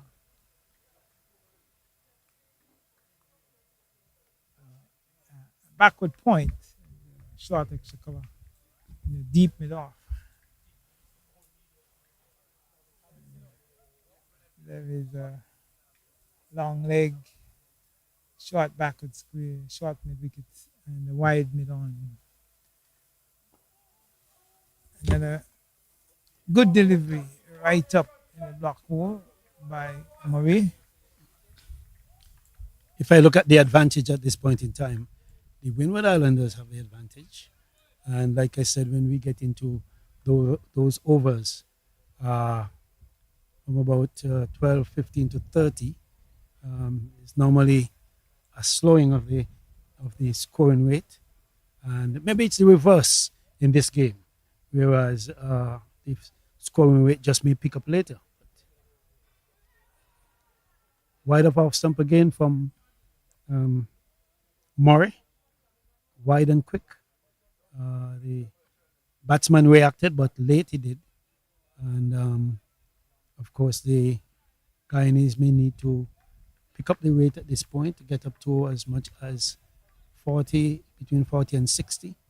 And then you get things rolling from there. But 27 for 1, this is the ninth over, I think it is. Yes, we are in over number 9. Number 9. And it's going to be hard work after this. That's a good stroke. Short on leg stump. He just got inside of his wicket and helped it into the deep backward square boundary. So loose delivery by Murray and put away by Balgovin. Sachin Balgovin. Well, he hardly bowls it on the onside. That is Murray. For some reason, he has strayed and got punished away for 4 runs by Balgovin. That takes the total on to 31. 31 for 1. The final delivery of over number 9 coming up. So Murray would want to adjust his line of attack. He's more in line with middle and off on that occasion. It's pushed out towards mid-on by Balgovin, who remains on 6 of 12 deliveries with 1-4. Dion Ryan is 11 from 29 deliveries with 1-4. And at the end of the 9th over, Guyana searching for 263 for victory here at the St. Mary's Park in Keon. The West Indies under 19 50-50 tournament. They are 31 for 1. And of course, the Windwards are, in my view, enjoying the advantage. We have scoreboard pressure that will come to bear on the Guyanese. They have started. They have 1 wicket down, which was taken by one Murray. And like I'm saying, they were trying to build a platform. But from this position, they must continue to build that platform and maintain as many of their batsmen as possible. And were they to lose wickets during this first power play or any more wickets, they would be further in the disadvantage. The Windward Islands have made a change from Davin the Ford. commentary position end or the pavilion end. Ford is the new bowler. The number 19 inscribed on his back. On his shirt, he's bowling right arm medium fast from the pavilion end. The pavilion end, Yes. is it that would be The southern end. southern end. Yeah, that's the Southern northern end, yeah. northern end. And the 2 batsmen scamper through for 2 runs. 2 runs completed. Or what is signal buys? Buys. Buys. So 2 buys signaled by the umpire. That takes the total on to 33. 33 for 1. So McCall, the West Indies will be very much up against it in Jamaica. As you see, flashing drive outside off stump, pitch stop. And there was Guyana Ryan looking to play to the offside. It's going past the outside edge. The West Indies may be forced to make quite a number of changes for this third and final test, McCall. Yes, changes are important, given that there was some persons that were failing for a while, and you know, cricket is a game of glorious uncertainties. Also, cricket could be very mean. You can come in and have one ball and out, not like the game that the Americans play where you have three strikes, you're out, and so you could be doing well today, and then for the next couple of months you're not doing that well, and you could be sidelined. Have you heard the team as it was presented? Not quite. Mhm. I heard that there have been some changes. I understand that even Casey Carty might have been dropped. So we will probably get the team a little later on as to what changes have been made for the third and final test. The main problem with the West Indies team is, as you see, a nice looking drive out towards deep cover as it goes into the cover boundary now for 4. It was short outside the off stump, and there was the right-handed batsman getting on top of it and driving it on the up out towards the deep cover boundary for 4. That's Sachin Balgobin, and that takes the total on to 36, 36, 36 for 1 at the end of 10 overs. So Rampasad Ramnath with the number 40 inscribed on his shirt, he is on.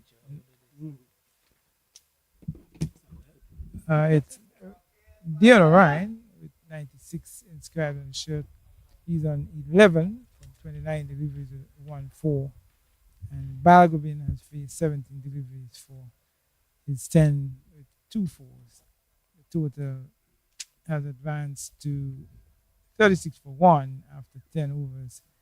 The current run rate is exactly 3.6 as I welcome back Vijay into the commentary position. Thank you, Adni, and good afternoon to our viewers. An interestingly poised match we have here. The Guyanese steady start by them. Of course, what would be the difference in this innings from the previous one would be the fact that they would have knowledge of how to go about this chase. But that is just the theoretical side of the game in terms of the requirements. It's about how they apply themselves to the different phases now, just as a comparison. The Guyanese are now 36 for 1. And in contrast, the men from the Windward Islands in their first 10 overs would have gotten 73 for 2. And so there's a great disparity in terms of the runs scored in the first 10 overs. Of course, the Windward Islands would have had a good platform to build on and get to that total of 262 for 8 in their 50 overs. So the Guyanese would be hoping to try to get some runs in these middle overs. Now, we have noted as well on commentary that those runs in the middle overs are hard to come by. And so it would be incumbent on them to continue to look to rotate the strike as much as possible and keep the scoreboard ticking over if they are to stand any chance of getting this total. This total is well above the past score here at St. Mary's Park here in Cairn, as we see the conclusion of the 11th over with the score uh, on 38 for one. Make it 39. Yeah, it should be 39, sorry. 39, 39 for one. Uh, as you just mentioned, Vijay, there's a vast difference in the scores of the Windward Islands and the Guyanese in the first 10 overs, with the Windward Islands getting 72, 73. 70, What? 73. 73 of the first 10 overs, and the Guyanese getting 36. So there's a vast difference there in the scores in of the first 10 overs by both teams. Looking at the comparison, of course, the Guyanese have lost one wicket. They have wickets in hand, and they would want their batters at the crease to ride out the storm and apply themselves and just keep batting on, because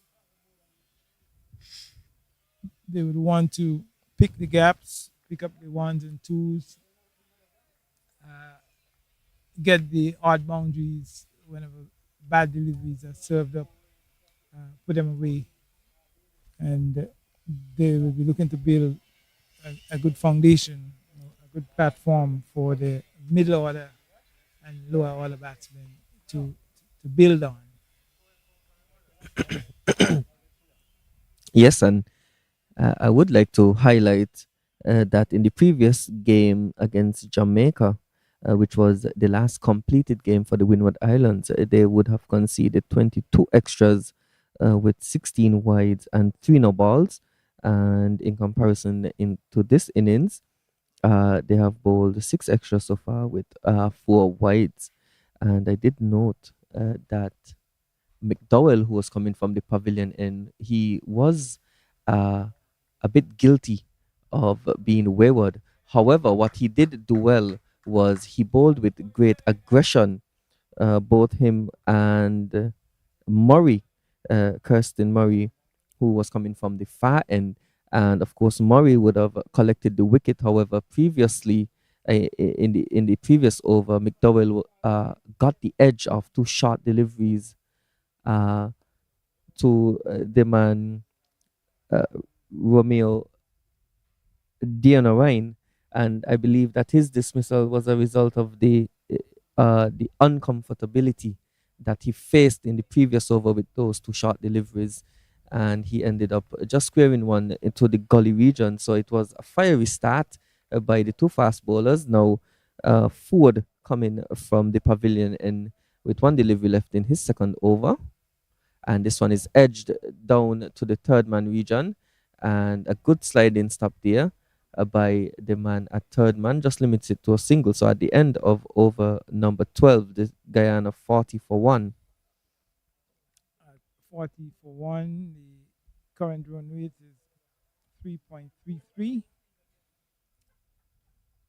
Both batsmen, Sachin Bhargavan, he is on 11 from 18 deliveries with 2 fours, and Dion Ryan is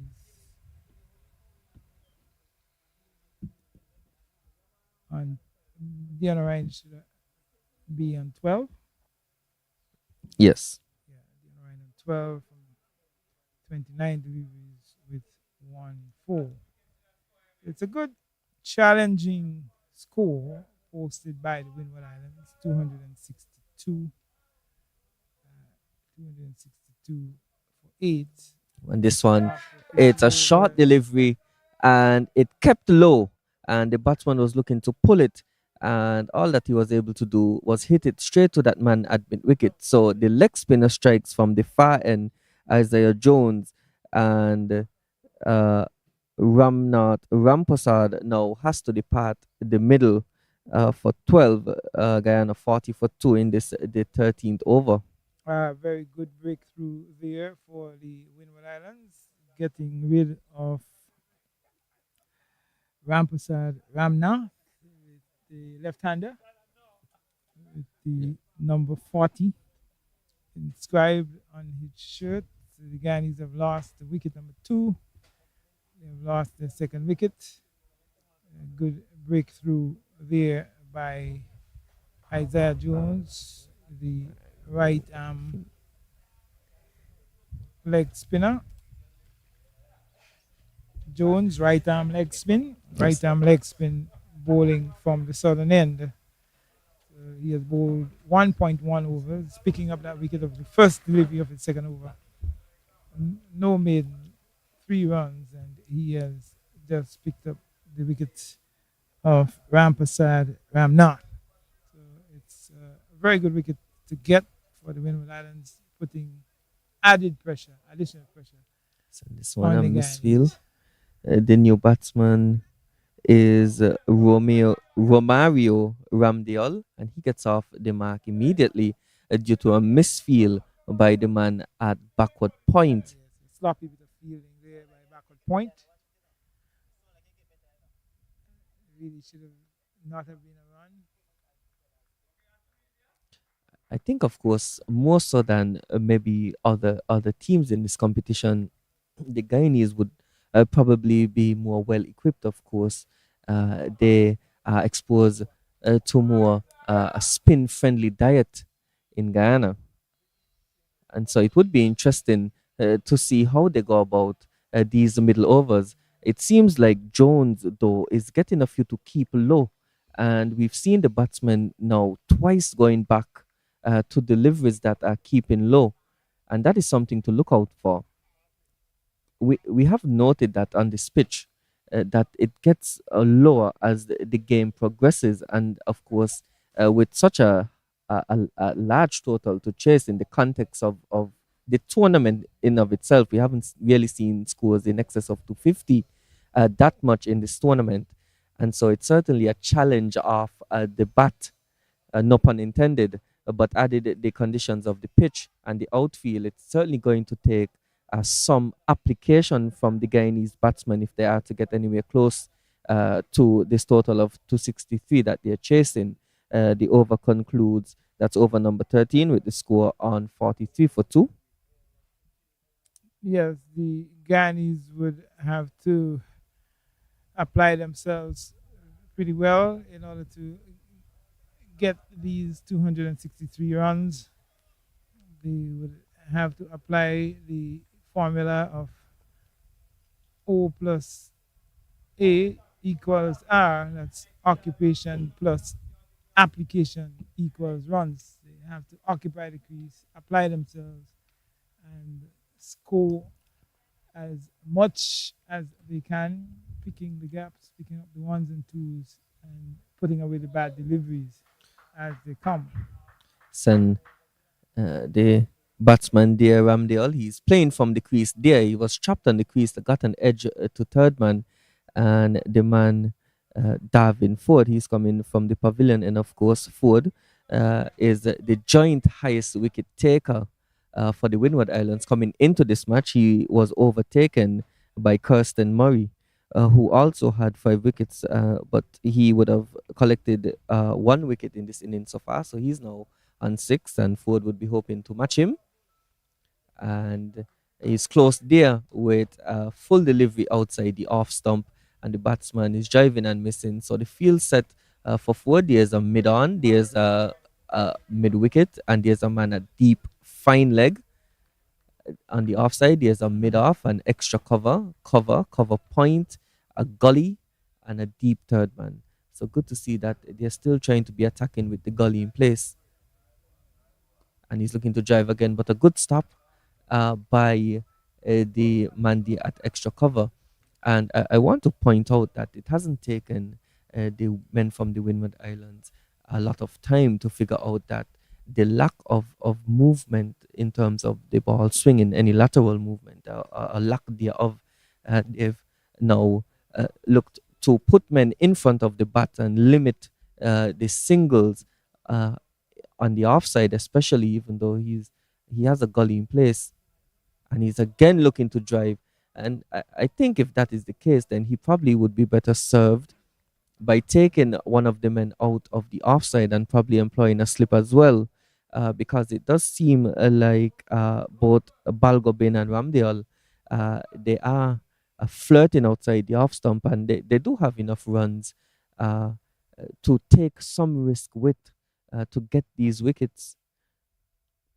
You're making a very good point. But here we see this one going through the slip area, and it's a vacant slip area.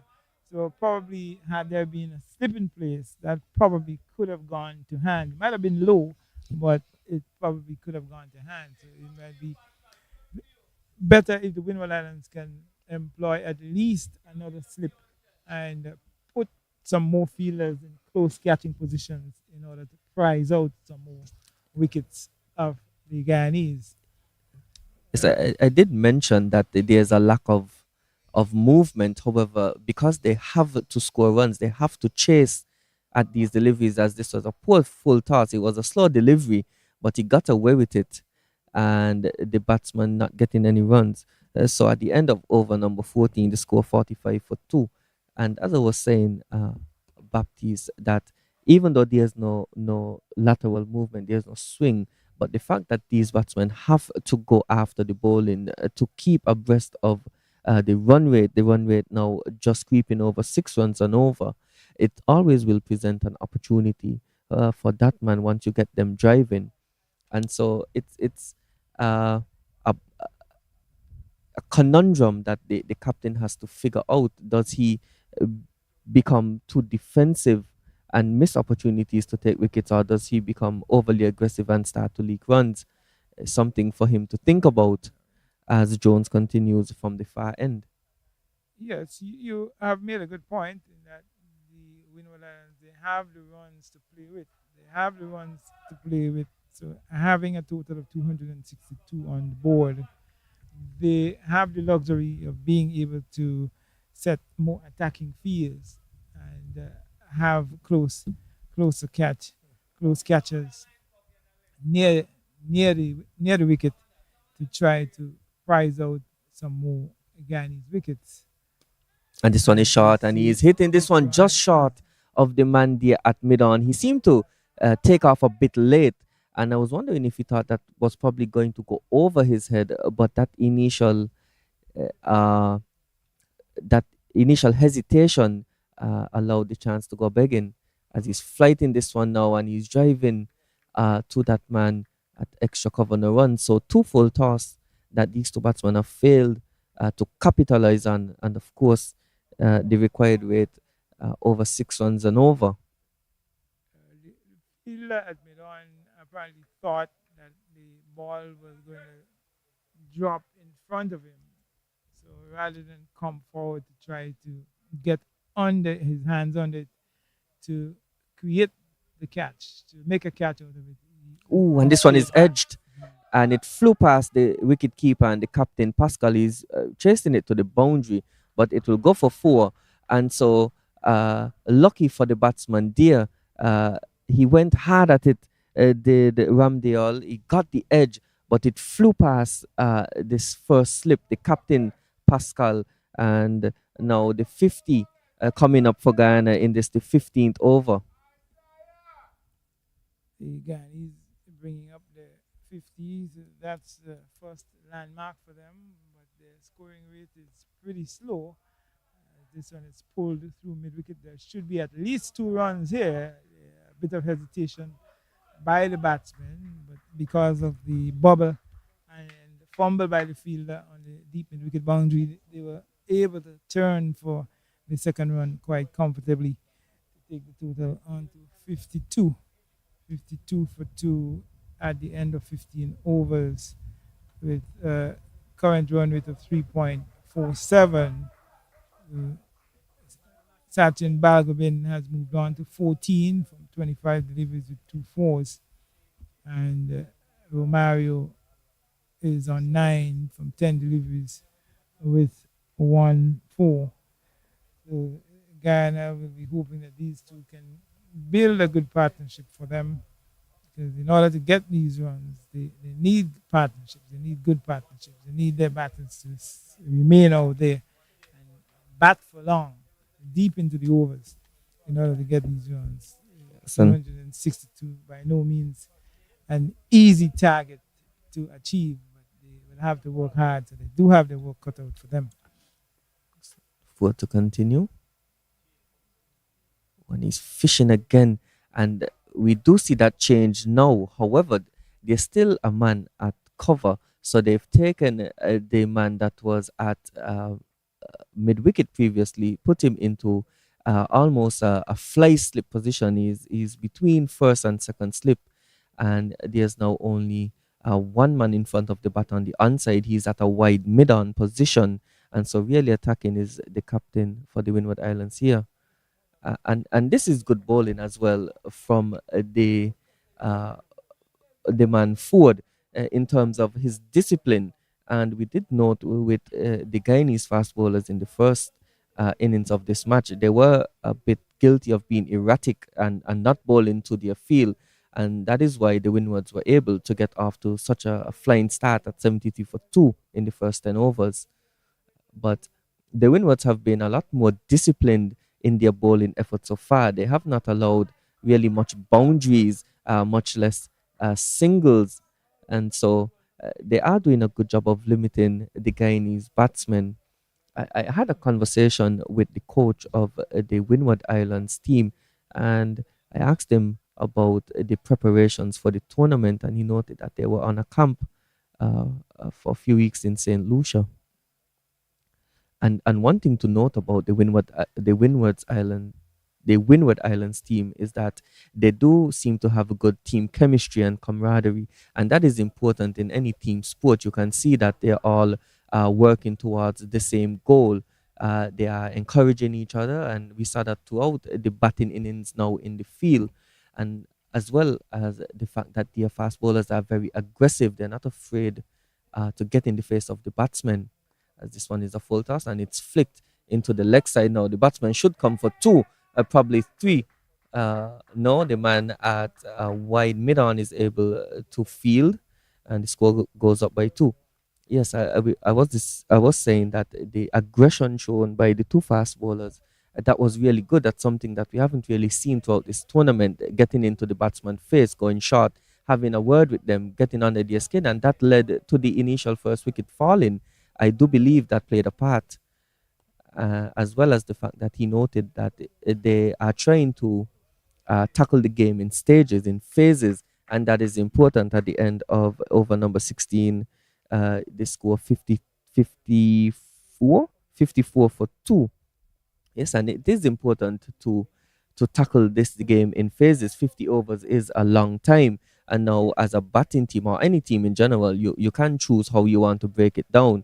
You can break it down in overs of 10, or you can break it down in by phases of play in terms of the water break, which each team is allowed two per innings. And so it is important to strategize how you want to approach the game. Of course, that is just one part of it. It's about how you go out and execute.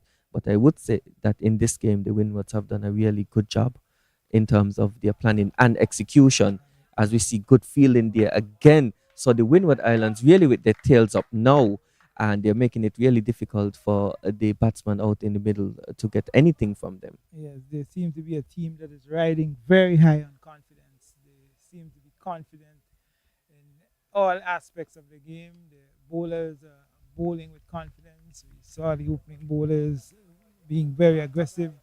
Custon Murray and McDowell, the two left arm medium fast bowlers, they were very aggressive. As this one is hit away hard and high out towards wide long on, and it goes into the boundary for 4. That's a very good stroke there by Ramdiol. Ramdiol to bring him on to 13, and the total advances to 58. And this one is short, and he's cutting it to the man at backward point. It's a good shot by him, a safe shot, even though he's hitting against the spin. But the man at mid on is in the circle as well as mid wicket. So once he gets it over them, then the likelihood of it going to the boundary is high. And this one is short, and he's looking to slap this one down the ground. And good work by the man there at mid on. It seemed to have just plugged in the outfield for a little bit, but he was able to get across. And Ramdial moves on to 14. One delivery left in this 17th over. 59 for two. Guyana chasing 263. Good final delivery there by Jones. Just shade outside the line of the right-hander's off stump and into the gloves of the wicketkeeper Charles. Looking at the bowling so far for the Windward Islands, Custon Murray, 5 overs, no maiden, 15 runs, 1 wicket. Economy rate of 3.0. Devontae McDowell, 4 overs, no maiden, 15 runs, no wicket. Economy rate of 3.7. Davin Ford, 4 overs for 9 runs, no maiden, no wicket, and an economy rate of 2.2. Jones, 4 overs for 18 runs, 1 wicket. Economy rate of 4.5. Wickets falling at 24. That's Deanna Rain. 40. Ram Nuat, Ram Prasad. And this is an ugly shot here by that man Ramdial. He's looking to swipe that one over mid wicket and playing across the line. And he would be ill advised. I think we are on the cusp of a drinks break, and so the Guyanese would be hoping that at least the spear can see it out to that water break without the loss of a wicket. And this is the full toss, and it's clipped away nicely by Ramdial for 4. So a poor delivery there by Ford. It was full and angling in on to leg stump, and Ramdial just clipped that one away to the leg side for 4. Yeah, that was a big full toss and put away by Ramdial. Big full toss on leg stump. And Ramdial just helped it through mid wicket for 4. That's what we were saying earlier on. The bad deliveries will come. Bad deliveries will be served up. So once bad deliveries are served up, you cash in, you capitalize on those. Oh, And and you see this one. a nice looking drive and a good diving save to his left. So the fielder at cover. The batsman get a single. That takes the total on to 63. And Ford would be mindful of the fact that 64. his field set is heavily on the set for the offside, so he can't afford to be straight on leg stump. He'll be punished, and so erred a bit there, but also a good diving save there in the covers of the previous delivery. Certainly stopped 4. That man again in Yeah. action, and it's good to see that the ground feeling for the Windward Islands, they have looked really sharp. They've been diving about. They've not rested or become complacent. They've still sought to fight in the field, and certainly they would have maximized a lot of misfields by the Guyanese in their innings, and uh, they're looking to minimize that as much as possible. This one played to cover point no run with one delivery left before the 18th over. Balgobin is on 16 with 2 fours, 34 deliveries. Mario is on 19 with 3 fours, 18 deliveries. So he's going at more than a run a ball. 64 for 2 in over number 18. They're chasing 263 for victory Guyana here at the St. Mary's Park. Big full toss, but not put away by the right-hander. Son, at the end of over number 18, the score now 65 for 2. The men from Guyana uh, looking to chase 263 for victory. The equation is they require 198 runs in 192 balls. And we see drinks break being taken here. And we'll take a short break as well. And we'll come back on the other side of this drinks break.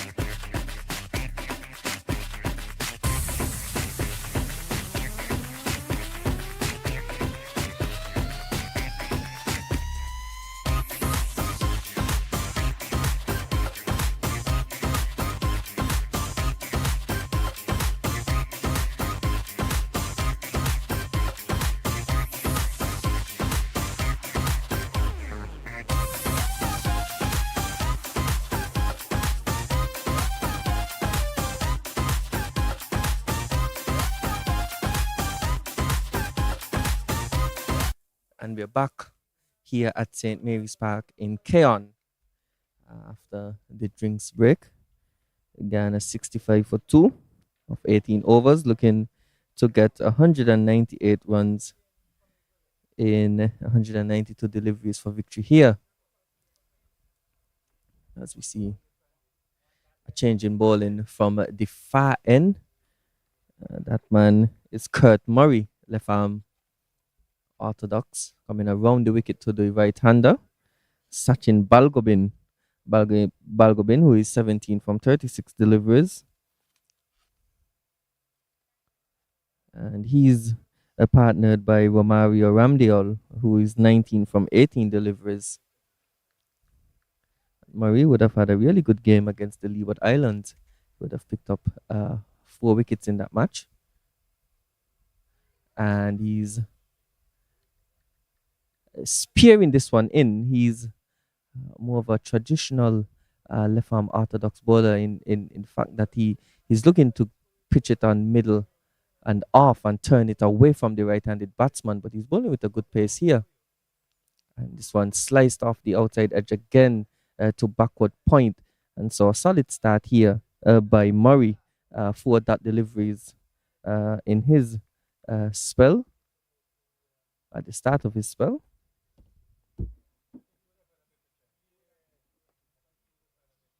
And this one is short and it's pulled to the man at mid-on. A quick single taken. And so the first one's conceded by Murray there. Score moves up by 1. 1 delivery left in this, the 19th over.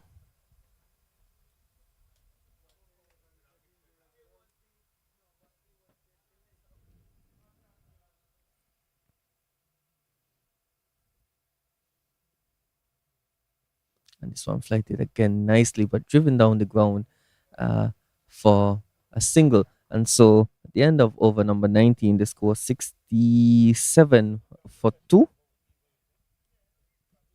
It's a very economical over there to start his bowling spell. That's Kurt Murray, starting with a very good over, only conceding 2 runs from its first over.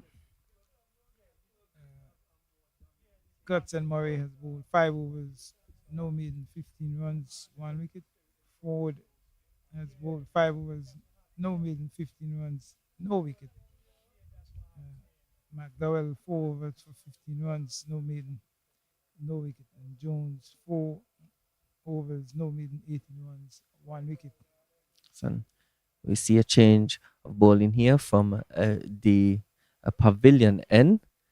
Ford being replaced by Isaiah Jones, who would have changed ends. And this one is driven past that man at extra cover down to the man at the long off for a single. And yes, I was noting earlier that it would be interesting to see how the Guyanese batsman approach the middle overs of spin. And one would assume they would be probably more comfortable with handling. But of course, the Windward Islands have done a really good job. They've been really sharp in the field and they've limited uh, uh, the bad deliveries so far in this innings. This one just keeping a low. There are signs that the pitch is starting to play a bit slow and low. A few of the deliveries are just shooting, staying just about shin height. And this one well wide of off stump, well left by the batsman on strike, Balgobin.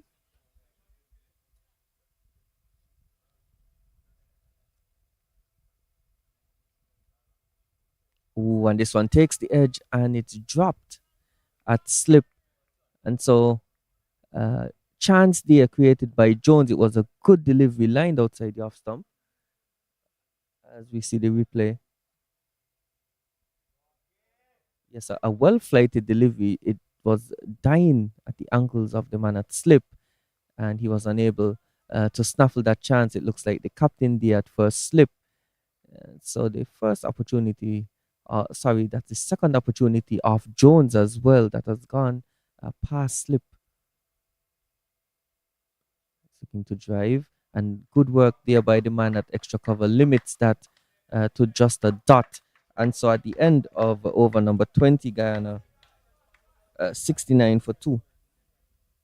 It's a very good probing over there by Isaiah Jones. He's not afraid to flight his deliveries. Yeah, not afraid to flight his deliveries and very nearly picking up another wicket, creating an opportunity which went down at six. So at this point, the Guyanese are 69 for 2 after 20 overs. I will leave you in the company of Wilman McCaw. Right. And just some analysis. The last 10 overs, the Windward Islands would have restricted the men from Guyana to 33 runs for the loss of 1 wicket. So certainly they would have had the upper hand in that phase of play. As Murray continues, as I welcome Wilman McCall back Yes. to commentary. Thank you, VJ. The Guyanese find themselves in a rather tight position at this point in time, given 190 to 94 runs still required, and there are only 179 balls available to them. And of course, that makes the required run rate, it goes up to 6.5 from 3.39, which was, the current is 3.39, and the required rate is 6.54. And every delivery you bowl, something happens to the equation as we see it. And now Murray and the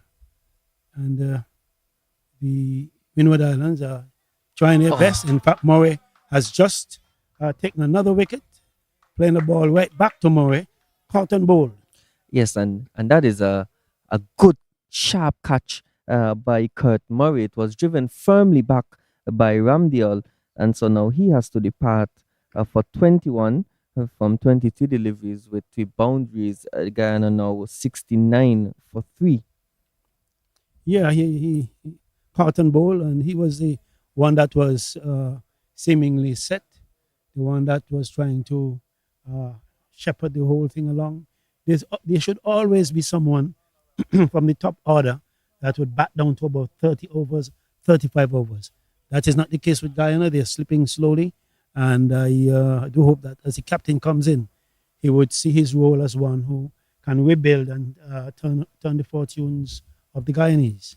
Yes, as we see Afra's Ali Budu now coming to the crease, and Budu at the start of this game would have been the highest run scorer for the Guyanese with 87 runs, and they'll be hoping that he can get himself in here and get some runs.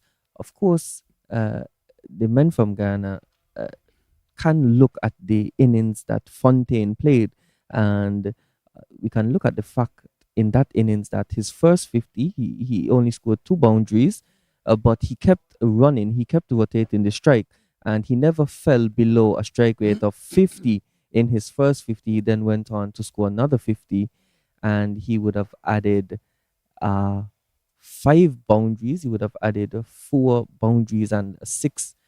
But he still ended up making that 100 off, I think, 117 deliveries. So he was scoring at still a good rate. That's just about, I want to get the figures correct. He was striking at about 84. So striking above 80, that is commendable, especially on a surface that uh, has shown to be a bit too paced in terms of the bounce. It's not coming on as well as it was in the first inning. And we have noted, McCall, that as the sun does its work and dries out the pitch, it becomes much more difficult for batsmen to score runs later in the afternoon. Yes, whenever there is, when the sun goes away and the clouds come over, it seems easier to negotiate than otherwise, especially when the spinners come on. And the majority of innings that were played on this trip for this season is that every time the spinners comes on, there is a slowing of the run rate, and it tests the batsman's patience. It tests your grit, and that is what the batsman did so well. The one who made the 100, Fontaine, he bat through the period when it was slow, when nothing was being done, when the bowlers see him on top. He bat through those things, and when things were cleared again on the other side, he continued to flourish. Yes, and of course, the Windward Islands, Guyana, 70 for 3 in 21 overs. Of course, they need one of these two batsmen to bat through this innings. Of course, that the set batsman is Sachin Balgobin. He's 18 from 46 deliveries, and what they really wouldn't want is for Balgobin to be dismissed here, having faced so many deliveries. He's the one that you would think or hope would be best equipped at this time to handle the scoring or the pitch in terms of how it's playing.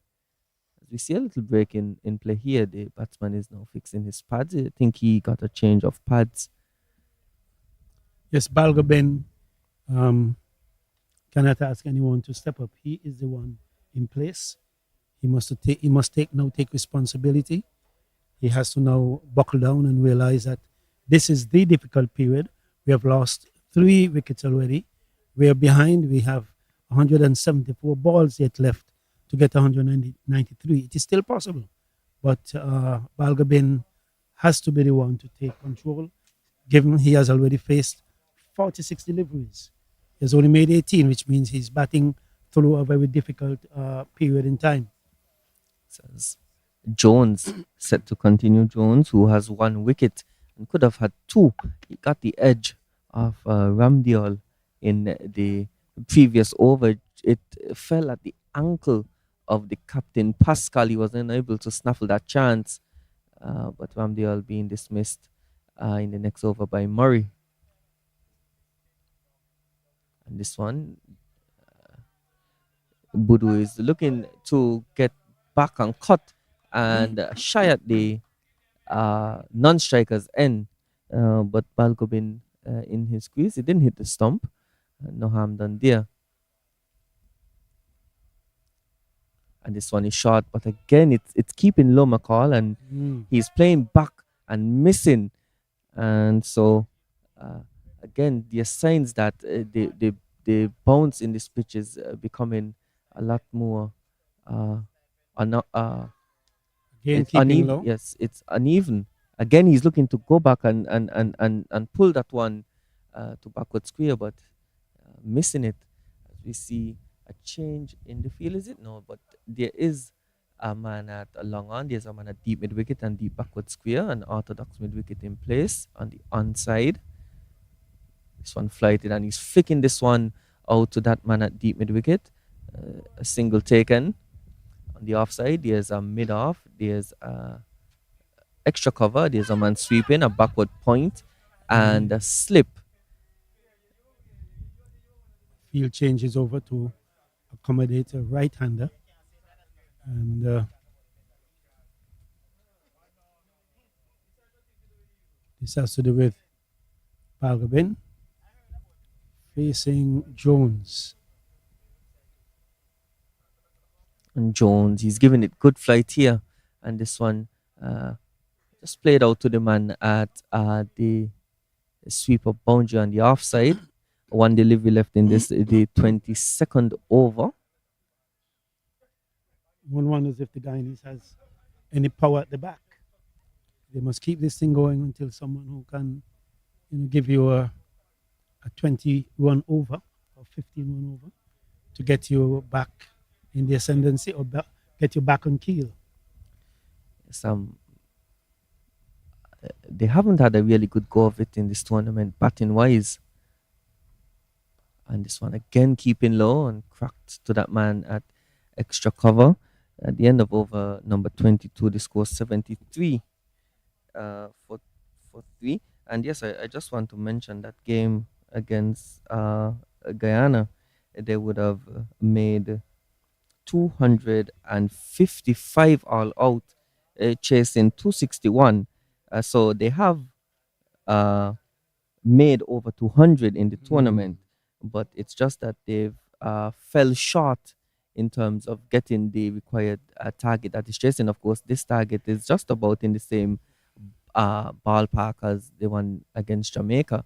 And so something for them to take confidence from the fact that they were able to get close to that target, and they would be hoping in this game to get to that target and register their first win of the tournament. Of course, if they lose now, it would be 4 losses on the trot, and then one wonders where that leaves them in the table in terms of the position they will play for at the end of the league phase of this tournament. There's going to be just a playoff for positions. No semi-finals or finals. There's going to be first playing second, third playing fourth, fifth playing sixth, and seventh playing eighth. And so at this stage, they would want to be in that group at least third to fourth or fifth to sixth. Again, and that's a brilliant catch by Murray. That man Budu was driving firmly down the ground, but snaffled just above the ground by his ankle. Murray, he seems to be a really good fielder of his own bowling. His second carton bowl for the innings, and Budu now has to depart for 2 from 7 deliveries. Guyana in a spot of bother here. They're 74 for 4. Yeah, well pitched up delivery, and the batsman went into an extravagant drive, looking to drive it back to him actually, or back past him. He didn't keep it down, didn't get over it. Hit it in the air, and he was brilliantly caught by the bowler. Bowler is Jones, Isaiah Jones. Okay. But Guyana finds Murray. Okay, Kurt Murray. Yes. At this point in time, it's 189 runs behind. They are coming in Jonathan Van Lang, who is the captain. Um, and so, with 189 runs yet to go, the balls are running out, 165 balls. Well, in this game of cricket, what is required? It's one or two big overs, 15 runs, 20 runs, which will bring it, bring it almost even once again. But with losing wickets, you are losing assets, as we call it. In the persons who are in the um, financing industry. Yeah, you're losing assets. 4 wickets down with only 74 runs on the board. It's a tough ask. And this one is a full toss to start for Van Lang, but gets off the mark. His first delivery, yes. Murray, as I would have stated before, he was a part of that victory against the Leeward Islands in the first game. He would have snared 4 wickets in that game, and again he is proving to be impactful here at Keon, picking up 2 wickets early in his spell. He's just in his third over, and he's only gone for 5 runs. We've seen bowlers coming from the far end, spin bowlers being really economical, and this one just beating the outside edge. And so at the end of over number 23, the score 75 for 4. Kurt Murray, it's 3 overs, no maidens, 5 runs, 2 wickets. And Isaiah Jones, 6 overs, no maidens, 23 runs and 1 wicket. And that's what it says for Guyana. They are actually 75 for 4. Again, if you look at it, they have another 188 runs yet to account for. They are only 162 balls that they can call on to make those 188. So the required weight has gone to 6.96, almost 7 per over. And the current run rate is 3.26. So they need to step that up so that they can bring down the required run rate, so that in the last 10, the last 5, you can find yourself a chance to be making these runs.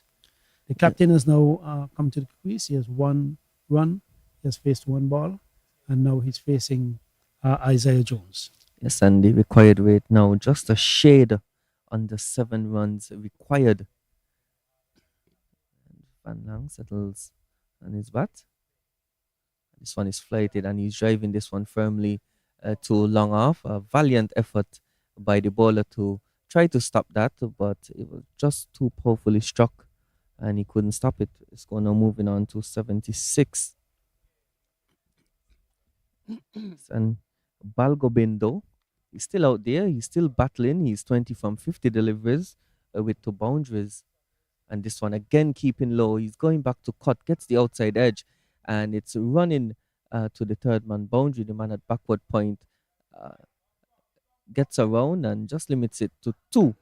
So Balgobin continues to bat on, and the Guyanese will be hoping that he is able to bat a long period of time here, and they'll also be hoping that their captain can stick around with him.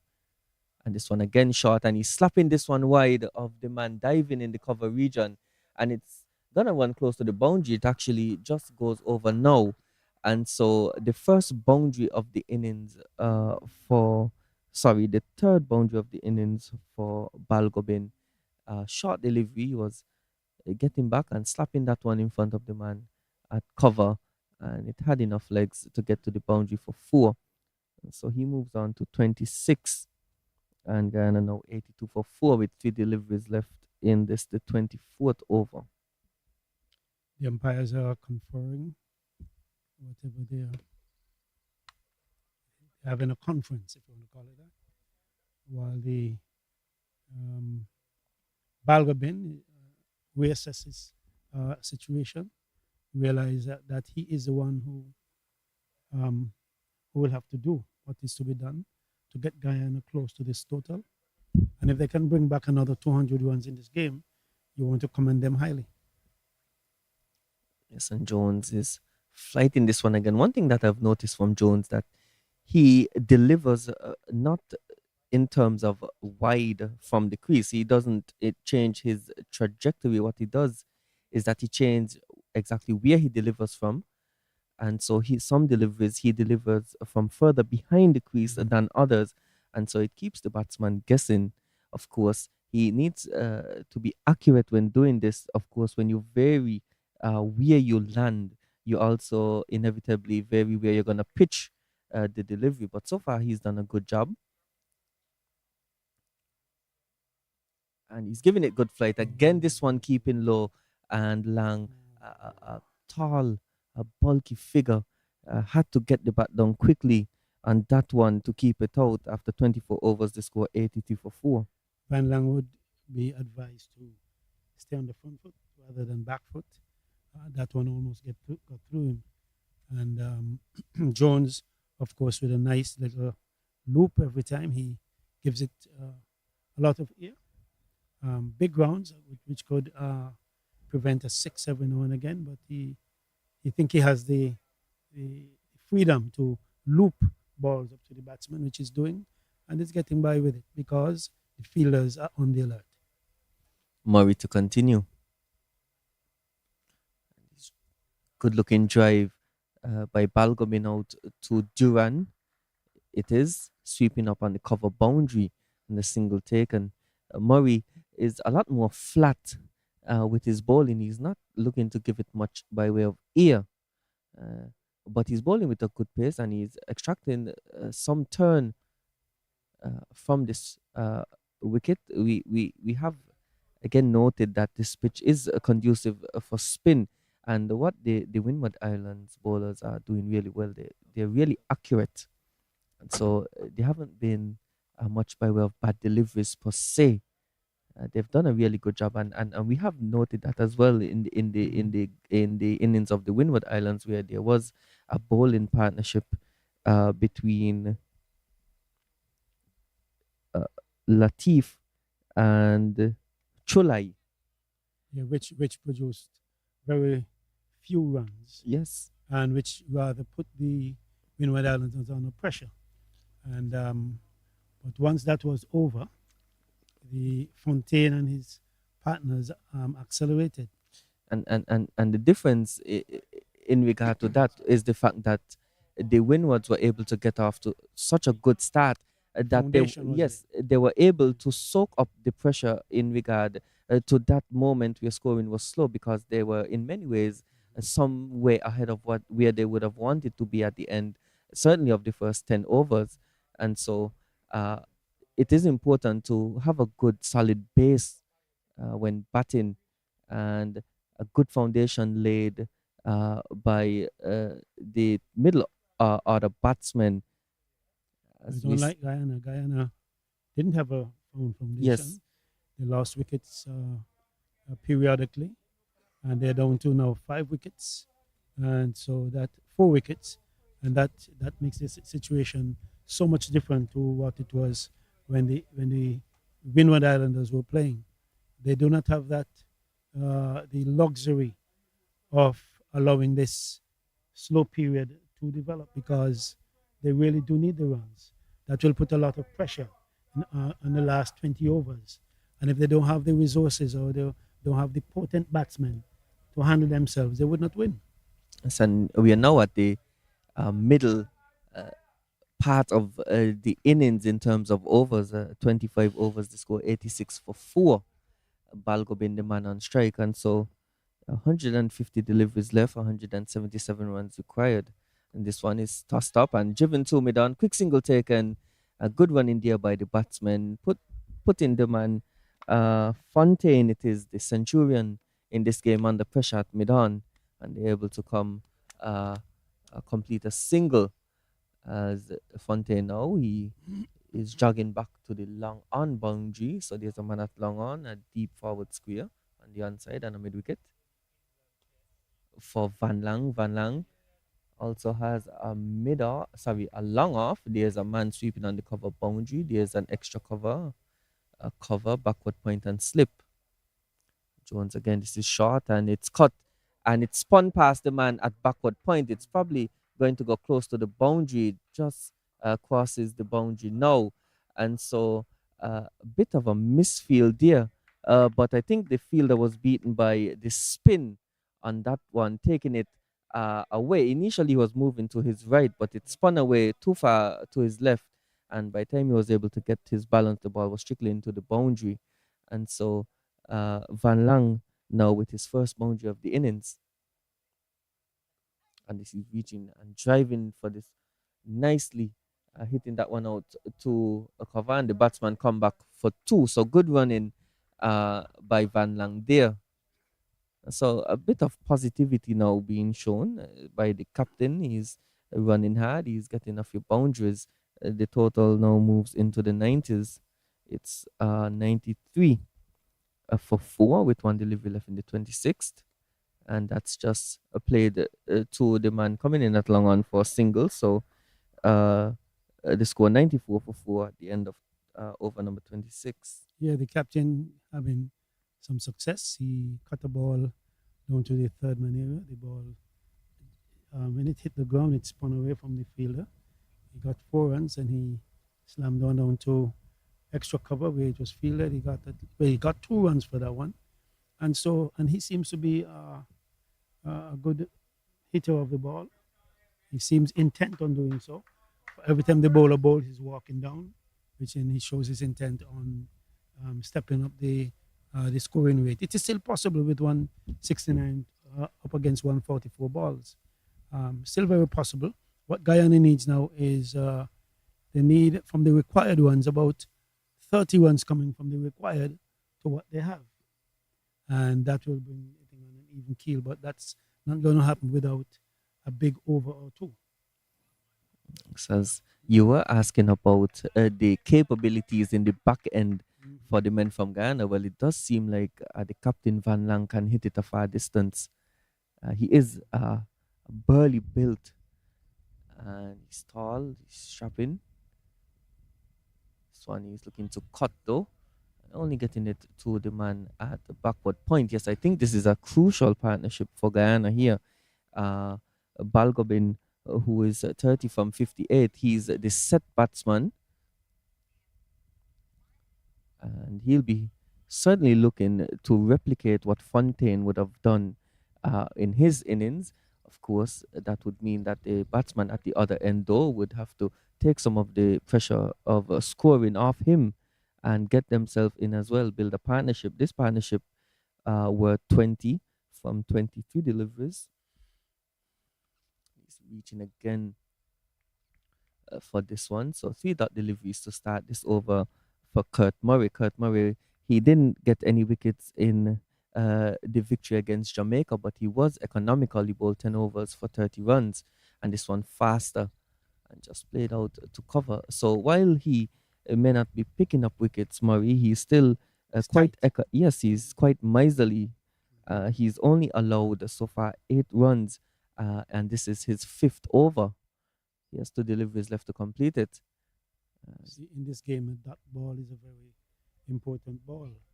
And at the end of the day, when you fall 30 or 40 runs behind a particular score, you look back on the number of balls that you have, and you can say, well, maybe if I had scored something for one of these dot balls.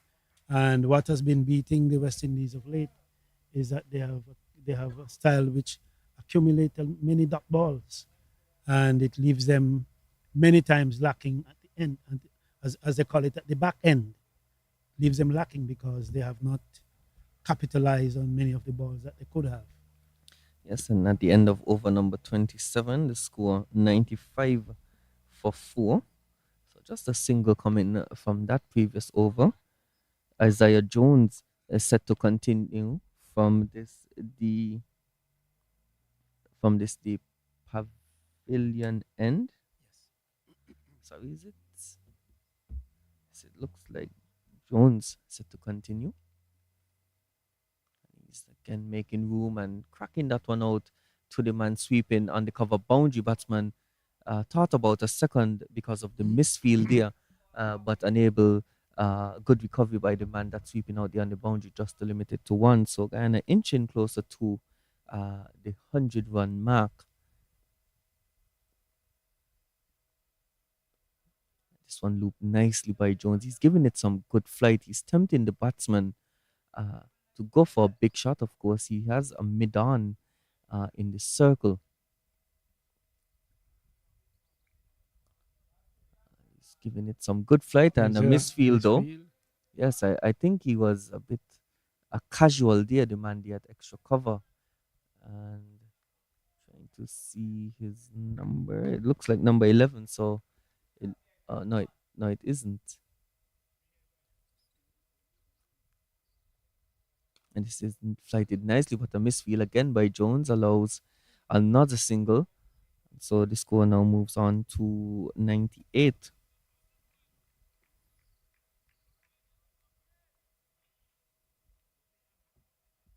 Now the difference is 167. I think it's going further than that. 137.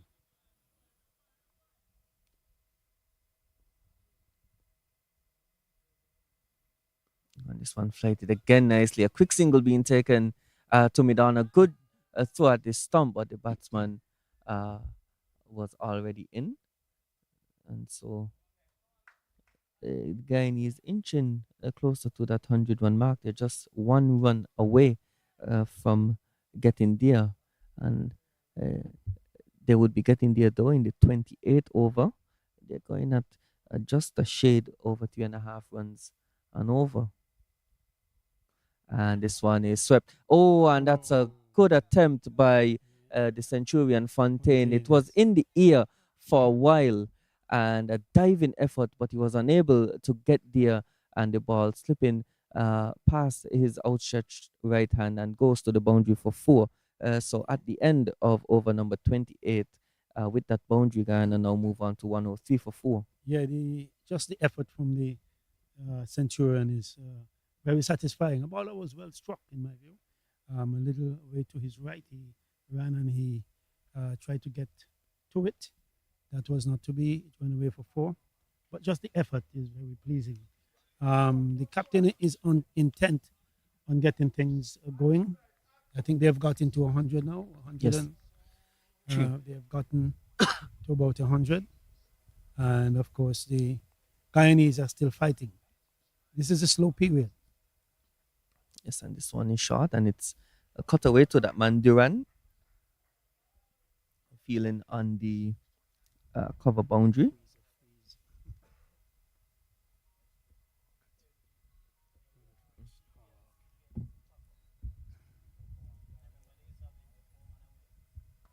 And this one full in the block hole and driven firmly by Van Lang. Van Lang has now crept up to 18, and Balgobin has provided good support. It's been a good partnership by these two. 29 runs from 33 deliveries. He's flighting this one and he's driven nicely to that man again, Duran, out on the deep cover boundary. And so there's a nice rotation of strike within the last 3 or 4 overs. Rotation of strike. Of course, that will keep the hopes of the Guyanese alive. And having lost 4 wickets, that's no problem. And this one driven firmly to that man at cover. As we see a change in the field, the captain Pascal now he's moved himself to a more orthodox cover region, almost cover point it looks like from this angle. So there's a backward point and a cover point. This one is just bringing the batsman forward is Murray, batsman Van Lang.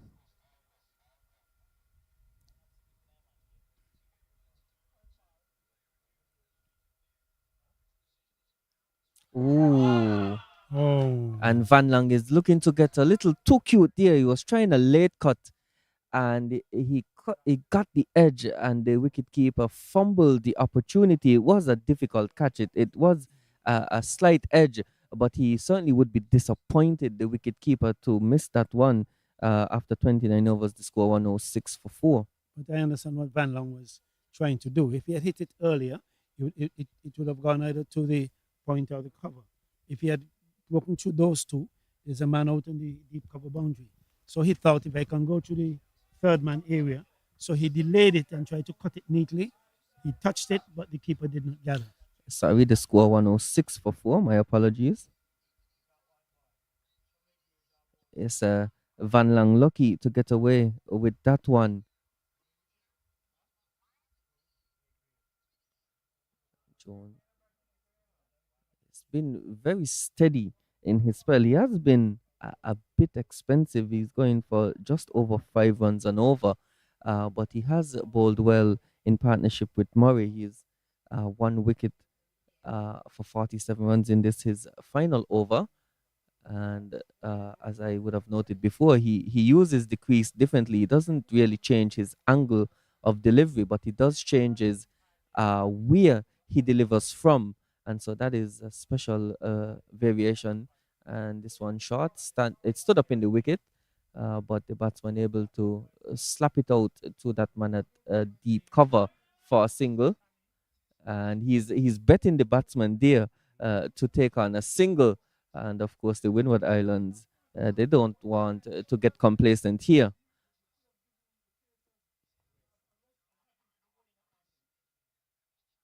And Yes, under it is Van Lang is hitting this one straight to long off. So he was going for the big shot.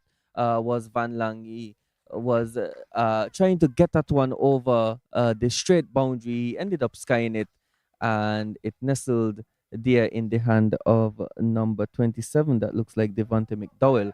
And so Guyana now slip further. They are 107 for 5 in this the 30th over. If I were to have been Van Long, I would not have done that to this bowler Jones.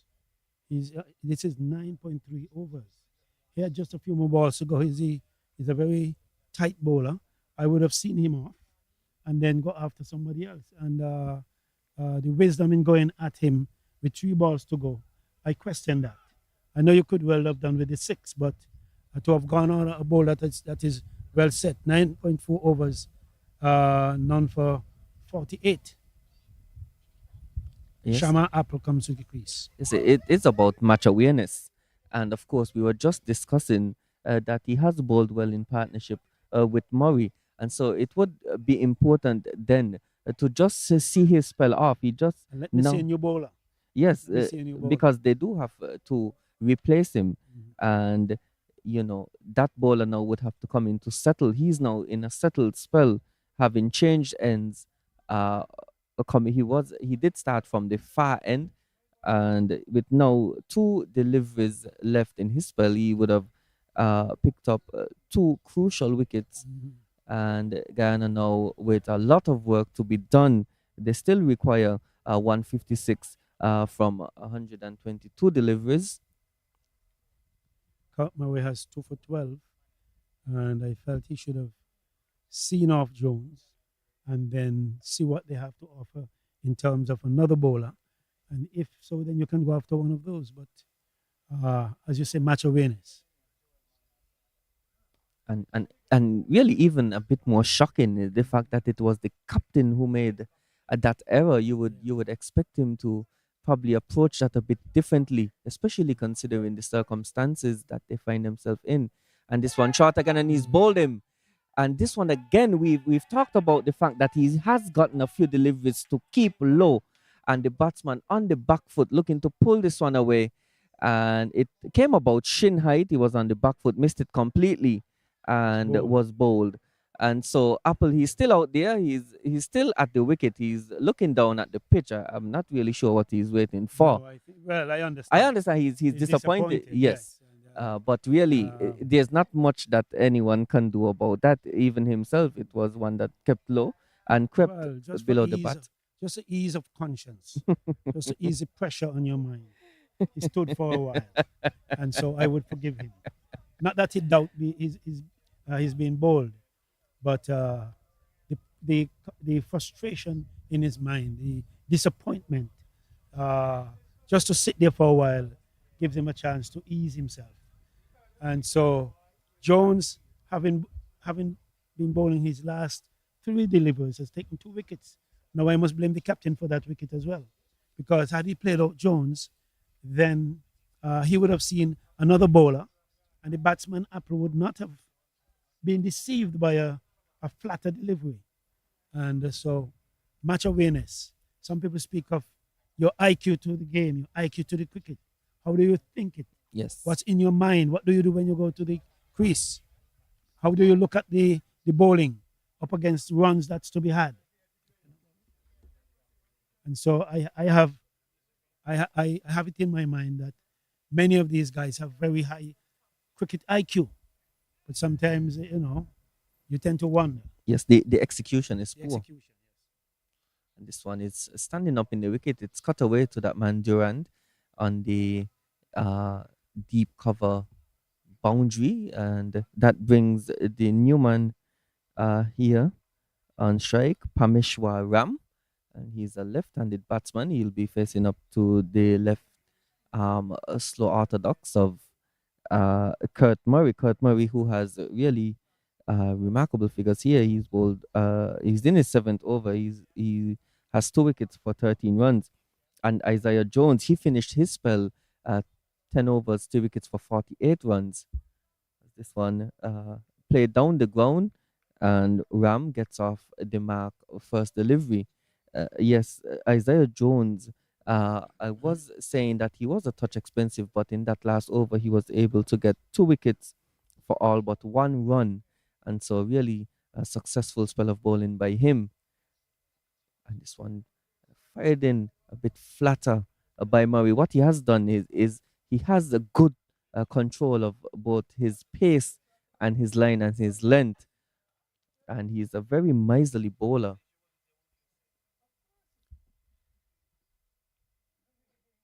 Pameshwar seems to be he wants to remain positive. He has been playing every ball on his merit, however, intent on getting runs. And so let me see what he will do. And this one is flighted, and it's just out of the reach of the diving captain, dear Pascal, who was at point. It just eluded his left hand, and so I was just about to mention the fact that Balgobin has been at the crease to it all. He's 36 from 70, but a false shot there by him, and a more uh, orthodox cricket, let us say, by him. And at the end of over number 31, the score 109 for 6. Yeah, if anyone is supposed to bring Guyana close to that 263, we'll give Balgo Bing because he's been there for a while. He has only made 36, 70 deliveries he has faced, only 3 fours. But it shows you the discipline with which he has played, except for the last when he tried to do something silly and almost got himself caught out at point. But if there is someone who is supposed to stay, it would have to be Balgobin plus someone else.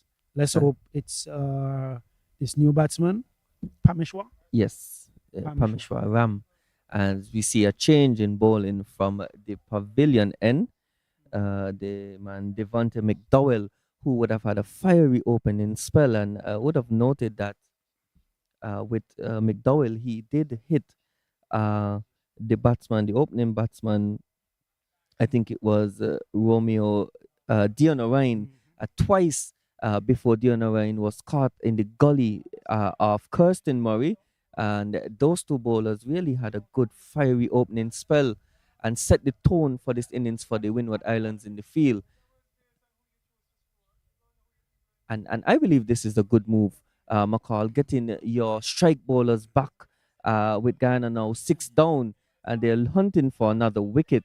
And I also want to mention in the last phase of play between overs number 20 and 30, Guyana was able to only get 23 runs for the loss of 3 wickets. And so really, really good work by the Windward Islands in that phase of the game. As we see, Driving loosely, driving at a ball that's well pitched up. It seems as though there might have been some lateral movement. We're not in a position to see. Eluded the edge and went to the keeper. Now, this is what Val Long should have been waiting on until there's a change. But normally, with the faster bowlers, it gives opportunity to score. as McDowell, he misses his run, so dead ball signal by the umpire.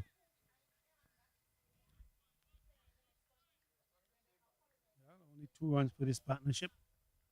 The requirement 154 balls, 112.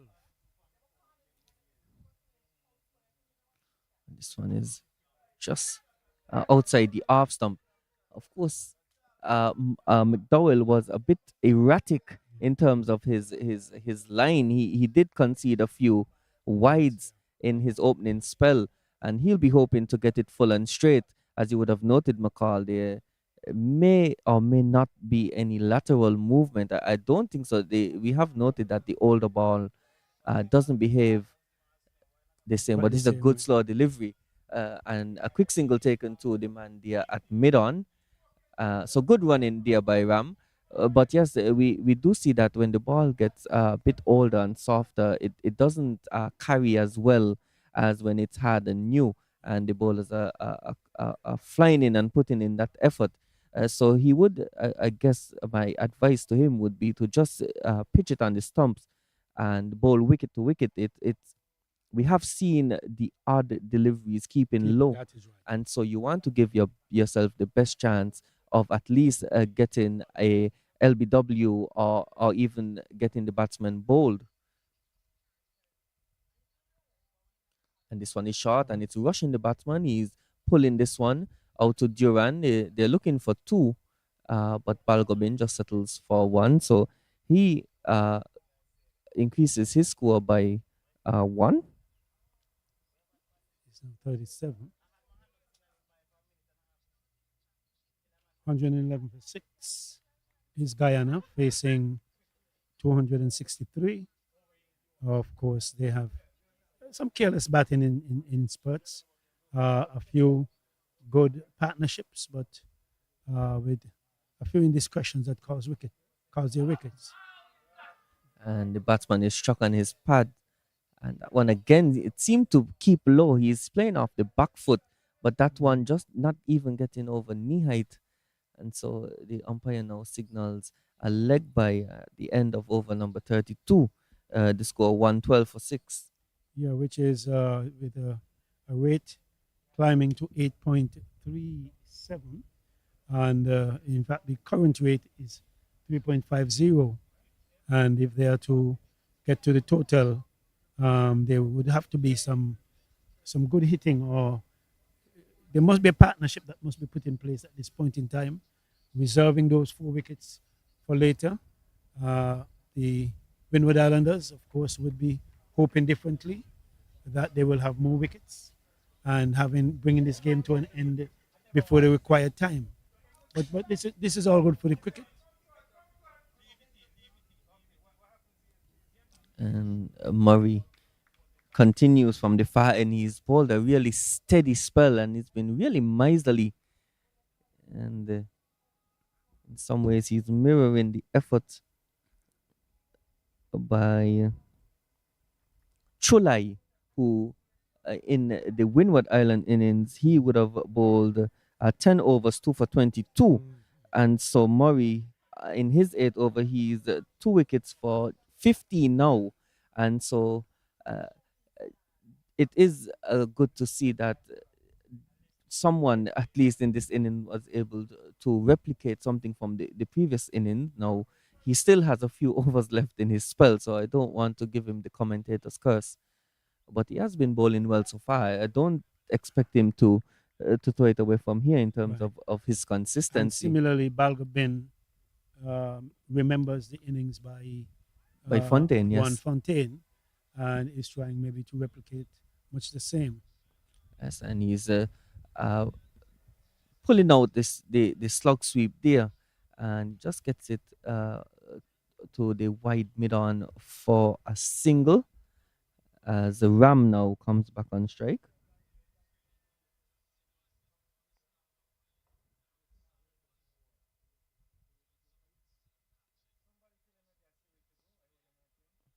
That's a Yeah, Pameshwar would be well advised to stay with Balgobin and rotate the strike, not just play out balls, but rotate the strike, see what can be done.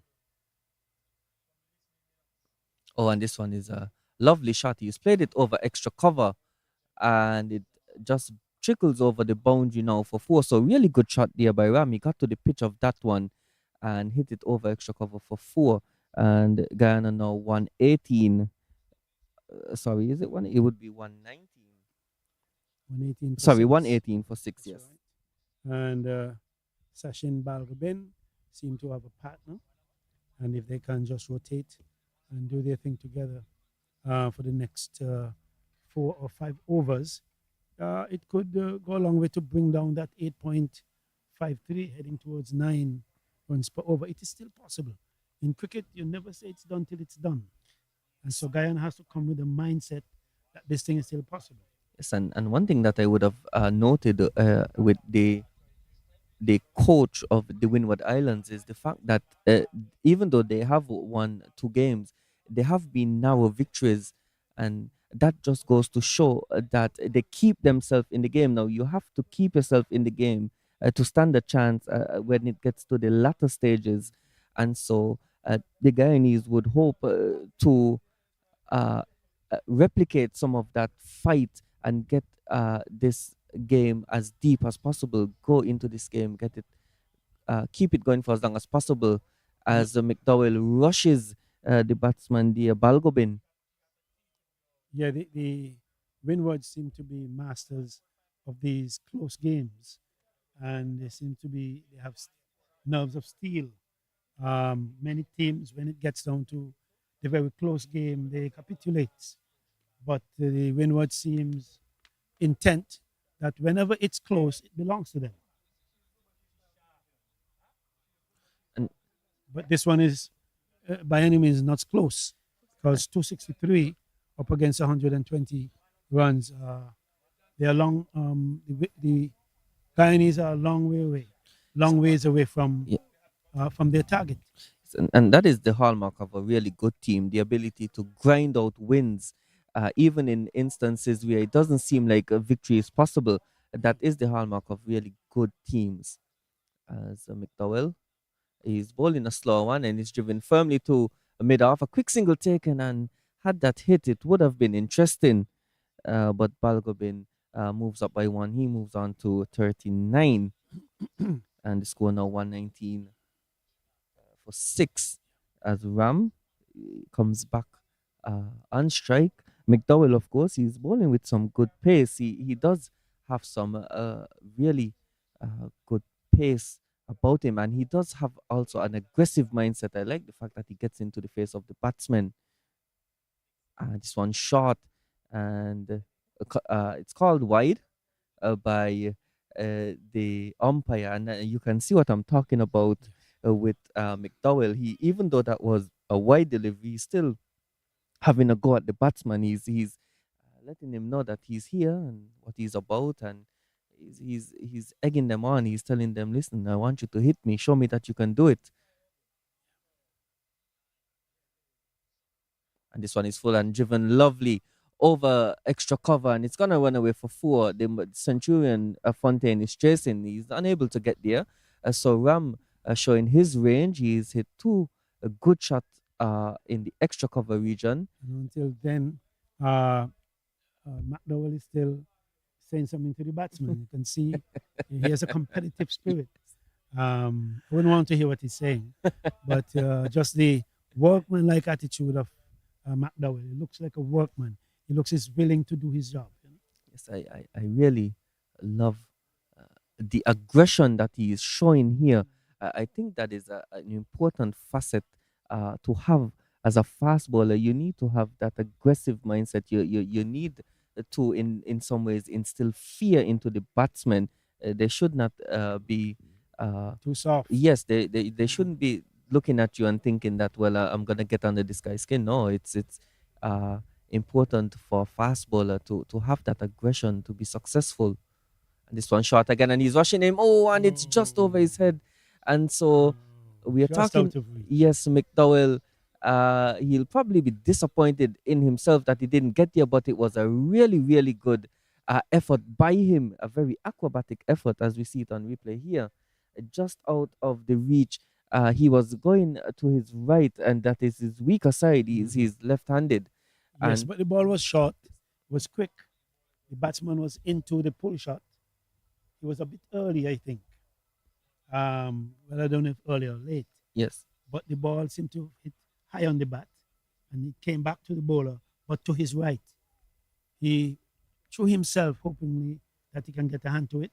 He didn't get a hand to it, but that's a victory won by the bowler right there, Yes. because he was talking to him, trying to hustle him, and he eventually hustled him. And it seems like Almost got him. it seems like it's in the repertoire of McDowell to do that. Of course, we have mentioned a few times during the stint that he did get under the skin of Deonaray, the opening batsman, who would have fell at the other end to Kirsten Murray, as Kurt Murray continues from the far end. Yes, and he doesn't seem to mind having a chirp at the batsman and getting in their face. And so I really love that competitive spirit that he shows. And this one is just played out to the man there at extra cover. Balgobin, he's on 39. 39 from 79 delivery. So he'll be looking to bat as long as possible. This one is flighted and it's driven past the dive in extra cover and a fumble in the outfield. But the batsman only crossed for a single.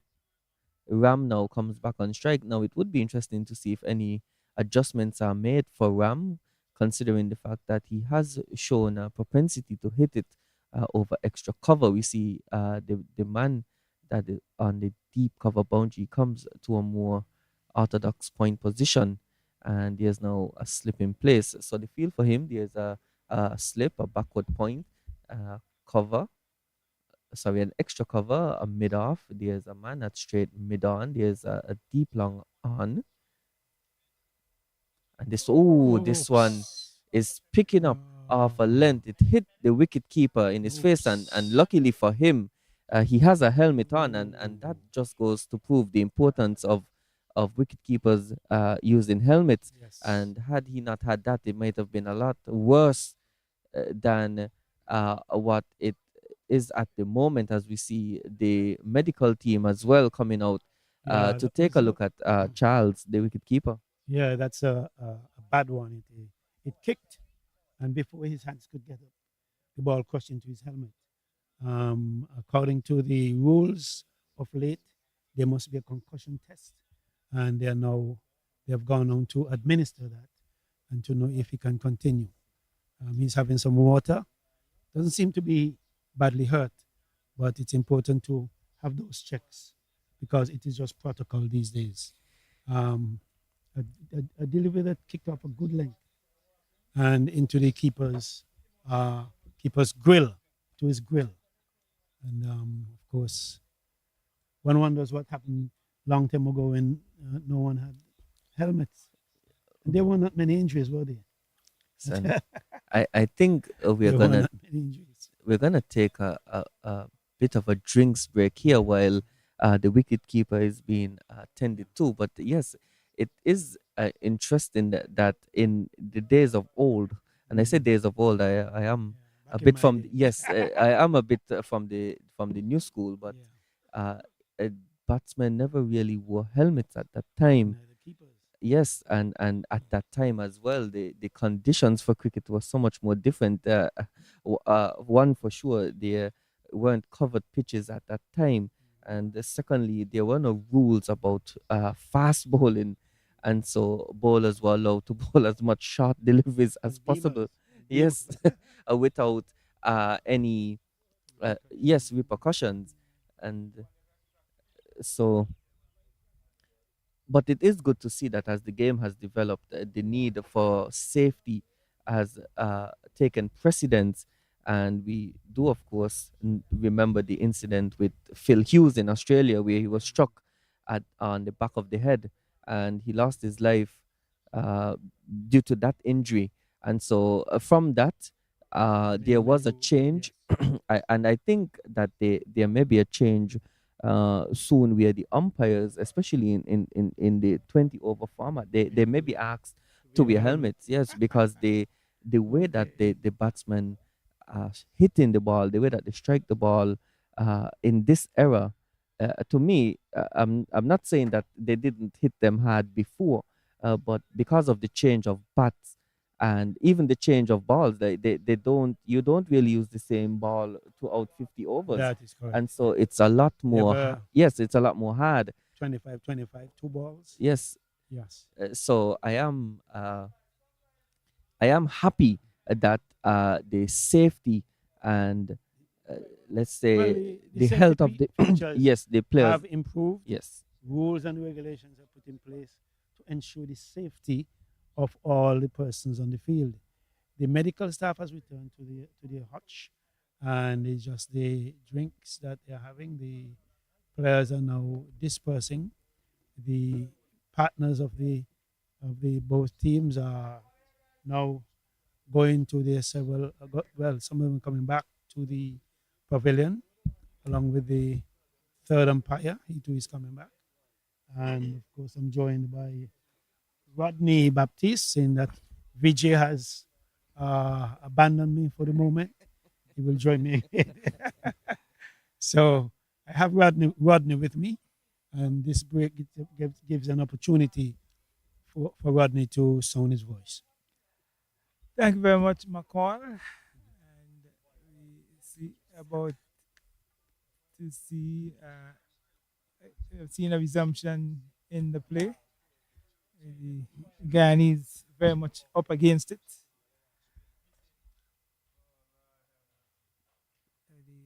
The Windward Islands have played a very tactful game here, McCall, and posting a challenging total of 262 and having the Guyanese in lots of problems here at the St. Mary's Park.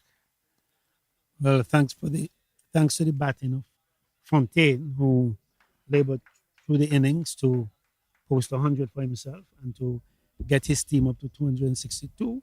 And now we say thanks to some of the bowlers who are on the windward side who are restricting the Guyanese, creating errors and causing them to play to create shots that are not really available. As the pressure rises, we look at 138 more runs required. The balls have fell on to 91, and the required rate is 9.1. So it's almost 10 per over, and the required run rate remains the same, 362, 3.62 runs per over. And so there's much that the Guyanese has to do, and of course the Windward Islanders, in the person of McDowell, is running in to bowl. And he starts with wide delivery outside the line of the leg stump. Short and wide. A bit of pace, but not well lined. Much too wide outside the line of leg stump and signaled wide by the umpire. That takes the total on to 127, 127 for six.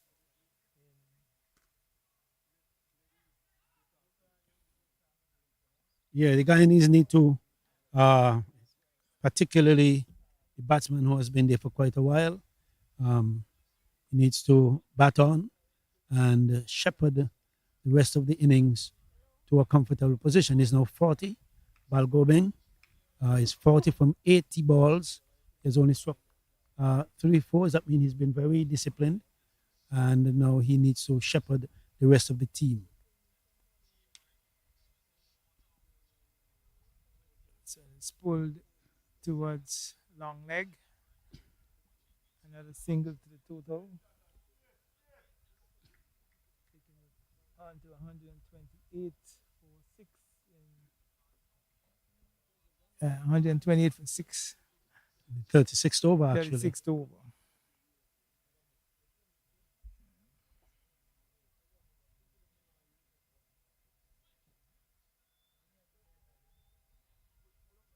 The Guyanese have lost wickets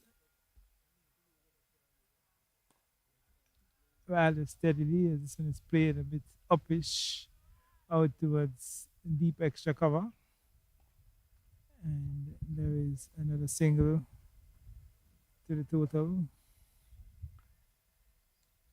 So you haven't seen enough partnerships in the Guyanese innings. McCall, 129 now for six. Well, this partnership is worth 22 of 32. It's 22 of 32. We have not seen many uh, partnerships, and as a result of not having partnerships, we have a rotation of batsmen Greece. uh, Yeah. in and out of the crease. I think what has hurt the Guyanese badly is getting out of the captain. He was fairly well set, and he simply gave it away by going long at Jones, and Jones was bowling his final over. He had bowled 3 balls. He got out on the third ball, and he went ahead and take another wicket in that same over. I thought the Guyana's captain could have been a little bit more patient. Yes, He could see have, off yeah, Jones could have been a little bit more and patient. see what comes after that. Could have applied a bit more patience and hung around a bit longer.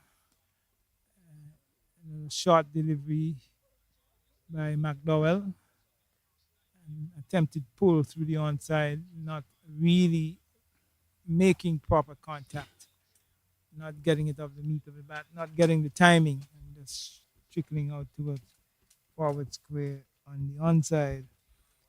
At the end of that over, Balgovin remains not out on 43, and Pameshwar Ram is not out on 12. Balgovin has scored his runs of 81 balls with 3 fours, and we have had the completion of over number 36. The current run rate is 3.64, and the required run rate is over 9.43.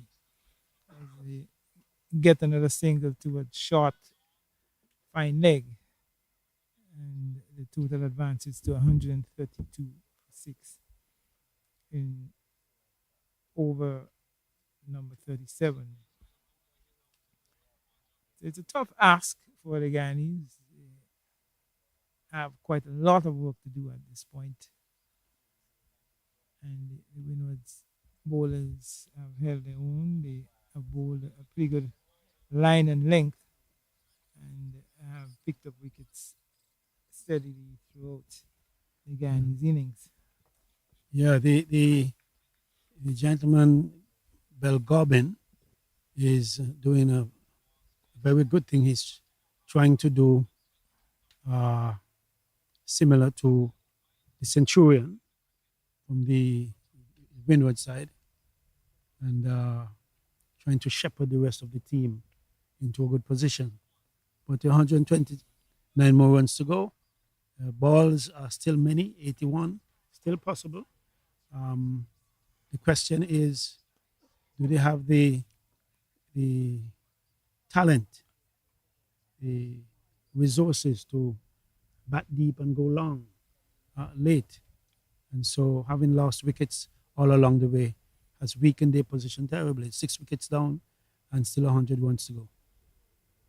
Well over 100 runs, and there may very well be another Seventh wicket wicket. going here. So the catch is taken Yeah. at deep backward square, and wicket number 7 goes for Guyana in the 37th over of the fourth delivery of over number 37. The Guyanese lose wicket number 7. Yeah, Pameshwar Ram. A moment of indiscretion. He got a short delivery. It bounced. He was trying to parry it over the backward square leg area or the fine leg area. Apparently, he didn't get a good bat on it, and so he was well taken, caught. According to this, to the in the wide, long on area. I would say it's more like the fine leg area, and he was out. And so that this weakens the Guyanese resolve. And now who comes to the crease? Riyad Latif. Latif, And Latif is a new batsman. again, like I'm saying, the quality of the resources available when you get down late in a batting order may not always be as potent as those at the top. The upper Uh, half. that's right. And Yeah. so therefore, one could expect that, you know, either wickets may fall or he will tend to go long. Yes, because the Windwards are very much deep into the lower half That's of right. the Guyanese batting lineup. Mm-hmm. With 7 wickets already gone. They're scoring at 3.65, which is well below the required run rate of 9.85. They require another 128 from 78 deliveries. Sachin Balgovin remains not out in 45 with three fours from 87 deliveries. And Latif has just joined him. Kurt Murray has bowled his 10 overs, no maiden, 26 runs, 3 wickets. Devontae McDowell has bowled 7 overs for 28 runs. As we see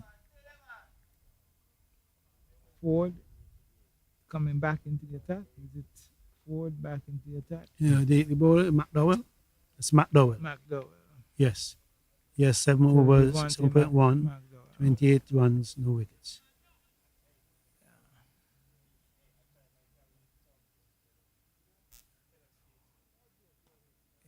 McDowell, the left arm medium fast bowler who showed a bit of aggression early on in his spell. Yeah, he looks like a workman. He approaches it as though, this is what he has to do. And I like his attitude. And then he's willing to be aggressive. He goes down into the face of the batsman and say a couple of words. I don't know how pleasant they are, or unpleasant, but at least when you're willing to do that, it means there's a measure of confidence. And I think that he has the confidence to be a good, hot, fast bowler. He tends to be a bit short sometimes, and on this occasion, short, and there was the batsman laying back and pulling it through straight mid wicket Yes. into the boundary for four. Well, Bal Corbin is already set. He has, I think he has now gotten to 50. If I'm to be correct, he's now gotten to 50 with that shot. And so he has been there all along. Balls like that should be put away. And if you've been there as long as he has been, balls like that stand up, as a beacon for you to really go after. Not quite there as yet with the 50, 46. 46. Yes, just four away, one boundary away. You see, good delivery there by McDowell, He was pitched in up. 42. Yeah, so 42. Took him on to 46. And McDowell pitching right up in the block hole and forcing Balgovin to come down hard on that delivery. And he's playing with a very straight bat up towards deep mid off. And the Guyanese batting McCall doesn't seem to have too much depth, really. We haven't really seen any standout batsmen. Well, apart from Mel Gobbin, Yeah, in the Guyanese and batting lineup. the captain himself looks rather good. It seemed as though he was willing to give it a good stretch, but he went after the spinner and perished. I thought he should have waited until the spinner had bowled his 10 overs and then begin the process of rebuilding, but couldn't wait. That was a bit of indiscretion on his part. Slower delivery by McDowell, chopped away down towards third man, and the batsmen were exploring the possibility of a single, but in the end stayed their ground. It was a good bit of fielding by the fielder coming off the third man boundary. That brings up the end of over number 38. There are 12 more overs left, and it means that the Guyana, they now require 123 from 72 deliveries at 10.25. The scoring rate hasn't really increased throughout the innings. It has been relatively slow and quite meager at under 4 runs per over. And the required rate has 10 moved point, yeah, 10.25. So it's it has increasing. gotten to a place where it has entered the corridors of uncertainty. You're not sure if you will get there, but 10.25, you must have someone who can manipulate the field, who could work the ball into the spaces and run and build a partnership. This partnership is 5 out of 7 balls, and Guyana is losing the initiative as we speak. As well as having a big hitter who can find the boundaries or clear the boundaries. And they don't seem to have that type of personnel in stock at the moment. The Latif is one of the spinners, one of the spin bowlers. He will be looking to lend support to Sachin Balgovin and try to get as close as possible to the total, which would be a bit of consolation for them to sort of close or narrow the gap between the two scores.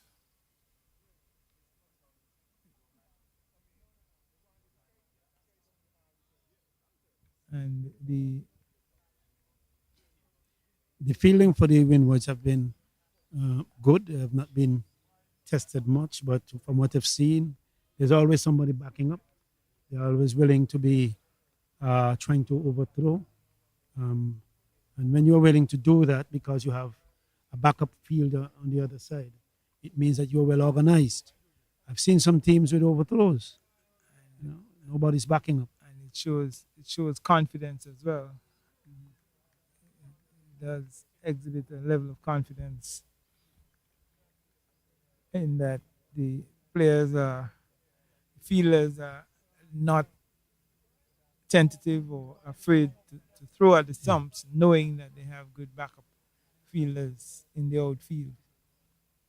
Custon Murray is back into the attack from the far end, the southern end of the ground. A slower delivery, played out towards mid-off, wide. They were exploring the possibility of a single, which wasn't on.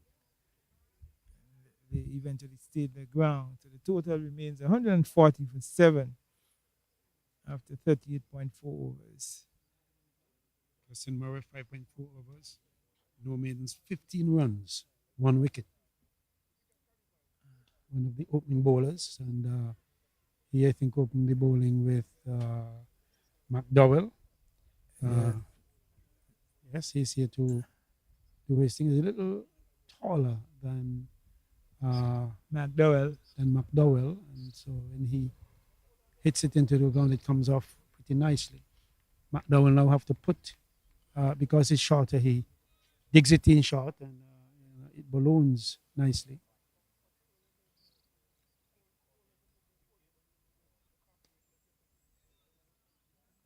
So this period is a time when the Guyanese may want to just play things out today because getting bowled out is there's no benefit to that.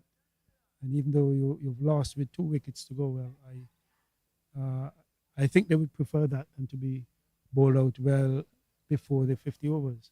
Yeah, definitely, because there is an opportunity for Sachin Balgobin, Latif, and company to remain there and get some batting practice for the next game.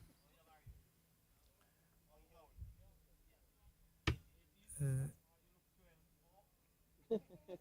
the Guyanese have really struggled here against the Windward's bowling, which has been very disciplined and very much on target. The Ewan was an off spinner. It seems as though he's a right arm off spinner. And sun is shining down here at St. Mary's. And we have Uh, had the sunshine for practically the entire day. We only had one brief period of overcast conditions, and which didn't last very long. the gentleman fell a while ago, slipped. I wonder if he had his required pegs after he delivered. He fell.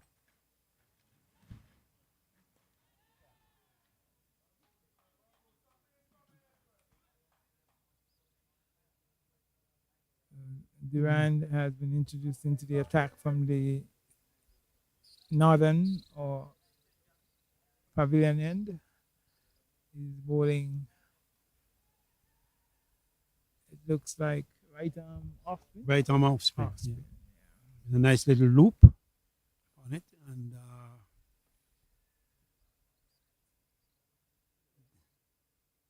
we had Latif just stroking nicely out in the offside.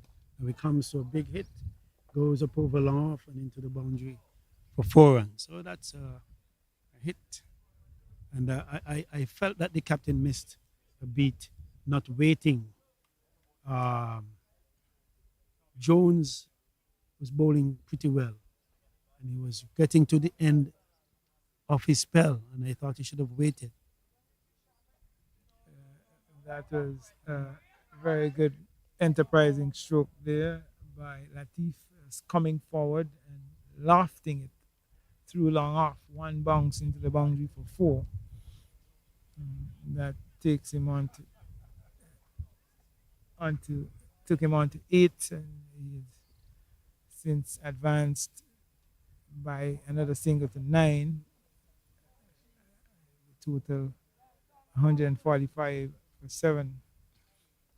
Well, there seems to be some problem with the calls these days between Belgabin and Latif. A couple of hiccups in terms of starting and stopping. Not for the first time, I must say.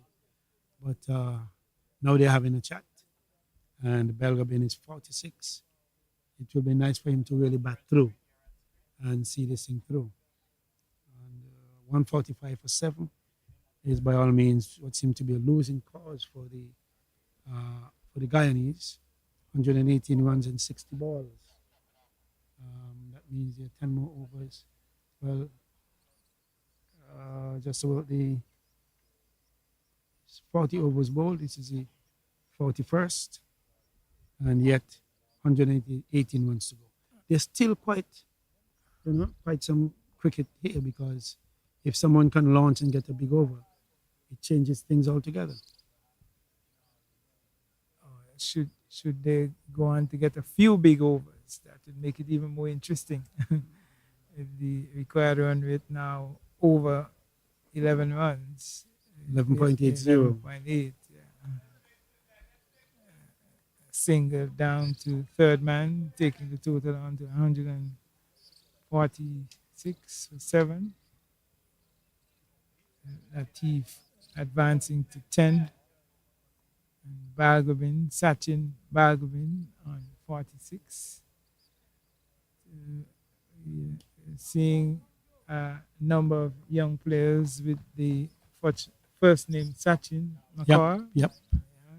Seeing Well, once there's a great cricketer, names will follow. When Garfield Sobers was playing his game there, we ended with a lot of young men called Garfield. And similar with Brian Charles Lara. I guess the parents are hoping that their sons will go on to be just like be good cricketers. That's right. The son is played out towards squarish third man, wide third man. The batsman complete 2 runs. The total advances to 148 for 7. And you've seen the young left-hander in the St. Kitts under 19 team, Sachin Saunders. Big man, young, but big in stature, one who can certainly improve his game and go on to be one of the leading young players for the St. Kitts team. father being a former national player, Steve Saunders. Mm. Yeah. Yep. Yeah, that ball rushed the batsman a while ago. He was trying to cut. It didn't make the height he expected, and so it gave the impression that he was beaten. But I think the height undid him. The lack thereof, that is. Oh, It's played back to Custon Murray, who thankfully accepts the catch. So he's out, caught and bowled. And it means that Guyana now lose their eighth wicket with a total on 148 in over number 41. And Balgobin falls just about 4 runs short of what would have been a well played half century. It's a pity he didn't quite go on to get the half century, falling cotton ball by Custon Murray for 46. yes. Well, his effort, his resolve has ended. Um, One was hoping that he will bat right through and get himself a larger score than he had, because there is much still to be had out of this game. And had he bat through, he could have made 50, 60, or 70. But sorry, he played the ball back to Murray, and he was well caught and bowled. There are several of the batsmen who've been out caught and bowled in this innings. And in fact, to get on top of that, I will allow VJ to get down to how many guys were caught and bowled. Yeah, that would be quite interesting because it means that these batsmen are not really getting to the pitch of the deliveries, not getting on top of the deliveries, and rather than getting on top of the deliveries, they're getting under them and lifting the strokes back towards the bowler and getting out caught and bowled. They would want to look closely at that and work on that technical deficiency, technical flaw. As I welcome back Vijay to the commentary position. And thank you, Rodney. And to answer the question posed by McCall before he left, it was three. And I do want to note as well that all of the cotton bowl uh, that we've seen in this innings came from the same end, which is the far end. And also, it was off a left handed bowler, of course. The first two was off of uh, the orthodox spin bowler Kurt, and that last one was by the fast bowler Kirsten. So that's the Murray brothers, Kurt Murray picking up the first two cotton bowl, and Kirsten Kurtzen Murray picking up the last one. And they are both left armers. Kurtzen Murray medium fast, and his brother Kurt Murray left arm orthodox. The new batter at the crease is Wavel Aline, and he has joined Riyad Latif. And in the break, Latif would have asked for a change of bat, and so looks like he's gonna want to start going after the ball, and he's running down the wicket, and he just gets this one over extra cover, as the batsmen are looking to get two, but only one on offer. And so Latif is certainly looking to uh, take a charge here. He's gonna be positive. Of course, the Guyanese require 115, 114 runs from 51 deliveries.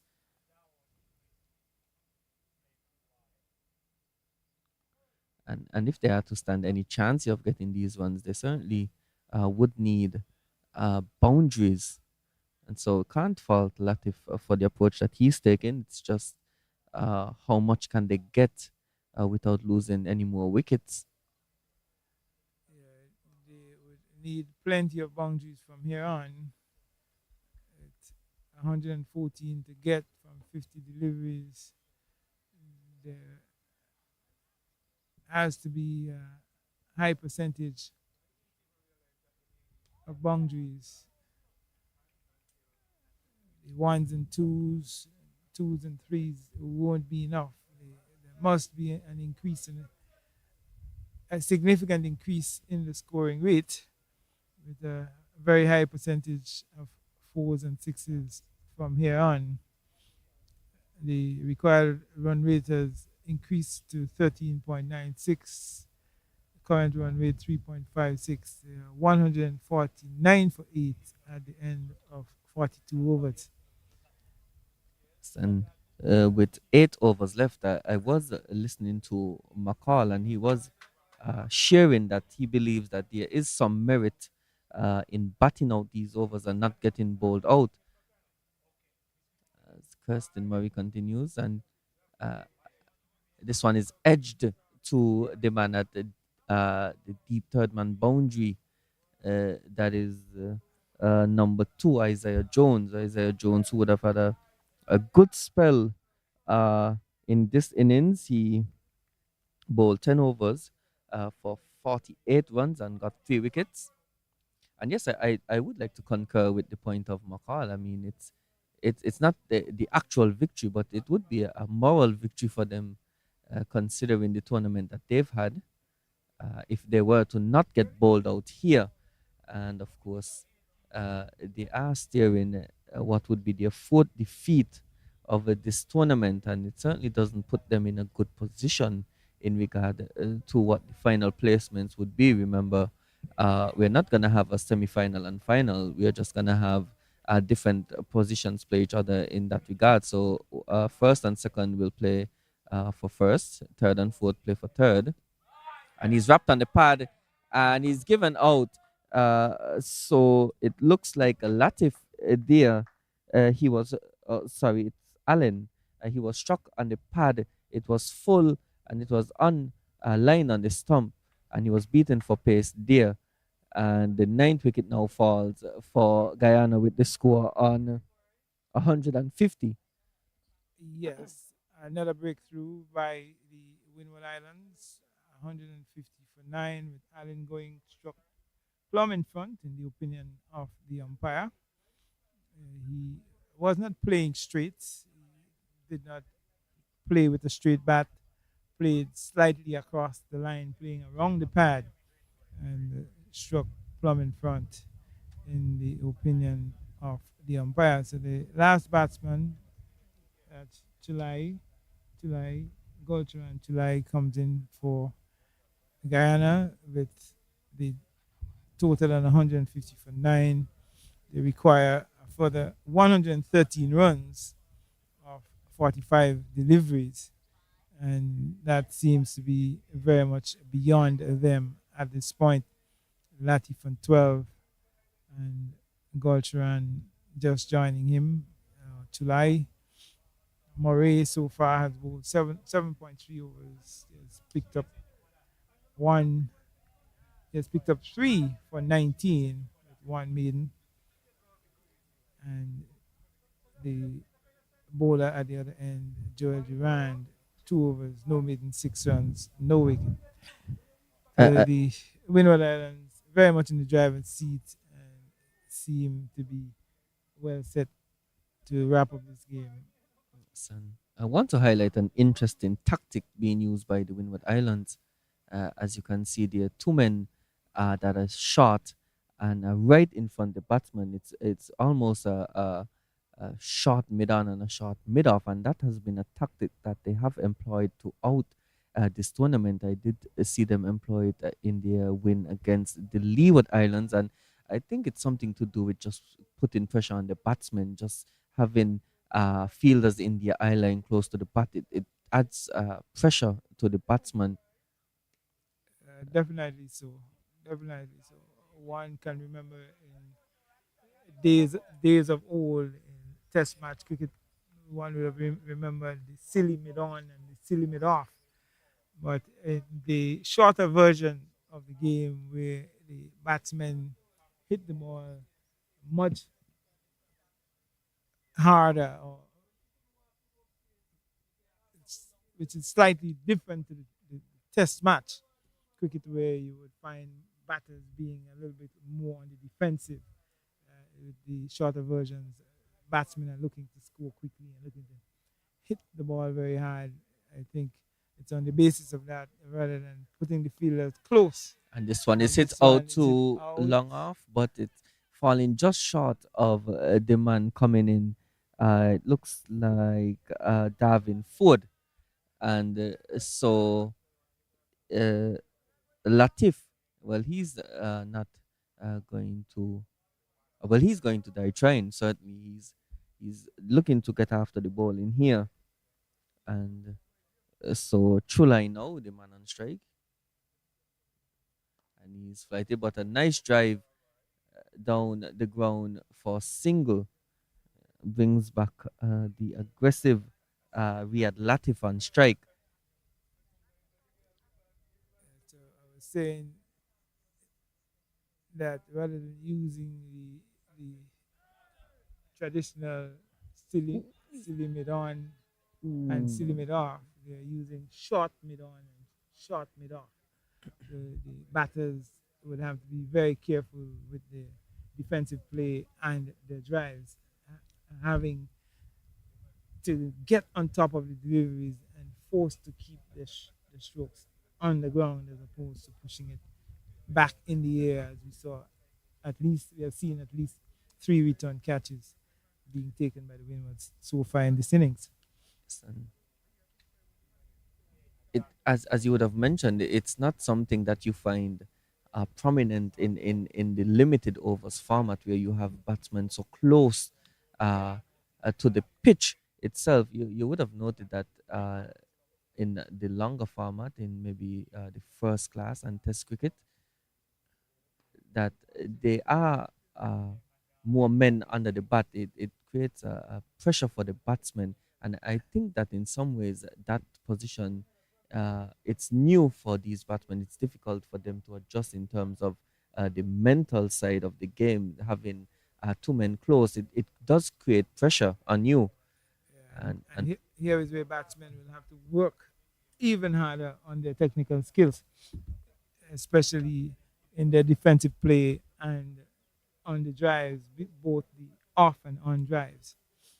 says Because anything played in the air straight will be going to either of those fielders who are close to the pitch on either side of the wicket, either side of the strip. at the end of over number 44, the score 155 for 9.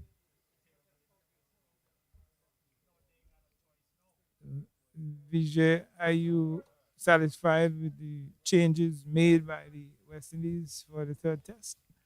Well, I think that they've been put in a really difficult position,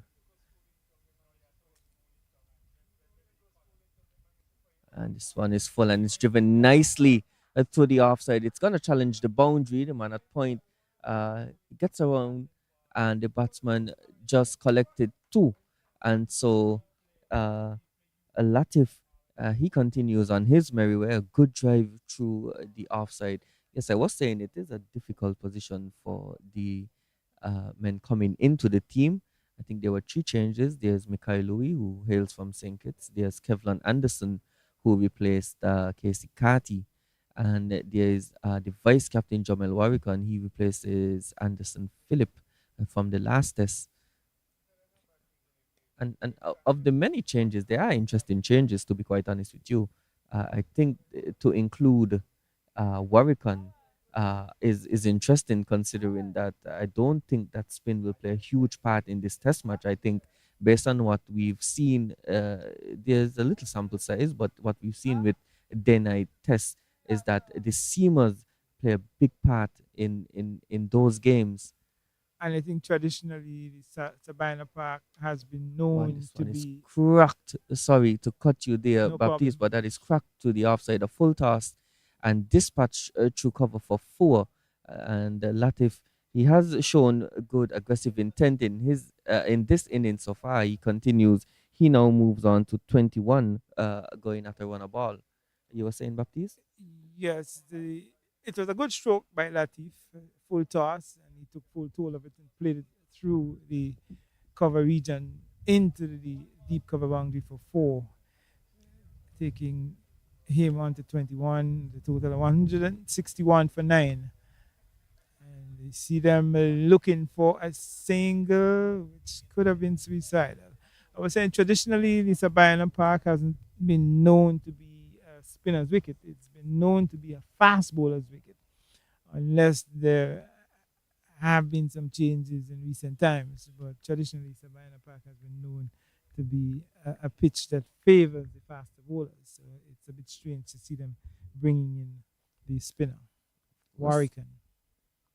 and on the flip side of that, the Australians would have replaced Nathan Lyon with I think Scott Boland, and so they've gone with an all-seam attack with their team. I think it's certainly going to be really difficult for the West Indian batsmen. I think in general they have struggled over the series, but there's just a different dimension that you have to take into consideration with day-night tests, and they also have to face up to one of the most successful bowlers in that uh, form of Test cricket, the day-night test in Mitchell Stark, who is just I think 4 wickets away from Four, 300 for 400, 400, yes, 400. and so he'll certainly be looking to get to that milestone. I don't see how he doesn't. The West Indies have really struggled at the end of over number 45 here. The score 162 for 9. Yes, the West Indies have really struggled to score runs in this series. They've bowled well though. I must commend the bowling unit. They've done a really good job of restricting Australia for the most part to scores just under 300 or thereabouts. However, the batting has been abysmal failure, and not to be too harsh on the batsmen though. They're facing one of the best bowling attacks in the world, in world Test cricket, and adding to the fact that the Australians coming off of a defeat in the World Test Championship, they certainly would have been looking to rebound and have done so in the West Indies. So we can only hope that we get a positive result from this day night test. And Latif is looking for a huge slug sweep, and it just drops short of the man coming in from the mid wicket boundary, and a bit of uh, back and forth between the man at orthodox mid wicket and the man running in on the boundary. It's that man, McDowell again. He certainly plays with his heart on his sleeve, and he's really good passion. I like the way that he approaches the game. He shows good intensity. He plays the game with a great passion, plays with a lot of heart. He puts just about everything into his game. Fortunately for Latif, that ball was played in the air, but away from any one of the fielders. So it more or less bisected the fielder on the deep, straight mid wicket boundary and over the head of the fielder at short mid wicket, uh, who is McDowell. Yes, and we see another change in the field here. So there was a slip in place. Now that man goes to straight mid on, and so he has a straight mid on. There's also Deep mid on. yes, and I don't want to say straight. It's more of a silly mid on.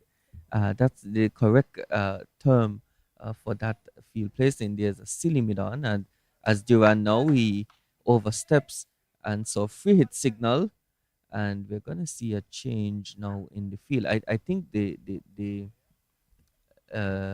rules were changed with a free hit, whereby the fielders can move back at least to the 30-yard circle, and I think that was done because of the safety for the batsman. Now remember, normally a free hit you can't change the field, and this one is a full toss, and it's just patted to the man at long off. There, no power in that one by Chulai. But that concludes the 46th over. The score now 164 for 9. Guyana requiring now 99 runs from 24 deliveries. 4 overs left in this innings. Yes, that free hit was not capitalized on at all by Chulai. It was a big full toss that really should have been put away, but there was no power in the stroke. He more or less just patted it up towards uh, mid off and did not even pick up a single. So he did not make good use of that free hit at all. This Yes, one, and Kirsten Murray is getting an edge from Latif, and Latif has lived on a few chances in his shots there at the crease so far. Kirsten Murray, who is now in his final over of his allocated overs in this game, and he has figures so far of uh, 3 for 27 with one maiden. So he'll be hoping to wrap up uh, this innings and get an extra wicket. And he's full and nicely driven by the number 11 Chulai. He's two from 12 deliveries. And Latif, the more aggressive of these two, is 24 from 26 deliveries. the Windward Islands are very much in the driver's seat at this stage. Into over number 47, so there will be 3 overs left after this. Again, he's 9 for 165. They are running for Ooh. just about every available single at this point. Good, quick bit of fielding by the fielder. It's the captain, Stefan Pascal, and I want to highlight the fact that it was hit straight to him, and he did try to run out the batsman, the Latif, but he got in the way and he was struck by the thrower. I think had he hit, he probably would have been out, but that was certainly a suicidal run. Yeah, he was a Oh, long and this way one from the crease. is flicked This away, and towards mid wicket. It seems to have the momentum to get into the mid wicket boundary as it crosses the boundary line now. So 4 runs, 4 more runs to Guyana to advance the total into the 170 is 170 for 9 in over number 47 with 2 deliveries left. yes, and that seemed to be a really tired delivery from Murray there. It was full and it was a heading Midland leg, and Latif just rolled his wrist over that one and hit it over a mid wicket for four. And this one again spearing into that middle stump, and Latif just plays that one to the Mandy at wide mid on for a single. And so Kirsten about to deliver the final ball of his spell, and again, he's bowled. He's gotten 3 wickets in this spell. He's done a really good job.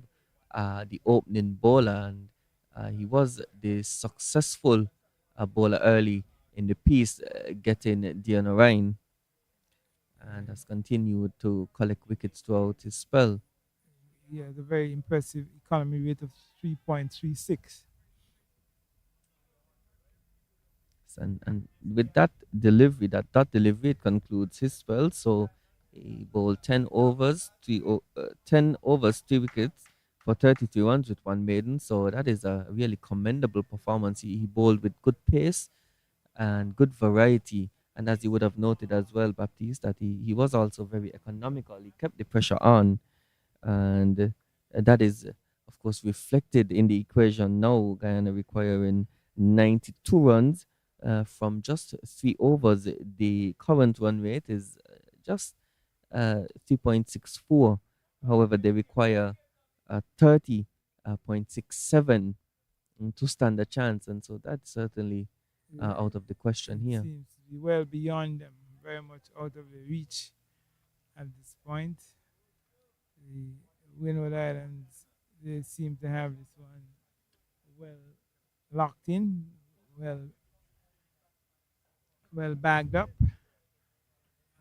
Wide delivery outside the line of leg stump, signal wide by the umpire.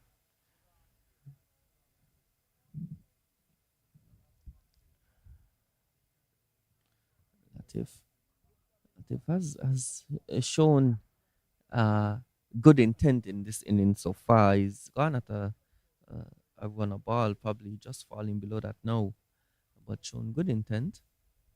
He's trying to get down the wicket, and that one wide outside the off stump. So he was chipping down the wicket. The bowler saw him. He threw it just wide outside the off stump, but Latif was able to react and got back his crease in time. And he's looking to cut this one and fielded by the man there at backward point no run.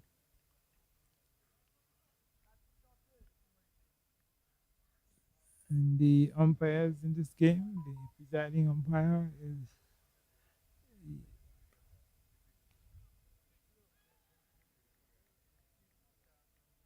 not quite. Mm, Just two deliveries left for Duran in this over.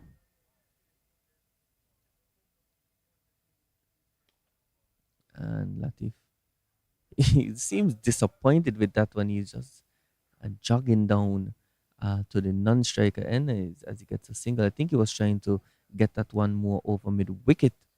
There is a deep mid-wicket, but and a man at long on, but there is a sizable gap there uh, between the two men, and he was probably trying to target that area.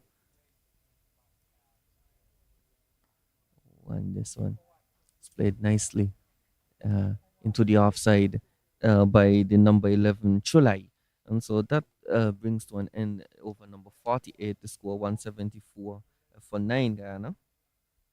Durand has just completed his fifth over, 5 overs, no maiden, 16 runs, no wicket, an economy rate of 3.2. Murray has completed his 10 overs, one maiden, 33 runs, 3 wickets at 3.3 per over. Very good economy rate. The Guyanese seem to be well away from the required target of 263, 262 scored by the Windwards of the 50 overs.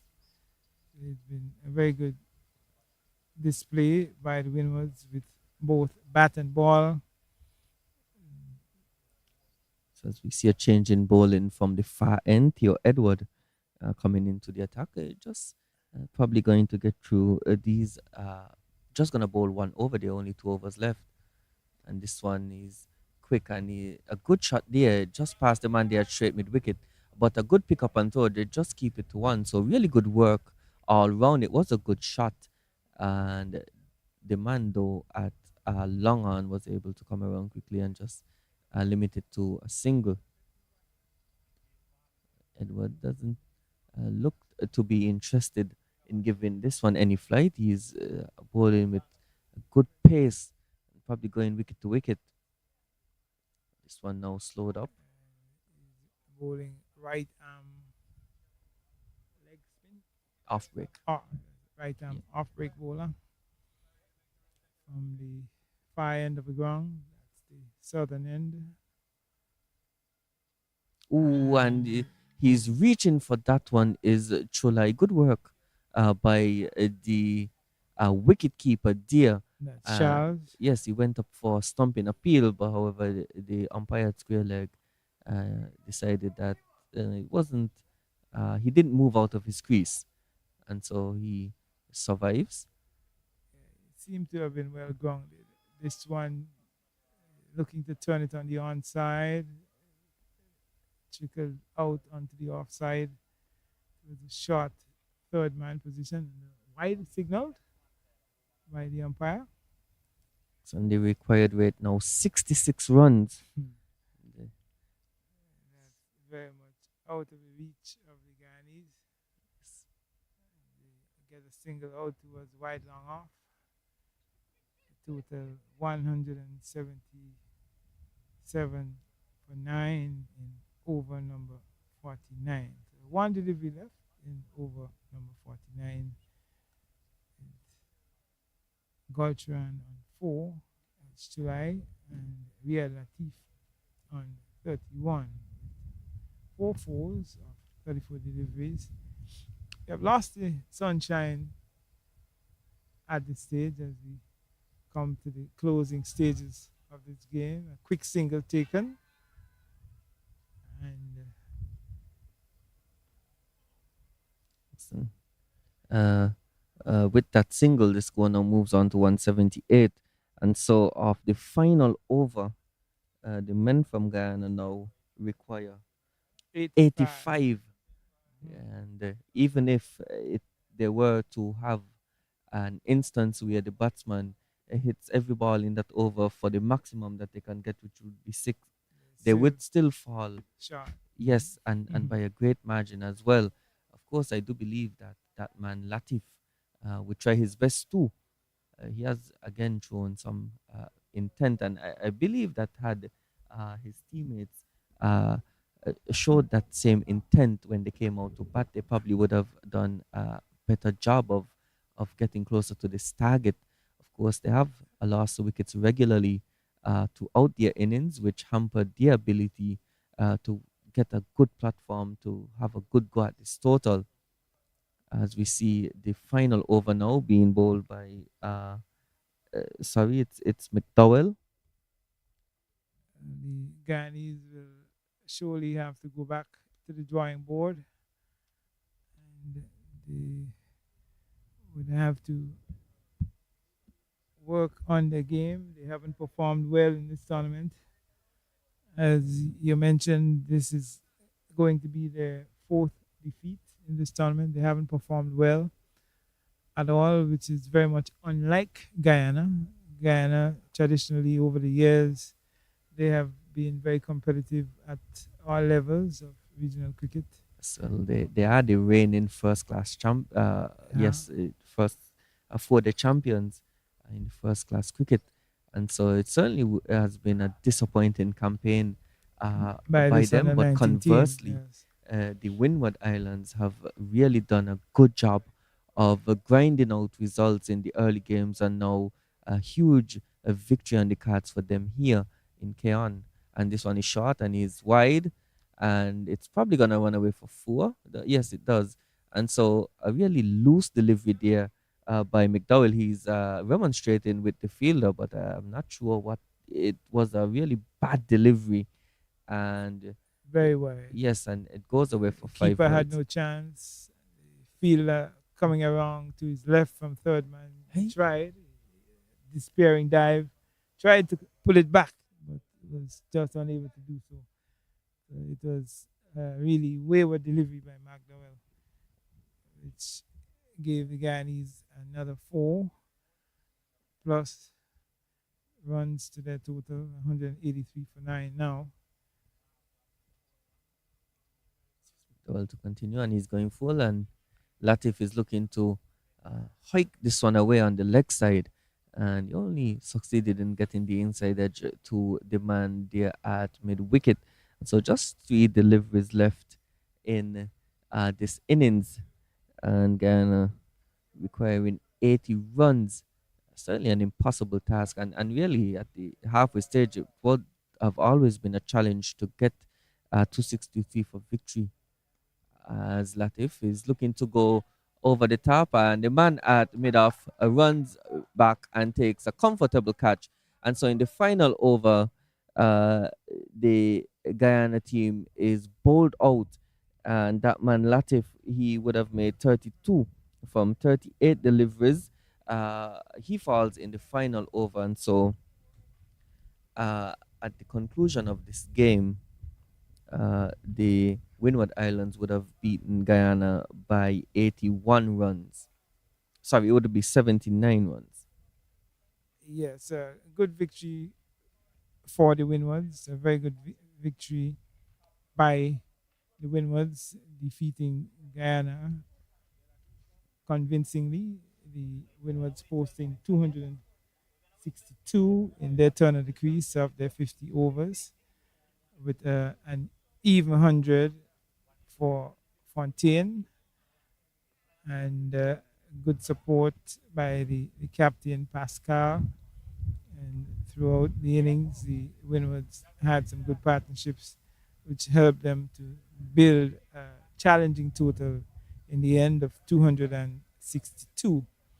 And the Guyanese started very quietly in their response, in their reply. They started very slowly, but then they began losing wickets at regular intervals, and in the end, bowled out for 183, with the Windward Islands winning comfortably by 79 runs. Yes, and just to recap that innings by uh, the Guyanese, there are only two innings really of note.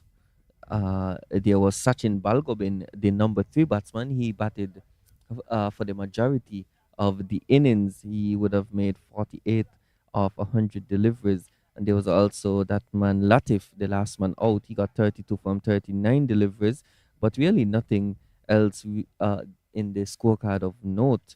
The bowlers, though, for the Windward Islands, they had some good success. There was Kurt Murray, the left arm slow orthodox bowler. He had 3 wickets for 26 runs from 10 overs. There was Kirsten Murray, left arm fast bowler.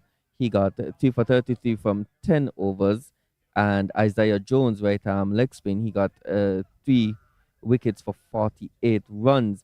Devontae McDowell, the opening bowler, he got 1 for 38 in his ninth over.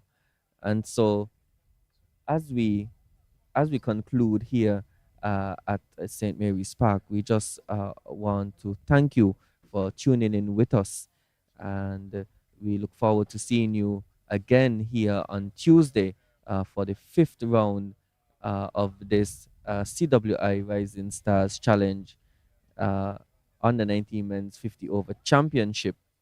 And so it's going to be goodbye from us here, as I say goodbye on behalf of Rodney Baptiste and Wilman McCall. My name is Vijay Harinarain. And just to let you know, the Windward Islands, who would have won the toss and batted first, made 262 for 8 in 50 overs and restricted Guyana to 183 for 10. And the Windward Islands winning this one by 79 runs. Thank you for tuning in, and see you Tuesday.